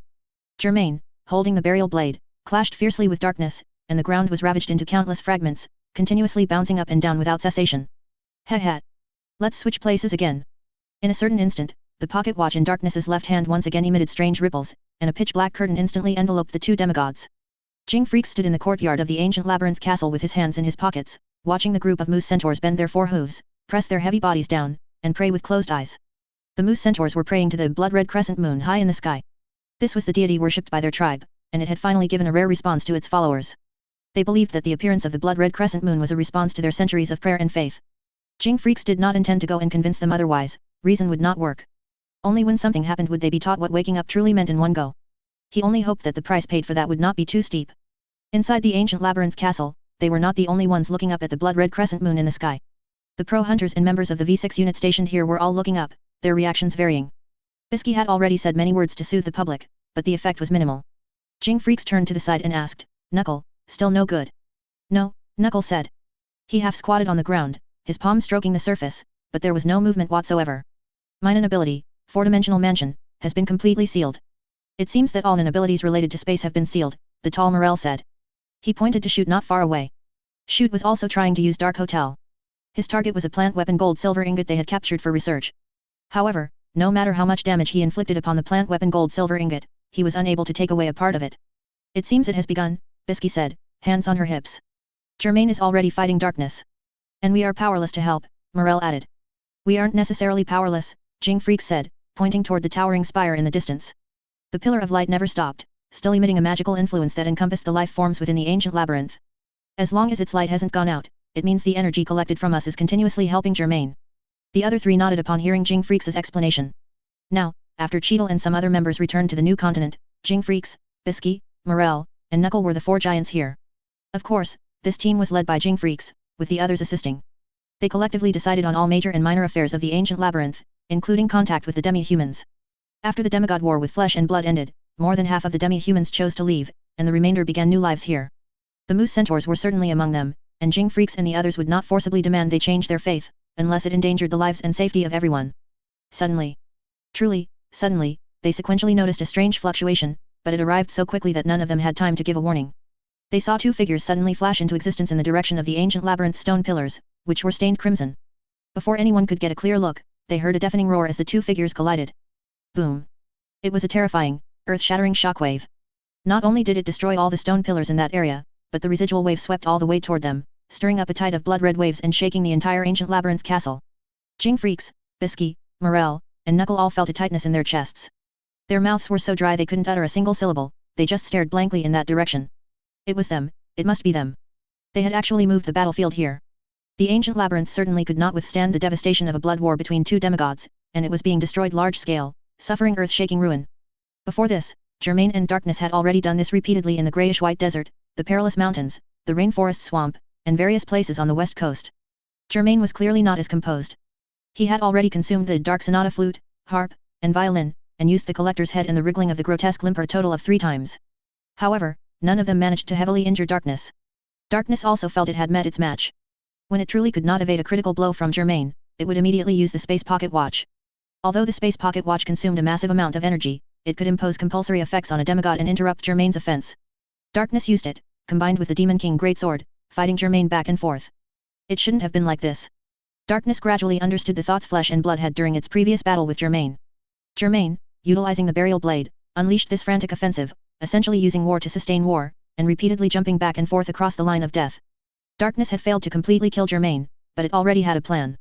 These humans, Darkness said, and those on the new continent and the 6 continents, they are both the life forms that give you more power and your weakness. Germain did not respond, continuously swinging the Burial Blade in his hand. Now, Germain could see the intent behind Darkness leading him to traverse multiple locations and constantly change the battlefield. The commonality of these battlefields was that each had at least one teleportation lantern nearby.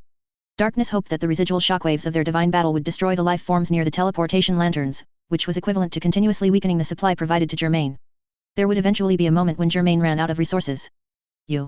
Darkness could not finish the sentence before seeing Germain place the Burial Blade in his left hand and materialize the Thunder Hammer in his right. ZZZZT. Lightning flashed, and amidst a roar, a Thunder Dragon spiraled out. The Lightning Dragon shook its long whiskers, stretched its serpentine body, and, with a shudder in midair, wrapped itself around Darkness like a noose. Darkness struggled but failed to break free. Instead, the flashes of lightning and thunder disturbed its entire body, and arcs of electricity tried to burrow into its physique like blood flukes. It immediately twisted its 2-meter-tall body, slipping out of the lightning dragon's noose like a fish, and with a flash of black shadow, instantly moved to a distant location. However, Germain had not struck when the lightning dragon bound Darkness, he chose this exact moment. He accurately predicted Darkness's flash step and landing spot. Almost as soon as Darkness moved, he raised the Burial Blade and Thunder Hammer and flew forward. Seeing Germain already right in front of it, Darkness frowned, having no choice but to use the Space Pocket Watch again, intending to interrupt Germain's assault once more. However, the Space Pocket Watch did not swing left and right as Darkness expected, instead, it froze in mid-air. It looked down in astonishment and saw that the Space Pocket Watch had been twisted into a strange, soft, hook-like shape. Unbeknownst to it, it had already been contaminated by the flesh emblem, covered in wriggling chunks of flesh, and its very nature had changed. It turned out that after the first forced teleportation occurred, Germain had noticed the oddity of the Space Pocket Watch. Therefore, every time, he deliberately clashed head-on with the Demon King Greatsword in Darkness's hand with all his might. He diverted Darkness's attention little by little, while simultaneously using the flesh emblem to contaminate the Space Pocket Watch bit by bit. Until this very moment. When the contamination reached a certain level, it exploded inside the Space Pocket Watch like a bomb. Pfft! The Space Pocket Watch burst open, and a faceless, alien-like snake emerged from it, biting towards Darkness's finger. Darkness sensed the same contaminating power of the flesh emblem emanating from that strange snake. It immediately flung its hand, throwing the shattered Space Pocket Watch and the strange snake away together. In a flash of lightning, Germain was already right in front of it, and Darkness had nowhere to retreat. Swish! The Burial Blade slashed in diagonally.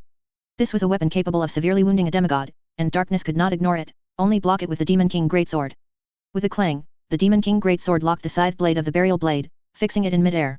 However, this left the Thunder Hammer free to smash directly into Darkness's face. Bang! Darkness's entire demigod body was heavily knocked away, its crown rolled onto the ground, and the Demon King Greatsword in its hand was left behind by Germain. As it flew backward, it became a black dot, destroying stone pillars one after another, piercing the walls of the ancient labyrinth, and crashing outside the ancient labyrinth. Germain was not in a hurry to chase after it. He stayed put, first using the flesh emblem to contaminate the crown and the Demon King Greatsword that had fallen nearby, rendering them damaged and useless. Only then did he push off with his feet, extending his silver wings behind him, and giving chase. The crowd witnessing this tip of the iceberg of the divine war within the ancient labyrinth castle were all filled with terror. Although many cared about the outcome, no one dared to follow, knowing that chasing after them would only result in becoming cannon fodder. If Jing Freaks, Bisky, Morel, and Knuckle dared not, then Kurapika, Kite, Knuckle, Shoot, and Palm were even less likely to step forward. The battle was still ongoing. When Germain flew outside the ancient labyrinth and looked down, he saw a massive mass of black mist expanding within the dense sea of trees. Puff, puff, puff. They undulated like abscesses, swelling for a moment, then shrinking, until they slowly stabilized into the size of a large species creature. Darkness now resembled a Cerberus with 3 heads, resting on 4 limbs with fangs and sharp claws that, like the rest of its body, were flowing blackness. Its form bore some resemblance to Germain's original Chaos Roar form, except Germain did not possess so many heads. Hunting. I will never give you a chance to slip away from me. That was Darkness's voice after changing its pitch. Germain did not let his guard down, he took out the deep sea emblem. Dark clouds, fierce winds, swift thunder, and heavy rain all responded to his call, rapidly gathering over this area. They added a feeling of doom to the world, which was already stained red by the blood-red crescent moon. Unmoved, Darkness opened its 3 beast mouths, and from the abyss within, black projectiles were continuously shot out with loud bangs. The black projectiles shot out like machine gun bullets, their quantity astonishing, like a furious rainstorm. Where they lightly swept the ground, they carved out trenches marked by impact scars. They moved fiercely, seemingly flying in different directions, but ultimately, they would sweep along various strange trajectories and lock onto Germain. Countless pitch-black corners of the robe flew off Germain's body. The soft pieces shuddered in the wind, immediately becoming hard and heavy, blocking the front like shields. As the black projectiles shot forth, muffled sounds came from the rolling dark clouds, and numerous bolts of lightning strike crashed down. They were like silver light forks, impaling the fish like black projectiles, pinning them to the ground, and detonating them simultaneously. Bang, bang, bang. Amidst the dust clouds raised by the chain explosions, which reached halfway up the hillside, countless black projectiles bypassed the lightning strike's inescapable net. However, they were quickly caught up by the fierce winds and heavy rain, and following the abruptly rising tornado hurricane, they were flung one by one toward the sky or the earth. As a result, only a dozen or so black projectiles ultimately survived. They all smashed against the constantly moving black shields, exploding in midair. Bang, bang, bang. Darkness lay prone on the ground, watching the massive, spectacular flames erupting across the sky and earth, yet not a single shot had effectively struck Germain. Its face contorted into a snarl, and it suddenly sensed that something was wrong. Dangerous intuition caused Darkness to rapidly flash step and fly sideways. Boom. A colossal scythe, capitalizing on the symphony composed of blood color, dark clouds, explosions, and fierce wind and rain, slashed down. The gigantified burial blade failed to hit Darkness, but it was enough to leave a deep gully in the ground. The entire patch of forest was sliced in half, resembling a head of broccoli. After the burial blade was lifted, it retracted slightly, yet started its next move almost instantly, 0-frame startup, sweeping horizontally. This time, Darkness could not evade.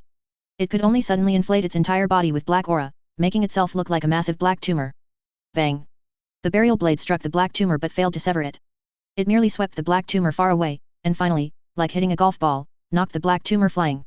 The black tumor heavily impacted the ground, rolled a few times, then stretched out and dissipated, transforming back into Darkness's original 2-meter-tall Demon King body. It had completely lost its initial elegance, scrambling clumsily to its feet from the ground. Just as it was about to move, it realized its hands and feet were entangled. Looking down, it saw 4 blood-red tentacles spreading out from the ground. Darkness easily tore the tentacles apart. However, it did not feel relieved because, upon observing its surroundings, it realized it had fallen into a trap. Everything across the mountains and plains had turned into hideous flesh monsters, creeping and crawling towards it as a terrifying army. It turned out that this entire area had once been influenced by the power of flesh and blood. At the time, the flesh monsters were on the verge of conquering the ancient labyrinth castle, but Germain's eventual arrival caused the plan to fail completely. After flesh and blood fell, they did not completely recede, retaining most of the characteristics of fleshification. This was actually a good thing for nearby plant weapon gold-silver ingots, which enjoy parasitizing flesh and blood. And at this moment, the masterpieces left behind by flesh and blood all served as a dowry, perfectly utilized by Germain, who possessed the flesh emblem. These flesh monsters certainly could not inflict fatal wounds upon Darkness, but they were enough to cause trouble for it. It was as if it had sunk into a swamp whose end could not be seen, making every step difficult. I shouldn't have brought hunting and teleport to territory that essentially belongs to hunting now. Darkness must pay the price for its arrogance. Meanwhile, the arrogance possessed by Germain granted him the courage to fiercely assault the most ancient demigod. Winning being impossible was something he had never considered. Before Darkness could clearly see Germain, it saw the burial blade suddenly grow large and small, sweeping with a storm of wind and rain, invading. Boom boom boom. The air-to-ground bombing strikes, wave after wave, suppressed Darkness, preventing it from rising into the air, while it was entangled by flesh monsters on the ground. Its entire body was constantly ravaged and desecrated, finally making Darkness unbearable. It absolutely could not die in such a pathetic state. Subsequently, cornered, it suddenly contracted, shrinking to the size of a fingernail, and then rapidly expanded before Germain's next wave of attack arrived. A silent black radiance rapidly expanded, like a maw of the abyss, devouring everything it touched. Flesh monsters, lightning and thunder, strong winds and heavy rain, rolling dark clouds, everything was completely swallowed by the darkness, losing all sound. All of Germain's attacks were nullified. Germain had also fallen into the dark abyss, slowly losing his sight, hearing, touch, smell, taste. The burial blade and numerous emblems in his hands unknowingly slipped away, drifting to who knows where. Germain couldn't touch anything, or perhaps he touched something but felt nothing. He only knew that he was constantly floating, and this feeling of weightlessness would soon disappear. Germain's limbs were completely unresponsive, and soon, he believed it was only a matter of time before he lost the ability to think. Countless negative emotions penetrated his paper-thin defenses at this moment, delving deep into his bones and thoughts. Stress accumulated, and in just one breath, a dark crown appeared above Germain's head. It had been a long time since he had worn such a thorny dark crown, as if he had suddenly returned to his weak self from the past. However, the stress did not completely let him go. They continued to accumulate, like drowning, flooding into his nostrils and throat, trying to fill him completely, penetrating everywhere. If this continued, he would surely die of exhaustion, a dual death of body and mind. Buzz buzz buzz. For a moment, he wasn't sure if his hearing had returned or if it was a hallucination of his brain. He heard too many voices, complex and varied. One after another, indistinguishable. He could only hear a few short words, such as pillar of light, miracle, prayer, money, power, women. Germain still retained some ability to think now.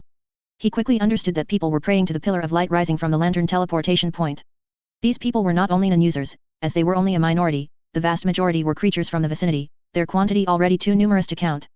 The pillar of light significantly affected the surrounding creatures, making them either possess sacred virtue or evil torment, which could not possibly escape the notice of ordinary people. They took this as some kind of miracle, and it was indeed a miracle, so they began to pray, hoping to obtain everything they desired from it. Ha! If wishing to me could fulfill wishes, if believing that the more one offered, the more sincere one was, the more wishes would be fulfilled, if believing that any wish could be fulfilled, how could such a good thing exist? Germain did not possess the perfect ability to fulfill everyone's different, and even contradictory and intertwined, wishes. If someone wanted to destroy the world, or seize another's settlement and slaughter their family, could Germain fulfill that wish too? Just because the other party was his most devout follower? How could such a thing be possible? Someone hoped for world peace, hoped for equality and prosperity for all. How could such a dream, which has not yet been realized, be different with him? However, their prayers, indeed like chains, reached out from the darkness, locking Germain's entire body, pulling him back to reality little by little. They were bestowing upon him the power of a god, and hoped that he would at least bring some change to this world. Darkness was panting heavily. It had expended almost all of its energy to detonate this silent devour, completely trapping Germain in the world of darkness. There, Germain would continuously drift deeper, and even darkness did not know where he would drift to. Perhaps to the depths of the universe, maybe even directly to the mouth of an outer god. In this way, everything would end. Darkness panted for a while, then raised its head to look at the blood moon, which was already half full in the night sky, and couldn't help but laugh. After today, this world would usher in hundreds of years of blood moon without light, and all living beings would transform into forms more adapted to this world, then they would jointly usher in the end of the world. This was its mission, this was the end of its destiny. It almost thought it had failed, but, indeed, the destiny given to it by the blood moon and red moon was unchangeable, it ultimately won. No matter how tortuous the process, the end of destiny is the most important. Suddenly, it trembled, and then turned its head in astonishment, looking into the distance. No. Impossible, this can't be. A pitch-black curtain unfolded, and a figure emerged from it. Darkness was too familiar with it, so familiar that it couldn't believe it. It couldn't understand why Germain, whom it had already sent deep into the dark world, would return again? And what kind of form was this? What had he become? Above Germain's head, the thorny shape of the dark crown floated, but it emitted the light of a silver-white halo. The dark crown and the silver-white halo actually completely merged at this moment. Darkness, in its shock, immediately mobilized its remaining energy, preparing to pile it all on and bombard Germain. It believed that destiny stood on its side, and had never changed. However, it froze for a moment, then realized that its power did not respond to its expectations. It stiffened on the spot, an emotion that had been lost for a long time, spontaneously arising. Germain walked over, and a new emblem appeared in his hand, carved with the shape of a crown and scepter. That was the darkness emblem. Darkness's pupils contracted, and then it saw the figure, which was several meters away, instantly appear before its eyes. You. It hadn't even seen the initial movement before the burial blade slashed its body from the left shoulder to the right waist, revealing a horrifying, rift-like wound. R. It uttered the second syllable, and the burial blade slashed a second time from its right shoulder to its left waist. The two wounds were clearly cross-shaped. How? Everything happened too quickly. Darkness only then felt the pain, realizing what was happening to its body. However, the hair-raising fear only increased, because the burial blade was already hanging at its neck. Germain stood right before its eyes, calmly meeting its gaze, yet it was utterly powerless against Germain, who was so close. Whoosh! The oldest demigod, like a condemned criminal, had its head chopped off by the executioner with a huge scythe. All its power was rapidly leaving it. Did you do it? Darkness's head rolled to Germain's feet like Louis XVI's, its eyes wide open, all power lost, beginning to dissipate into black dots. Germain looked down, quietly watching Darkness completely die, then raised his head to look at the crimson waning moon in the sky. He recalled what Darkness had said earlier. All flesh and souls born into this world cannot escape the shackles of dreams and the weaving of destiny. You simply understand nothing. Don't you understand yet? Whether you come to me willingly, or I come to find you, the final outcome is the same, merely a matter of time. You are merely one of the pitiful beings with a cruel destiny who fortunately trod the starry path and arrived here. Is my destiny truly controlled by others, unable to be changed? Was my killing of Darkness originally an arrangement of destiny? Did I successfully change destiny? Then, whose hands control the destinies of others? Only one left. Without much time to think, Germain had to rush to the final battlefield. Crash! The heavy rain poured down, washing over this massive city. Many waterspouts on the sea surface pierced through the cloud layer, causing smoke to rise and spread everywhere. The hurricane stirred up a raging tsunami, and lightning and thunder instantly illuminated the dark sky as brightly as day. In the blink of an eye, Germain was already standing on the teleportation stone array of the city of the deep sea. He looked around this city, which had been submerged in the deep sea for an unknown number of years. Seaweed, coral, barnacles, and sand were everywhere, but what was most abundant were the strangely angled palaces, high towers, courtyards, and staircases. They were asymmetrical yet well arranged, stacked up piece by piece, twisting and building into an ancient city that soared into the clouds like a tornado. A long staircase started at Germain's feet, winding and spiraling upward all the way to the very top of the city. That was an expansive platform, like a giant umbrella, covering the sky and sun. Germain could hear bursts of explosive sounds coming from the junction of the sky and the giant city, unsure if it was the roar of thunder or someone's bellow. He immediately stepped onto the wet staircase, tapped lightly, and spread silver wings behind him. Ignoring the spiral staircase, he flew directly toward the platform. The higher Germain flew, the better he could look down and observe the current state of the city of the deep sea. Most of the city's architecture was damaged, some had been razed to the ground, some shattered into pieces, and others pierced through in a straight line. The damage was varied. The platform at the highest point of the city of the deep sea was also uneven, showing signs of fractures everywhere. When Germain flew above the platform, he saw that almost nothing was left here, only an empty expanse and two gigantic fallen creatures. They looked very similar, both had octopus heads covered in tentacles, bat wings on their backs, and scales covering their bodies. Germain quickly recognized one of the creatures as the gatekeeper he had departed with just a short while ago. The other similar creature was clearly also a gatekeeper, only it guarded the deep sea gate in the western sea area. Both of them were currently lying in the huge craters on the ground. Germain walked up to the gatekeeper he had parted with only a few hours earlier and sensed that it was already on its last breath. Sure enough, its body was covered in wounds, blue blood seeped out and pooled on the ground, and its breathing was rapid, sounding like bellows. Only after sensing Germain's approach did it weakly open its eyes. After carefully looking him over, it sighed in relief and smiled. It seems you have achieved victory on your battlefield. That is wonderful. The god of the deep sea trusting you was indeed the most correct choice. It looked toward its distant kin, the other gatekeeper, and sighed. It is a pity we were too weak to help the god of the deep sea. One has died in battle, and the other has little life left. Germain wanted to transfer some of his power to the gatekeeper to heal its injuries, but the latter refused. Do not waste your power. You are an existence capable of fighting alongside our god. Please, take our will and go to the skies in our stead. Our god is struggling fiercely and urgently needs your assistance. I am satisfied to see your arrival before I die. Just this is Eno, ugh. The gatekeeper spoke more slowly until, finally, it breathed its last in front of Germain. Its final flicker of vision looked toward the dark sky, which was unattainable for them. Germain also looked toward the strangely shifting firmament, toward the scarlet moon that was already 3/4 complete. He wondered what exactly was up in the sky right now.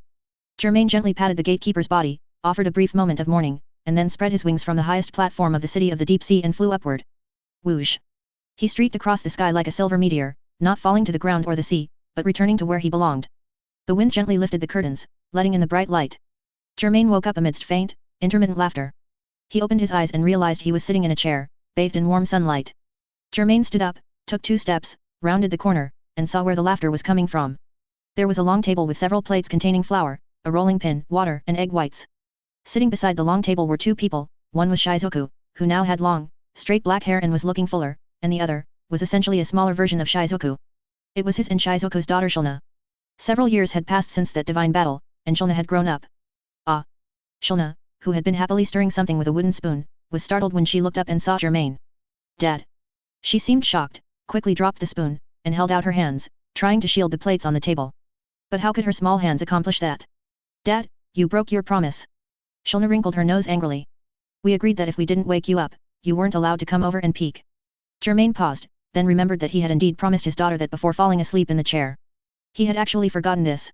Perhaps he had been too relaxed for too long, and he had become completely muddled. Shizuku smiled gently, a rare sight, and maternally pinched Shulna's cheek, telling her a cruel truth.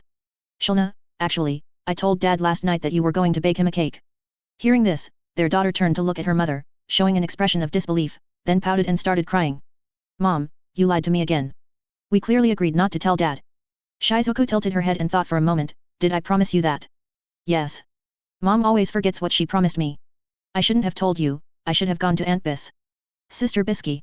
Shilna argued vehemently with Shizuku while crying, her eyes red, looking quite adorable. I'm sorry, Mom really forgot. Shizuku smiled warmly, ruffled her daughter's short black hair, hugged her, and looked in Germain's direction. Mom is a little slow, so, Shilna, I'm happy that you only look like your mother. Shizuku gave Germain a gentle, watery smile, as if wanting to melt into his body. Then, she turned back to Shilna in her arms and reached out to rub Shilna's face. You should be more like your dad. Stop rubbing my face. Aunt Bis.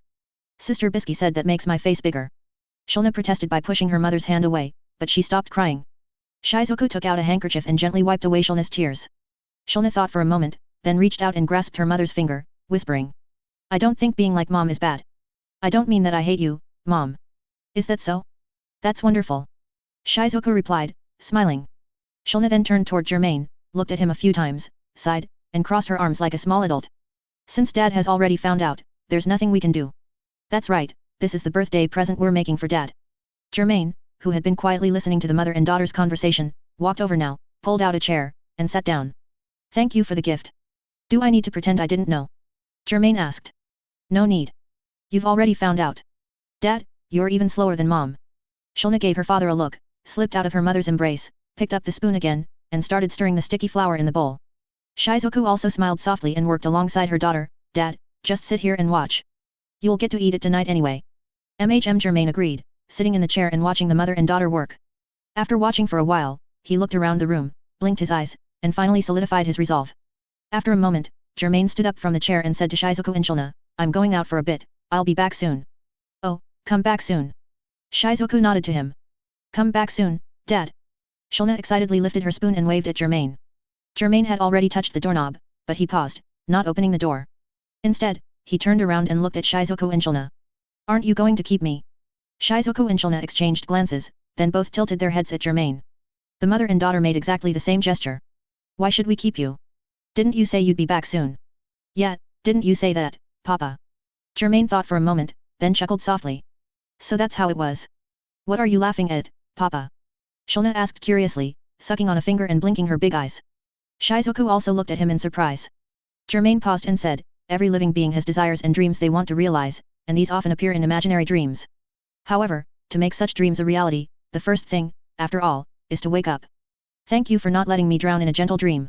Shizuku and Shilna exchanged another strange glance, not quite understanding the meaning of Germain's words. To truly see you like this, I must wake up. Germain no longer hesitated, twisted the doorknob, and walked out.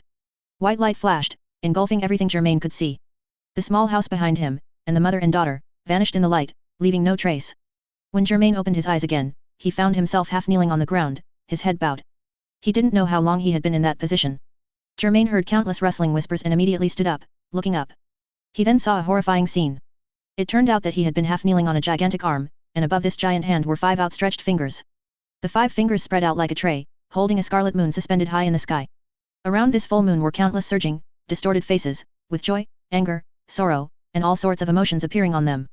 They moved like paramecia, with pairs of eyes looking at Germain, whispering to each other. The entire scene was incredibly oppressive. Pfft! After a dull thud, a black dot flew out from the scarlet moon, landed on the middle finger of the giant hand, and then rolled all the way down. That black dot rolled from the palm to the wrist, then to Germain's front, where it was caught by Germain with his demigod power. After a while, the black dot twisted its form, swelling up, its tentacles intertwining smoothly, making it resemble an inverted tornado, small at the top and large at the bottom.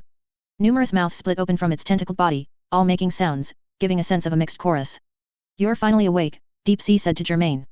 I thought you'd come here from the dark world and die in a dream without doing anything. But I wasn't much better off, I almost perished in the blood moon illusion.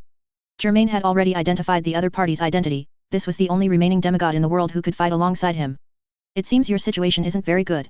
Germain glanced at the blood moon in the sky. Deep Sea's many tentacles all swayed, and its numerous gaping mouth stretched into a grin. I was able to hold on until you arrived, that was my limit. However, our actions have completely enraged it. It has now revealed its full moon form, it seems different from before. Germain, tell me, you must have defeated the darkness to be able to come here, right? Deep Sea asked. Germain nodded, of course. Deep Sea laughed loudly, looking like a coconut tree shaking wildly. That's good. Now, only one last thing remains before us, a simple and clear matter. They were going to slay a god. Buzz. Before Deep Sea finished speaking, ripples spread from the blood moon in the sky, simultaneously unleashing a terrifying mental shockwave on Germain and Deep Sea. Both demigods endured it, but after a muffled groan, they remained silent. Below the scarlet moon, a creature no larger than a medium-sized species leaped down, but the terror it contained was clear to Germain and Deep Sea. It had a long, tentacle-like head, beneath which was a large mouth full of sharp teeth. Its limbs stretched out, all exhibiting a strange and minimalist beauty. The blood moon looked like an inverted pitcher plant with demi-human limbs and many slender tentacles. It stepped on the giant hand, gazing down at the two demigods, then slowly walked down. It's been forced into its second form, Deep Sea reminded him. You can still fight, right? No problem, Germain replied calmly. That's good. Remember, do your best, don't rely on luck, any moment of carelessness, and everything will be over.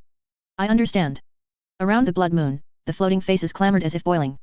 Countless chaotic voices infiltrated the minds of the two demigods, lingering persistently. They both shuddered, then jumped apart, giving each other space, facing the formidable god in a triangular formation. Whip-like tentacles struck. Boom. An entire giant hand was split in two. At the same time. Ancient labyrinth castle. Everyone looked at the sight in the sky with either horror, tension, or fear. The originally dark sky was like a curtain, completely pulled away, revealing those distorted and swollen faces. And countless other distorted and massive forms crowded the entire sky, packed tightly, each looking utterly terrifying. The Moose Centaur warriors, who worshipped the blood moon and red moon, all looked up blankly, seeing their object of prayer display such an ugly appearance. They could barely breathe. But who here could breathe? Jing, Bisky, Morel, Knuckle, Garapika, Kite, everyone's face was filled with unease, no one knew what would happen next. And it wasn't just them who saw this scene in the sky, it should be said that the entire world, no matter which corner, could see this terrifying sky. Chairman Netero had already put on his combat suit, his eyes narrowed, standing at the highest point of the coastal fortress, facing the strong winds, watching the changes in heaven and earth. Mais Istam, Podobai, Queen Oito and others were cautiously directing all armed personnel and civilian merchants in the human settlements. Shizuko held Chilna in her arms, gently coaxing her, and looked out the window of the room, her expression solemn. Cheetle and Leorio were in the operating room, desperately trying to save Melody, who had crawled out of the basement and was struggling to survive. They were oblivious to the outside world, focusing only on saving Melody's life, with Cheetle as the lead surgeon and Leorio assisting. Melody was stubbornly holding on to life. Killua, Gon, Aluka, Hanzo, Pakal, along with Jinta, stood together in the canopy of a towering giant tree, shrouded in blood-red light, frowning uneasily. Ikshan Penduan had already activated Greed Island's protective barrier, but Riza still felt it was insufficient. He asked Ikshant to send warnings to all administrators and players. Zig, rarely, pushed a wheelchair and came outside the Kukuru Mountain Castle, silent. Silva descended from the sky riding a strange bird, shaking his head at the members of the Zaldik family. Shulnark, Maki, Pakunoda and Sheila were urgently evacuating the people of Meteor City, making them hide in underground shelters. Wing, Zushi, Bean Man, humans or chimera ants, all living beings saw the scene that unfolded next. The giant monsters that crowded the sky slowly detached downwards, falling one after another like meteorites. They either crashed onto land or into the sea, all making earth-shattering sounds, shaking the earth's crust. A catastrophe, long destined to happen, thus began. Pfft. The burial blade sliced off half the bodies of a group of grotesque demons that lunged at him. Amidst the wails of the sky demons, all their fading life energy transformed into supplies for Germain, leaving nothing behind. Sizzle, sizzle, sizzle. One after another, the horrifying wounds on his body were healing at super speed. Shattered bones reassembled, torn flesh stitched together, everything returned to its original state. At this moment, a tall figure enveloped Germain an instant later. Germain looked up. The scarlet moon, with its long whip-like head, suddenly descended, its finger pointing at Germain. Then, it spoke. In Germain's ears, this string of unfamiliar sentences was like chaotic babbling, yet he instinctively understood its meaning. I will take your power. Germain's pupils contracted, and he immediately felt a small surge of power detach from him, forming a cloud of mist that gathered towards the scarlet moon. He frowned, not waiting to be slaughtered, and swung the burial blade, enlarging it and slashing forward. Boom. A black, sharp slash wave shot directly towards the scarlet moon. After devouring a small portion of Germain's power, the scarlet moon lightly leaped, agilely dodging the slash wave. The slash wave swept through a large group of sky demons behind it, completely obliterating them into diffused dust. The scarlet moon didn't even spare them a glance. It had as many of these expendables as it desired. It was about to raise its finger again to cast a spell on Germain. At this moment, a grating, screeching sound suddenly echoed from the sky. Deep Sea was flying over. Its tentacles had strangled sky demons all along its path, and the many mouths on its body had gnawed on much flesh and blood. Now, covered in blood, it descended like a demon god. Earlier, when the two demigods had joined forces against the Scarlet Moon and the battle was in full swing, Deep Sea had been surrounded and entangled by a large cluster of sky demons. Meanwhile, the Scarlet Moon had directly turned its aim towards Germain. Deep Sea quickly understood the Scarlet Moon's intention. It believed that among the two demigods, Germain posed the greatest threat, and thus needed to be dealt with first. Although Deep Sea was displeased with the Scarlet Moon's judgment, the demigod rationally recognized that it was indeed the truth. If hunting were to be killed by the Scarlet Moon before it, then this divine war could basically be declared over and lost. It had endured for so many years, abandoning the selfing-gu resentment and flesh and blood, not to witness such a result. Thus, as soon as it dealt with that large wave of sky demons, it immediately rushed over. Seeing that hunting was unharmed, it said nothing more, directly taking over the fight with the Scarlet Moon, allowing hunting to catch its breath. Hunting Germain also took this opportunity to sense his entire body, confirming how much power the Scarlet Moon had taken from him. Soon, he discovered that the portion of power symbolized by the sacred moonlight greatsword and the ring of thunder had disappeared. In other words, Germain could now materialize identical artifacts, but he could not use the same abilities as the sacred moonlight greatsword and the ring of thunder. Upon understanding this, Germain calmly adjusted his breathing and once again plunged into the battlefield. He fought the Scarlet Moon alongside Deep Sea, and in the intervals of intense combat, he shared this discovery with his current ally. After the Scarlet Moon intentionally retreated, leaping like an antelope into the distance, the two demigods temporarily ceased their aggressive assault. At this point, Deep Sea shared its understanding with Germain. The source of our power is the Scarlet Moon's chosen ones, and this power manifests in the way most suited to us. Therefore, I am Deep Sea, and you are hunting, this is why there are so many differences between demigods. However, ultimately, our power has increased too quickly and too much, exceeding the normal cycle. As a result, these powers become very unstable. We demigods are fine, with so many years to consolidate our power, like a blood transfusion, this power is essentially our own now. But you haven't had that much time, so it can easily take away a portion of your power. Be careful, try your best not to fall into its trap. Germain nodded and replied, I understand. Just then, the Scarlet Moon, which had fled into the distance, suddenly made another move. Its whip-like head and limbs twisted, and after that, its entire body rapidly expanded, and in that instant, it completely burst apart. However, after the explosion, it did not shatter into pieces, instead, it presented a completely new form. The Scarlet Moon grew to the size of a large species, flying up like a giant, completely black bat, its wings spread almost obscuring the sky. At the same time, beneath its enormous body, many black tentacles still swayed, making it look like a jellyfish with huge bull horns. The many eyes on Deep Sea's body all opened. This is its third form. It's starting to disregard the planet-wide barrier, wanting to kill us first. Concurrently, the sky demons that had been clustered in the sky began to fall one after another towards the ground below, like paratroopers. The Scarlet Moon no longer had time to keep this group of sky demons here. However, this meant that the creatures on the entire planet might face a global catastrophe due to the countless sky demons descending from the sky. Germain tried his best not to think about Shizuku, Bisky, Gon, Netero, Kurapika, and the others' situations. Worry leads to chaos. His rationality told him that only by defeating the source of all sky demons before him could this disaster truly be resolved. Returning to save people now would not save anyone, it would only delay things for a short time. Just as he had decided before, if he didn't seek out darkness, darkness would still come to the new continent to find him. Rather than letting the new continent become a battlefield for a divine war, it was better for Germain to take the initiative and fight darkness behind the wall. Screech! The Scarlet Moon, in its form as a giant black bat, let out a piercing shriek that almost made the two demigods lose control of their own power. Germain and Deep Sea barely withstood the first wave of shrieks. Just as they were about to approach the Scarlet Moon, it let out another wave of shrieks. Screech! The second wave of shrieks, combined with the lingering power of the first, made it impossible for the two demigods to move, and their minds and senses became disoriented. Dreamlike mist was approaching. It seemed they were about to fall into the dream woven by the Scarlet Moon again. Germain seized a brief moment and used the darkness emblem. Whoosh! The dream swallowed Deep Sea, but Germain disappeared from it. By the time the Scarlet Moon reacted, Germain had already flashed behind it, and the burial blade in his hand fiercely chopped down. Swish, swish, swish. The tentacles beneath the Scarlet Moon's massive body immediately whipped around, forming a flowing wall that blocked the burial blade's strike. Although the burial blade severed all these tentacles, Germain's offensive was also neutralized.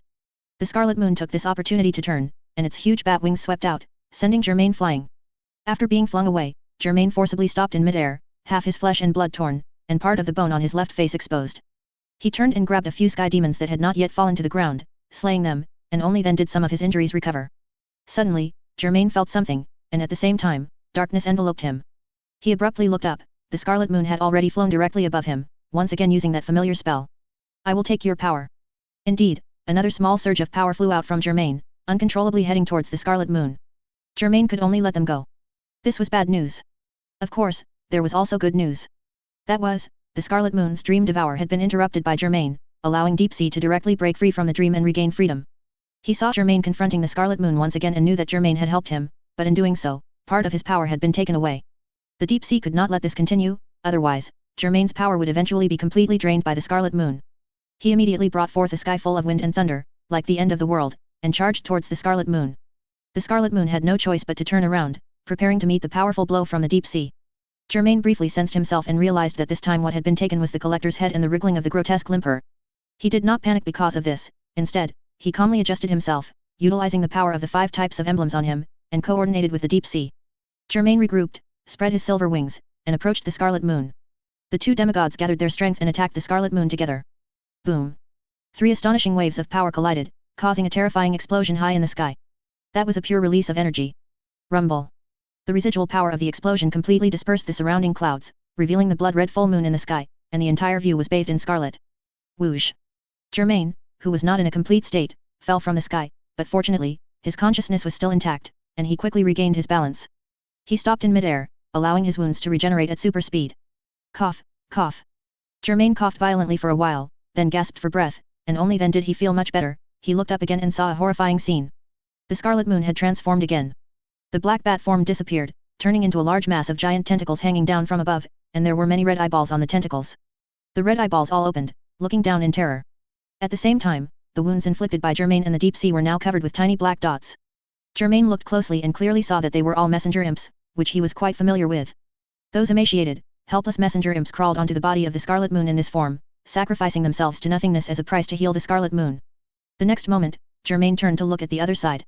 There, the deep sea, as battered as Germain, appeared and waved its tentacles at Germain, indicating that it was fine. Germain no longer looked at the deep sea, in fact, he could barely protect himself. After devouring an unknown number of messenger imps, the Scarlet Moon suddenly spread all its tentacles, swayed downwards, and its entire body floated higher. The voice of the deep sea came. It's going to temporarily lift the planet lockdown and use all its remaining power. Don't let it succeed. After the deep sea finished speaking, it was the first to fly into the air, regardless of its injuries. Germain also followed without a word. 2 pillars of light shot straight up into the sky, whistling through the air. However, they were still a step too late. The Scarlet Moon completely bloomed its tentacles in the air, fiercely clinging to the Scarlet Moon. That moon was actually twisted and slowly shifted its position, becoming even more crimson. The next moment, Germain was enveloped in red light, stopped high in the sky, unable to move, and the powers on his body were stripped away one by one. Burial Blade. Thunder Hammer. Spiral Cane. Dark Emblem. Gu Resentment Badge. Deep Sea Emblem. Germain was actually stripped of the power symbolized by 6 types of items in one go. The deep sea also sensed its own power being stripped away, but it was not as obvious as Germain's. He didn't care about Germain's condition and went straight towards the Scarlet Moon. It must be stopped at all costs. Soon after, a massive hurricane and terrifying thunder directly collided with the constantly moving Scarlet Moon high in the sky. Boom! This was a power even more terrifying than the previous explosion, shaking Germain so much that he flew backward. Although he had broken free from the immobile state he was in just now, he didn't have much usable power left. Germain looked up and saw that the aftermath of the explosion had quietly dissipated, but what he saw next was something he didn't want to see. The Scarlet Moon was almost completely intact, with only a small black defect, like a sunspot. The deep sea, however, was shattered and its power was rapidly fading. This demigod was constantly disintegrating in the air, most of its body had turned to dust, and the remaining parts looked like white paper burning in flames. It also understood its current situation, and its remaining consciousness glanced at Germain below, sighing. I still underestimated the full power of the Scarlet Moon. Dragging you into this was my desperate gamble, but it still failed. This is my last bit of power, accept it. Please, uphold our dignity. After speaking, the deep sea's remains completely dissipated. However, Germain received his last bit of power. However, in front of the Scarlet Moon high in the sky, this was completely a drop in the bucket. The death of a demigod is not eternal. In fact, as long as loyal apostles of God are willing to continuously offer sacrifices through rituals, their resurrection is only a matter of time. However, all the apostles of God of all the demigods in the world not long ago had already died. This meant that there were no apostles of God to perform rituals for them anymore. Not to mention, the outer god-devouring star that might happen in a few hundred years almost completely eliminated the possibility of demigods resurrecting. The deep sea was considered completely dead, and the same principle applied to Germain. If he died here, no one would be able to resurrect him. Everything ended here. The deep sea's last words, please uphold our dignity, meant that it knew Germain also couldn't defeat the Scarlet Moon. It only hoped that Germain could uphold the dignity of them, these rebellious demigods. Germain looked at the remaining power on his body. Flesh Emblem. Hunting Emblem. Teleportation Lantern. Meat Cleaver. Shotgun. He knew that he really couldn't win, no matter how much he believed in the power of spirit, it couldn't hide this fact. Before this, he could still fight, but his power had been repeatedly weakened, and he could no longer defeat the Scarlet Moon. In that instant, many scenes flashed before his eyes like a revolving lantern, finally settling on that night. The moment he first met Don Freaks and learned the truth of the world from Don. Don said a lot and asked Germain how he saw it. He clearly remembered what he said to Don. That's good. To be honest, I don't understand scientific creation, I only understand hunting my prey as a hunter. Demigods occupy the Dark Continent, controlling most of the resources, and these resources are all highly coveted by human society. The Red Moon occupies the sky, blocking speed and altitude. If they all die, then all obstacles in front of humanity will disappear. Humans can freely use the resources of the Dark Continent to develop all scientific technologies, and at the same time break through the atmosphere to reach outer space. Within 50 years, we will surely be able to send people into space. Within 500 years, we will surely be able to leave this planet and undertake a great migration across the universe, just like humans did more than 2,000 years ago. Perhaps there is indeed no way to defeat an enemy like an outer god, but we can at least avoid it. If it wants ripe fruit, then give it to it, we will go find unripe fruit. This is my answer. Having made up his mind, Germain materialized the meat cleaver and shotgun, holding them in his hands, and looked proudly at the scarlet moon in the sky. This is my answer. The fate set by the scarlet moon only had cause and effect, without the process in between. That is, two endpoints were set, how the line curved between them was not precisely controlled. Any flesh and blood and soul born on this planet could become her chess piece. However, not all chess pieces could go from cause to effect. They were like wind-up dolls, constantly trembling forward in one direction, but various factors always made them stop before reaching their destination. Only a very, very small minority could truly reach the effect, complete the predetermined death, and finally serve as fertilizer to nourish this planet, accelerating its maturation. The Scarlet Moon merely randomly picked a child from Meteor City. This choice had nothing to do with his background, his aptitude, or his personality, only a random selection could conform to the cause of fate. The Scarlet Moon didn't even care whether he could reach the effect of fate. He was merely one of countless chess pieces. Afterward, this child named Germain grew up, gradually emerged, and frequently used the gift of fate. The gift of fate would give Germain the most suitable ability for him and continuously evolve it. And he did indeed evolve by the end of 1997. However, this was still not enough for the Scarlet Moon to notice him, because in the long river of time, there were too many individuals who achieved a similar level. This was nothing major. After that, Germain rashly tried to prematurely break through the wall, but failed, and was instead sent to the ancient labyrinth by the wall facer. This was also a small matter. No one truly cared, there were too many chosen ones who had such experiences. Most of them would fail in the ancient labyrinth and were not worth mentioning at all. If one couldn't even pass the ancient labyrinth, then it was meaningless to the Scarlet Moon's plan. All the turning points occurred at the end of 1998. Germain achieved explosive growth by defeating the Chimera Ant King, Miriam, and already possessed the potential to become an apostle of God. He emitted his light in the vast darkness, and the Scarlet Moon finally began to notice this man. When Germain truly became an apostle of God, the Scarlet Moon became convinced that this was the last demigod who would complete the predetermined death. Thus, when Germain fought the apostle of God under the Gu resentment, the Scarlet Moon propelled his evolution. Germain obtained the burial blade, killed the fairy, and then assisted Deep Sea in defeating the Gu resentment. After this, the Scarlet Moon and darkness loosened the restrictions on the flesh and blood hiding deep in the west coast. The flesh and blood became active and extended its demonic claws towards the east coast. For this, Germain first killed 3 apostles of God of the flesh and blood, weakened the flesh and blood's power, and then engaged in a death match with the flesh and blood. At this moment, the Scarlet Moon became increasingly convinced that Germain was the last demigod, and her mission was about to be completed through this demigod. Thus, the Scarlet Moon propelled Germain's development a second time, just like the previous time. This should have required at least hundreds of years of accumulation but was completed in an extremely short period. Germain was forced to grow prematurely, but he did not disappoint the Scarlet Moon. Instead, he truly succeeded in slaying a god and became a demigod hunting. Then, what remained was the predetermined death between hunting and deep sea, darkness. They would all die, becoming the most nutritious fertilizer. During this period, Germain and Deep Sea tried to resist. Little did they know that all of this was still within the scope of predetermined death. One demigod would die between Germain and darkness, and Deep Sea would die at the hands of the Scarlet Moon. Indeed, everything was as the Scarlet Moon had initially established in cause and effect. Now, only hunting Germain remained before her, and most of the gifts on Germain had been reclaimed by her. Germain had already lost the ability to fight back. Although Germain still took out a meat cleaver and a shotgun, his remaining badges were still absorbing power, but it was merely the end of his strength. What the Scarlet Moon had to do was deliver a fatal blow to Germain. However, in the cause and effect set by the Scarlet Moon, she failed to perceive the strange and unusual aspects within it. At the end of 1997, Germain's gift of fate suddenly evolved, which was not an accident. That was because a soul from another world occupied this body, the original soul of this body had already vanished into thin air. A new, stronger soul caused the gift of fate to evolve. After this soul would continue to evolve and evolve again because of it. And the Scarlet Moon did not perceive any of this. When Germain became an apostle of God, she only thought it was due to her gift of fate. This was the first mistake the Scarlet Moon made. She misjudged Germain's cause. The second mistake was that she reverted to her original form, temporarily lifting the planet lockdown, in an attempt to quickly kill Deep Sea and hunting. Deep Sea was indeed killed, and hunting also seemed to be on his last breath. However, her planet lockdown was not only to prevent living beings on the planet from leaving but also had another function. The origin of an ability was the influence exerted by the outer god from the depths of the universe. This influence prompted the birth of the Scarlet Moon and made her claim to be the Outer God's messenger on this planet. She spontaneously served the Outer God. After witnessing the birth of one demigod after another, the Scarlet Moon realized that if left unrestricted, the quantity of demigods would become uncontrollable and would threaten her. Thus, her planet lockdown could also, like the relationship between the atmosphere and solar radiation, weaken and absorb the influence from the Outer God. And at this moment, the planet lockdown was lifted. Germain was truly exposed to the influence of the Outer God. She was astonished to find that Germain, who should have been near the end of his rope, surprisingly gained power compensation at this moment and recovered extremely quickly. Before she implemented the planet lockdown, the living beings on the planet were indeed able to greedily absorb the radiation from the Outer God, thereby strengthening and evolving faster and faster. However, none of those living beings had an absorption speed that could compare to Germain's current speed. This was an extremely terrifying thing. What made her even more terrified was that if she tried to implement the planet lockdown again, she would be actively weakening herself, giving Germain an opportunity.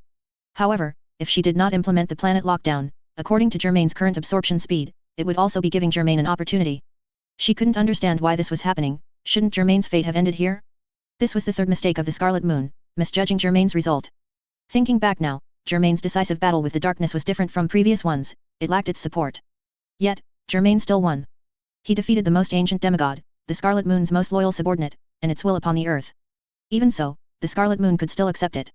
Germain coming before it and dying by its hand was equally consistent with the fated death. At this moment, the Scarlet Moon finally sensed that something was amiss. Germain's destiny seemed to have slipped out of its control. The Scarlet Moon considered many possibilities, but none could fully explain the current situation. Until, in a certain instant, a flash of inspiration struck it. In this world, if anything could surpass its cognition, imagination, and fate's gift, it could only be power originating from outside this world. Outer God? No, impossible. That made even less sense. The Scarlet Moon considered itself dedicated, working tirelessly for the day the Outer God devours the stars, aspiring to ultimately become a part of the Outer God. That was its supreme glory and delight. What reason would the Outer God have to do such a thing? To abandon it, its loyal servant? Simultaneously, Germain sensed the power descending from beyond the planet, continuously nourishing his body. He quickly calmed down from his astonishment.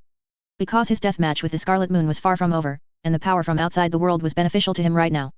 Like the Scarlet Moon, he also needed to consider many things. He could utilize the silver wings to maximize his mobility and buy time. All the time he gained would be converted into valuable time for him to acquire the power originating from outside the world.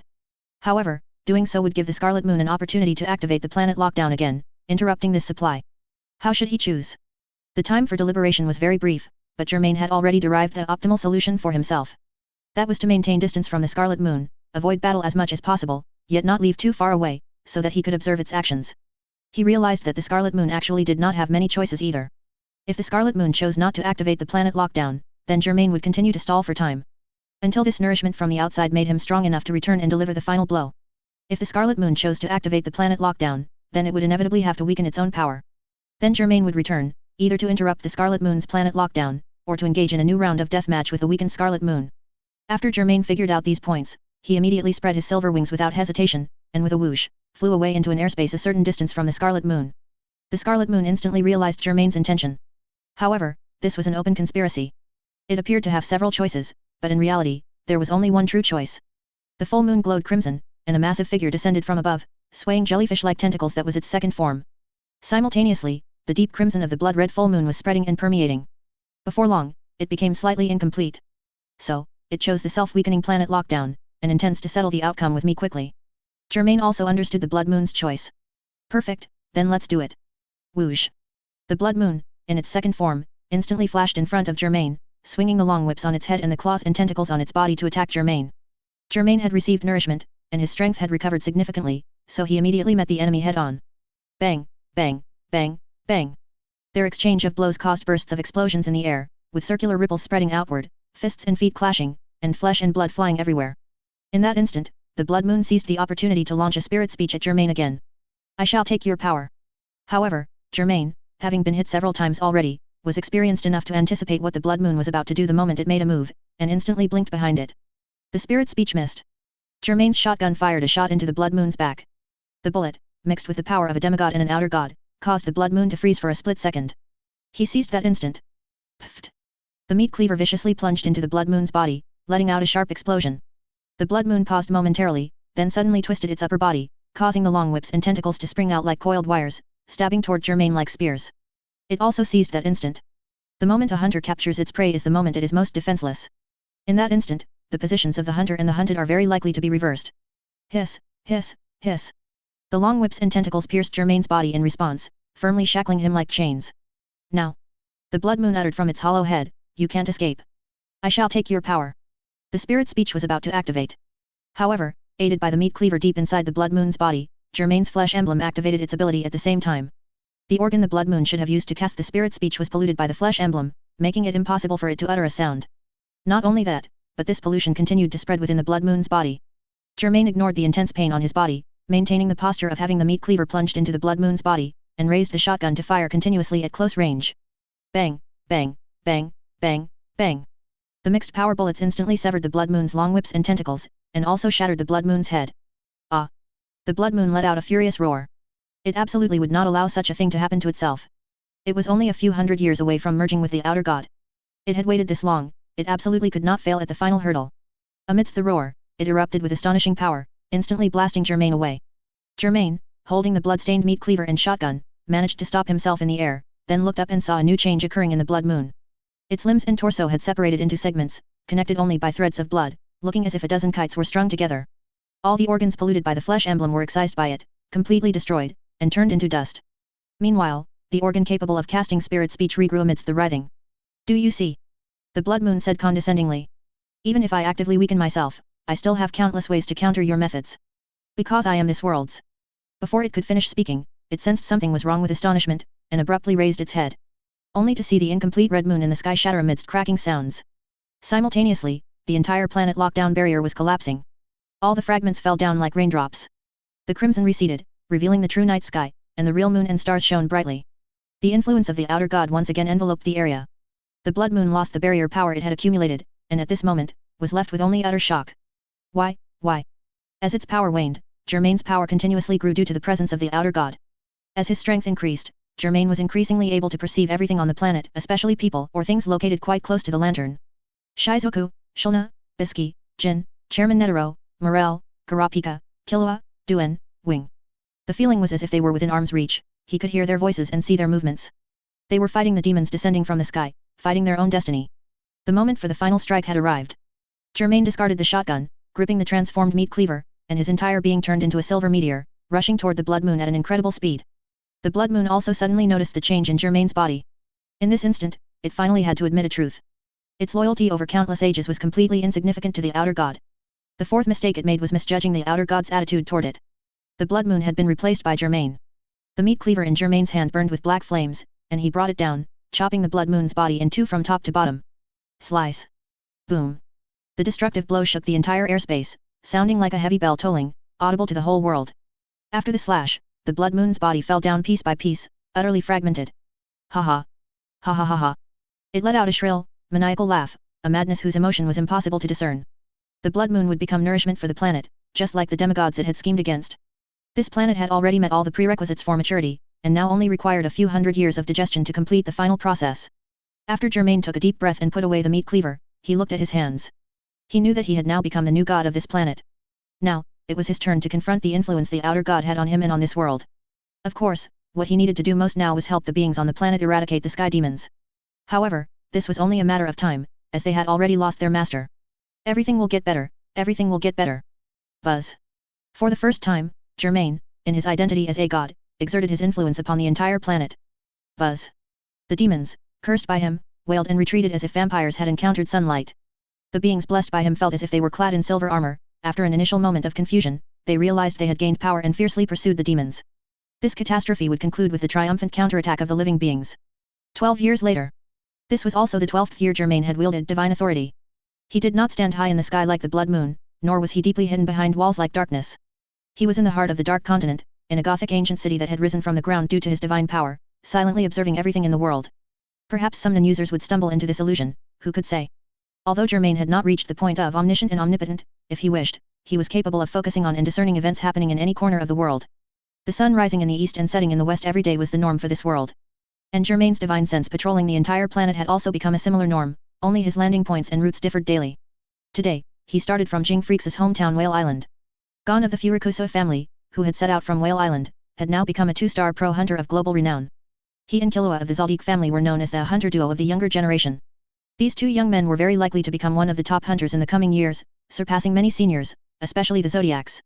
Such a Gon must be quite busy, only returning to Whale Island a few times a year. But this time, he not only returned to Whale Island but stayed for a whole month. Besides visiting Aunt Mito, who was now in her 40s or 50s, he also had a very important life event for him. Gon was getting married, and his fiancée was a young woman from Whale Island. His fiancée was Gon's childhood sweetheart, growing up together on Whale Island since they were young, and after Gon left Whale Island, they rarely saw each other. The two reconnected when she frequently looked after Aunt Mito, who was still living alone, and chatted with her when Gon was not home. Aunt Mito insisted on remaining unmarried for life and refused to leave Whale Island. She had even only eaten longevity food Nidoromi once. Ever since Gon's great-grandmother passed away, Aunt Mito had lived alone in a small house on Whale Island. Gon couldn't help but worry about Aunt Mito. Therefore, when he learned that this young woman had been silently caring for and accompanying Aunt Mito, he felt both ashamed and grateful. He went to thank the young woman, and after several such interactions, they fell for each other. Aunt Mito was delighted. She could see that the young woman had a very good character and was quite satisfied, genuinely happy for the couple. The two decided to get married, and the wedding would be next month. They were busily preparing, and then Whale Island would become the liveliest island in the entire world. Germain had no intention of prying into Gon's life details. He merely surveyed Whale Island, and after confirming no abnormalities, he moved on to the next place. Germain's divine sense was like the sun's direct point. Starting from Whale Island, it obliquely swept across the 6 continents, pausing at the Hunter Association headquarters. Chairman Netero had retired 10 years ago, and the current chairman of the Hunter Association was Cheetle, with Mai Zystem as vice-chairman. Beanman still served as secretary, and Ponzu, who had become a pro-hunter, was being trained by Beanman to be the next secretary. Under the organization of the younger generation, the Hunter Association was flourishing. For the Hunter Association, a major event would occur next year. The headquarters would relocate to the new continent to facilitate future affairs. This was the current major trend. The new continent and the dark continent were undoubtedly the future of humanity. This could be clearly seen from the direction and quantity of migrating people each year. No one could resist or stop such a future. There were no abnormalities here either. Germain's divine sense shifted again. This time he arrived at Heaven's Arena. Heaven's Arena collapsed during the Great Catastrophe 12 years ago and was rebuilt on its old site 5 years ago, now largely restored to its former glory. Zushi, the third-generation successor of Shinjin Ryu, who had completed his training, was now the most famous floor master of Heaven's Arena. Zushi was known for his steady resilience, with an exceptionally high win rate, and few dared to challenge him. As for his teacher Wing, he had left Zushi after he completed his training. Wing was currently within the Hunter Association, responsible for Hunter exam affairs, and was one of the heads of the department for selecting and training new generation hunters. However, Wing occasionally came to Heaven's Arena to watch matches, especially today's match. Zushi was competing with another floor master for the champion title of Heaven's Arena's top tournament. The venue was packed with people, and cheers reverberated through the air. On one side of the arena, a tall stone statue stood, depicting a man wearing a tricorn hat and holding a meat cleaver and a shotgun. Many said this was one of the hunting god's incarnations in the human world, which was why this man was able to accomplish so many great deeds over a decade ago. Heaven's Arena, which revered martial arts, quickly erected this statue of the divine incarnation. At the same time, there was a legend circulating among martial artists, passed down by word of mouth. It was said that the hunting god would bless martial artists with noble qualities, bestowing virtues such as steadfastness, fearlessness, focus, bravery, and exhilaration. Of course, the hunting god would also curse martial artists with inferior qualities, bestowing torments such as fear, paranoia, selfishness, tyranny, despair, and madness. This had almost become a tacit consensus among martial artists. The brave and noble could find a way out of desperate situations, while the timid and base would fall into an abyss. This was the influence of the hunting god. The Heaven's Arena match began amidst the roar of the crowd, but Germain did not continue watching. His divine sense left Heaven's Arena and moved to Kukuru Mountain. After the great catastrophe, Germain helped Zig recover his body, allowing him to stand on his own 2 feet again after more than half a century. As for Aluka and Nanika, they remained as they were, according to their personal wishes. They had long adapted to this dual soul state and did not wish to leave each other. No one in the Zaldik family dared to imprison them anymore. Not only because Killua had sufficient strength and Aluka and Nanika had lost their threat, but more importantly, because of the seal on Aluka and Nanika. This seal came from the hunting god.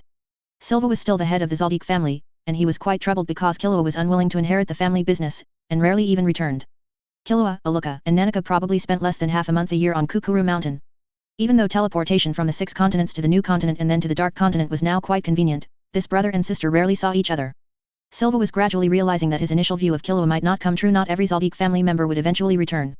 Therefore, he had no choice but to choose a new heir from his 3 children, Illumi, Miluki, and Kalito. What a pity, Killua was so perfect. However, perhaps precisely because he was so perfect, his stage could no longer be confined to the assassin profession. Killua Zaldik had to face the entire world. Silva, Zeno, Zig, Maha, and others were all very pleased about this. The names Killua and Gon were destined to shine in human history. Germain's divine sense shifted again. This time, he arrived at Meteor City. This area, once covered in garbage mountains, flowing sewage, and pervasive toxic gas, has now completely transformed, making it almost unrecognizable from its original state. 10 years ago, a plant named Flower of Evil was discovered on the Dark Continent. Its seeds were brought back to the 6 continents by merchants and purchased by HxH. After that, flowers of evil were planted all over Meteor City. The flower of evil thrives in the polluted soil of Meteor City. They took deep root, grew vigorously, and bloomed. They miraculously decomposed the pollutants in the soil and released oxygen, gradually changing the soil quality and air here. 10 years have passed, and many formerly polluted areas can now grow trees and flowers, and the air quality has significantly improved. Houses, factories, and roads have been built, with people coming and going, and traffic bustling, giving the entire region a new look. Groups of Meteor City residents, who were once marginalized from the 6 continents, have also gained recognition as people and can now work outside or conduct business with the outside world. Of course, it still can't compare to the big cities, but it's at least much better than 12 years ago. HxH, Maki, Pakunoda, and Shira, who had decided to change the status quo of Meteor City and embrace the trend of the times, were proven correct. The people in this land, filled with flowers of evil, now have hope. They began to anticipate what this place would become in another 12 years. Subsequently, Germain's divine sense moved from Meteor City to Greed Island. This island has now become the best stepping stone for many non-users before heading to the New Continent and the Dark Continent. They felt that venturing rashly to the New Continent and the Dark Continent might cost them their lives. On Greed Island, they can experience the intensity of the New Continent and the Dark Continent, and because it's a game, they won't die and can restart again and again. Non-users can practice their skills here, constantly challenging terrifying hell-level dungeons like Chimera Ant Nest, 5 Great Calamities, West Coast, Deep Sea, and the Wall. Once they feel ready, they will depart from here. Since Duen and List are mostly on the New Continent side, the management of Greed Island has effectively been taken over by Abengane, Riza, Zizu Ziegla, and others. HxH, however, can travel anywhere in the world via the internet at any time, but the management of Greed Island still requires someone to handle it practically. Not to mention, that Hacker Hunter is more inclined to continuously explore the internet world and is no longer as dedicated to Greed Island. Abengane reached the coveted high position but did not fall into depravity or laziness because he saw new hope. He also wants to be transferred to the New Continent, the Dark Continent. Abengane believes he can climb even higher. In contrast is Komuji, who is content to stay on Greed Island, playing chess every day for 12 years, rain or shine. Her occasional sadness is in memory of her former bosom friend. They were evenly matched in chess back then, but alas, the person is gone. After that, Germain's divine sense moved eastward, leaving the 6 continents and arriving at what is now the center of the entire human world, the New Continent. The New Continent is also known as the 7th continent. The human settlements here are no longer what they were 12 years ago during the pioneering period. The prosperity of the major cities even far surpasses that of the 6 continents. Chairman Netero, Grandma Lin, and others are all living out their retirement in the deep mountains and wild forests here. They occasionally meet young people, sometimes members of the Hunter Association, sometimes Shutana and Oito. The rest of the time, they prefer peace and quiet. Unlike other members of the Hunter Association, 1-star Hunter Leorio insists on coming here every day to check on Chairman Netero and Grandma Lin. He is now a highly respected doctor in the Hunter Association, with comprehensive medical skills second only to Cheetal, Sanbika, and a few others. His status is no longer what it once was. Leorio could have asked other doctors to come or had the doctors stationed nearby report daily. However, Leorio still insists on coming in person every day. Although he constantly complains verbally about how remote the 2 elders' residence is, he is meticulous when giving them check UPS. This is his attitude, it will never change. 3-star Hunter Karapika, while not as persistent as Leorio, still visits the 2 elders at least once a month. His current work requires him to constantly travel between the New Continent and the Dark Continent. His tasks are numerous and time-sensitive, requiring a partner. But the problem lies here. Quite a few people know Karapika's identity, and also the identity of Karapika's teacher. As a result, under countless spotlights, various forces wanted to send someone to be his partner. Just as the problem became complicated, one person volunteered, easily defusing the tension from all sides. Music Hunter Melody became Karapika's partner. She had often cooperated well with Karapika before, and it was certainly the same now. Furthermore, after the great catastrophe, Melody's curse was removed by the personal blessing of the hunting god, and her appearance and body have returned to their original state. This person, who could receive the care of the hunting god, becoming Karapika's companion, naturally, no one would object or imagine various conspiracies. Karapika also breathed a sigh of relief. If Killua and Gon are the twin prodigies, and Leorio and Zushi are the mid-tier, then Karapika is the top performer of this generation. No one can stand shoulder to shoulder with him. Plus his teacher, the invisible stress Karapika faced was imaginable, and it was truly excellent that his partner could be the familiar Melody. He did not want to be entangled in various exhausting incidents while working on the Dark Continent. Although no one dared to touch him, those almost fawning good intentions were enough to annoy him. Melody always smiled gently at this, then played a flute tune for him, and silently followed Karapika, accompanying him to the ends of the world. It didn't matter where they went, Melody never complained or regretted it. Yes, Karapika is deliberately exploring the ends of the world. Others doing this work include Jing, Bisky, Kite, Knuckle, Shoot, and more. New World Travelogue and Dark Continent records will become valuable treasures for future generations through their writings. Germain's divine sense left the New Continent, crossed the transfer base island, and arrived near the gate of the boundary. Here, countless scattered small islands now serve as human settlements. They are like stars, scattered across the sea, encircling the supermoon that is the gate of the boundary. What many people don't know is that those responsible for developing this area were Paristan, Westward, Mulohel, and others, who were given a chance to atone for their sins. After 12 years, they had redeemed themselves. Westward, Mulohel, and the others felt a sense of relief. From then on, they would be free, able to start anew and even regain power and status. Paristan, however, was completely different. He had become so gaunt and haggard that he was unrecognizable from his former self as a handsome blonde man. Without a stage to manipulate human nature, everything felt dull and meaningless to him, like the Joker knowing Batman had retired, living each day numbly. His spirit was close to death. Until one day, he received a letter from Jin, and after reading it, his eyes miraculously regained their sparkle. Regaining his freedom, he left without a backward glance, not even greeting old acquaintances like Westward and Mulohel, to search for his vibrating toy. Westward and Mulohel couldn't do anything about him, but parting ways like this was not bad. As for the gate of the boundary, only Morel and Sphinx remained permanently stationed there. The gatekeeper had died, and the guide's curse was eliminated by the hunting god, so they naturally became the new masters here. Sphinx voluntarily stayed here, continuing his original duty of testing newcomers. Of course, frequent acquaintances were exempt. Morel and the others became the new guides. He gained control of the ferry ghost ship. During his time outside of guiding, he could pilot the ferry ghost ship, often immersing himself in the seawater to explore an underwater world that most people could not delve into. Germain's divine sense moved again, from the gate of the boundary, to the city of the deep sea, and then to the shore of Mobius Lake.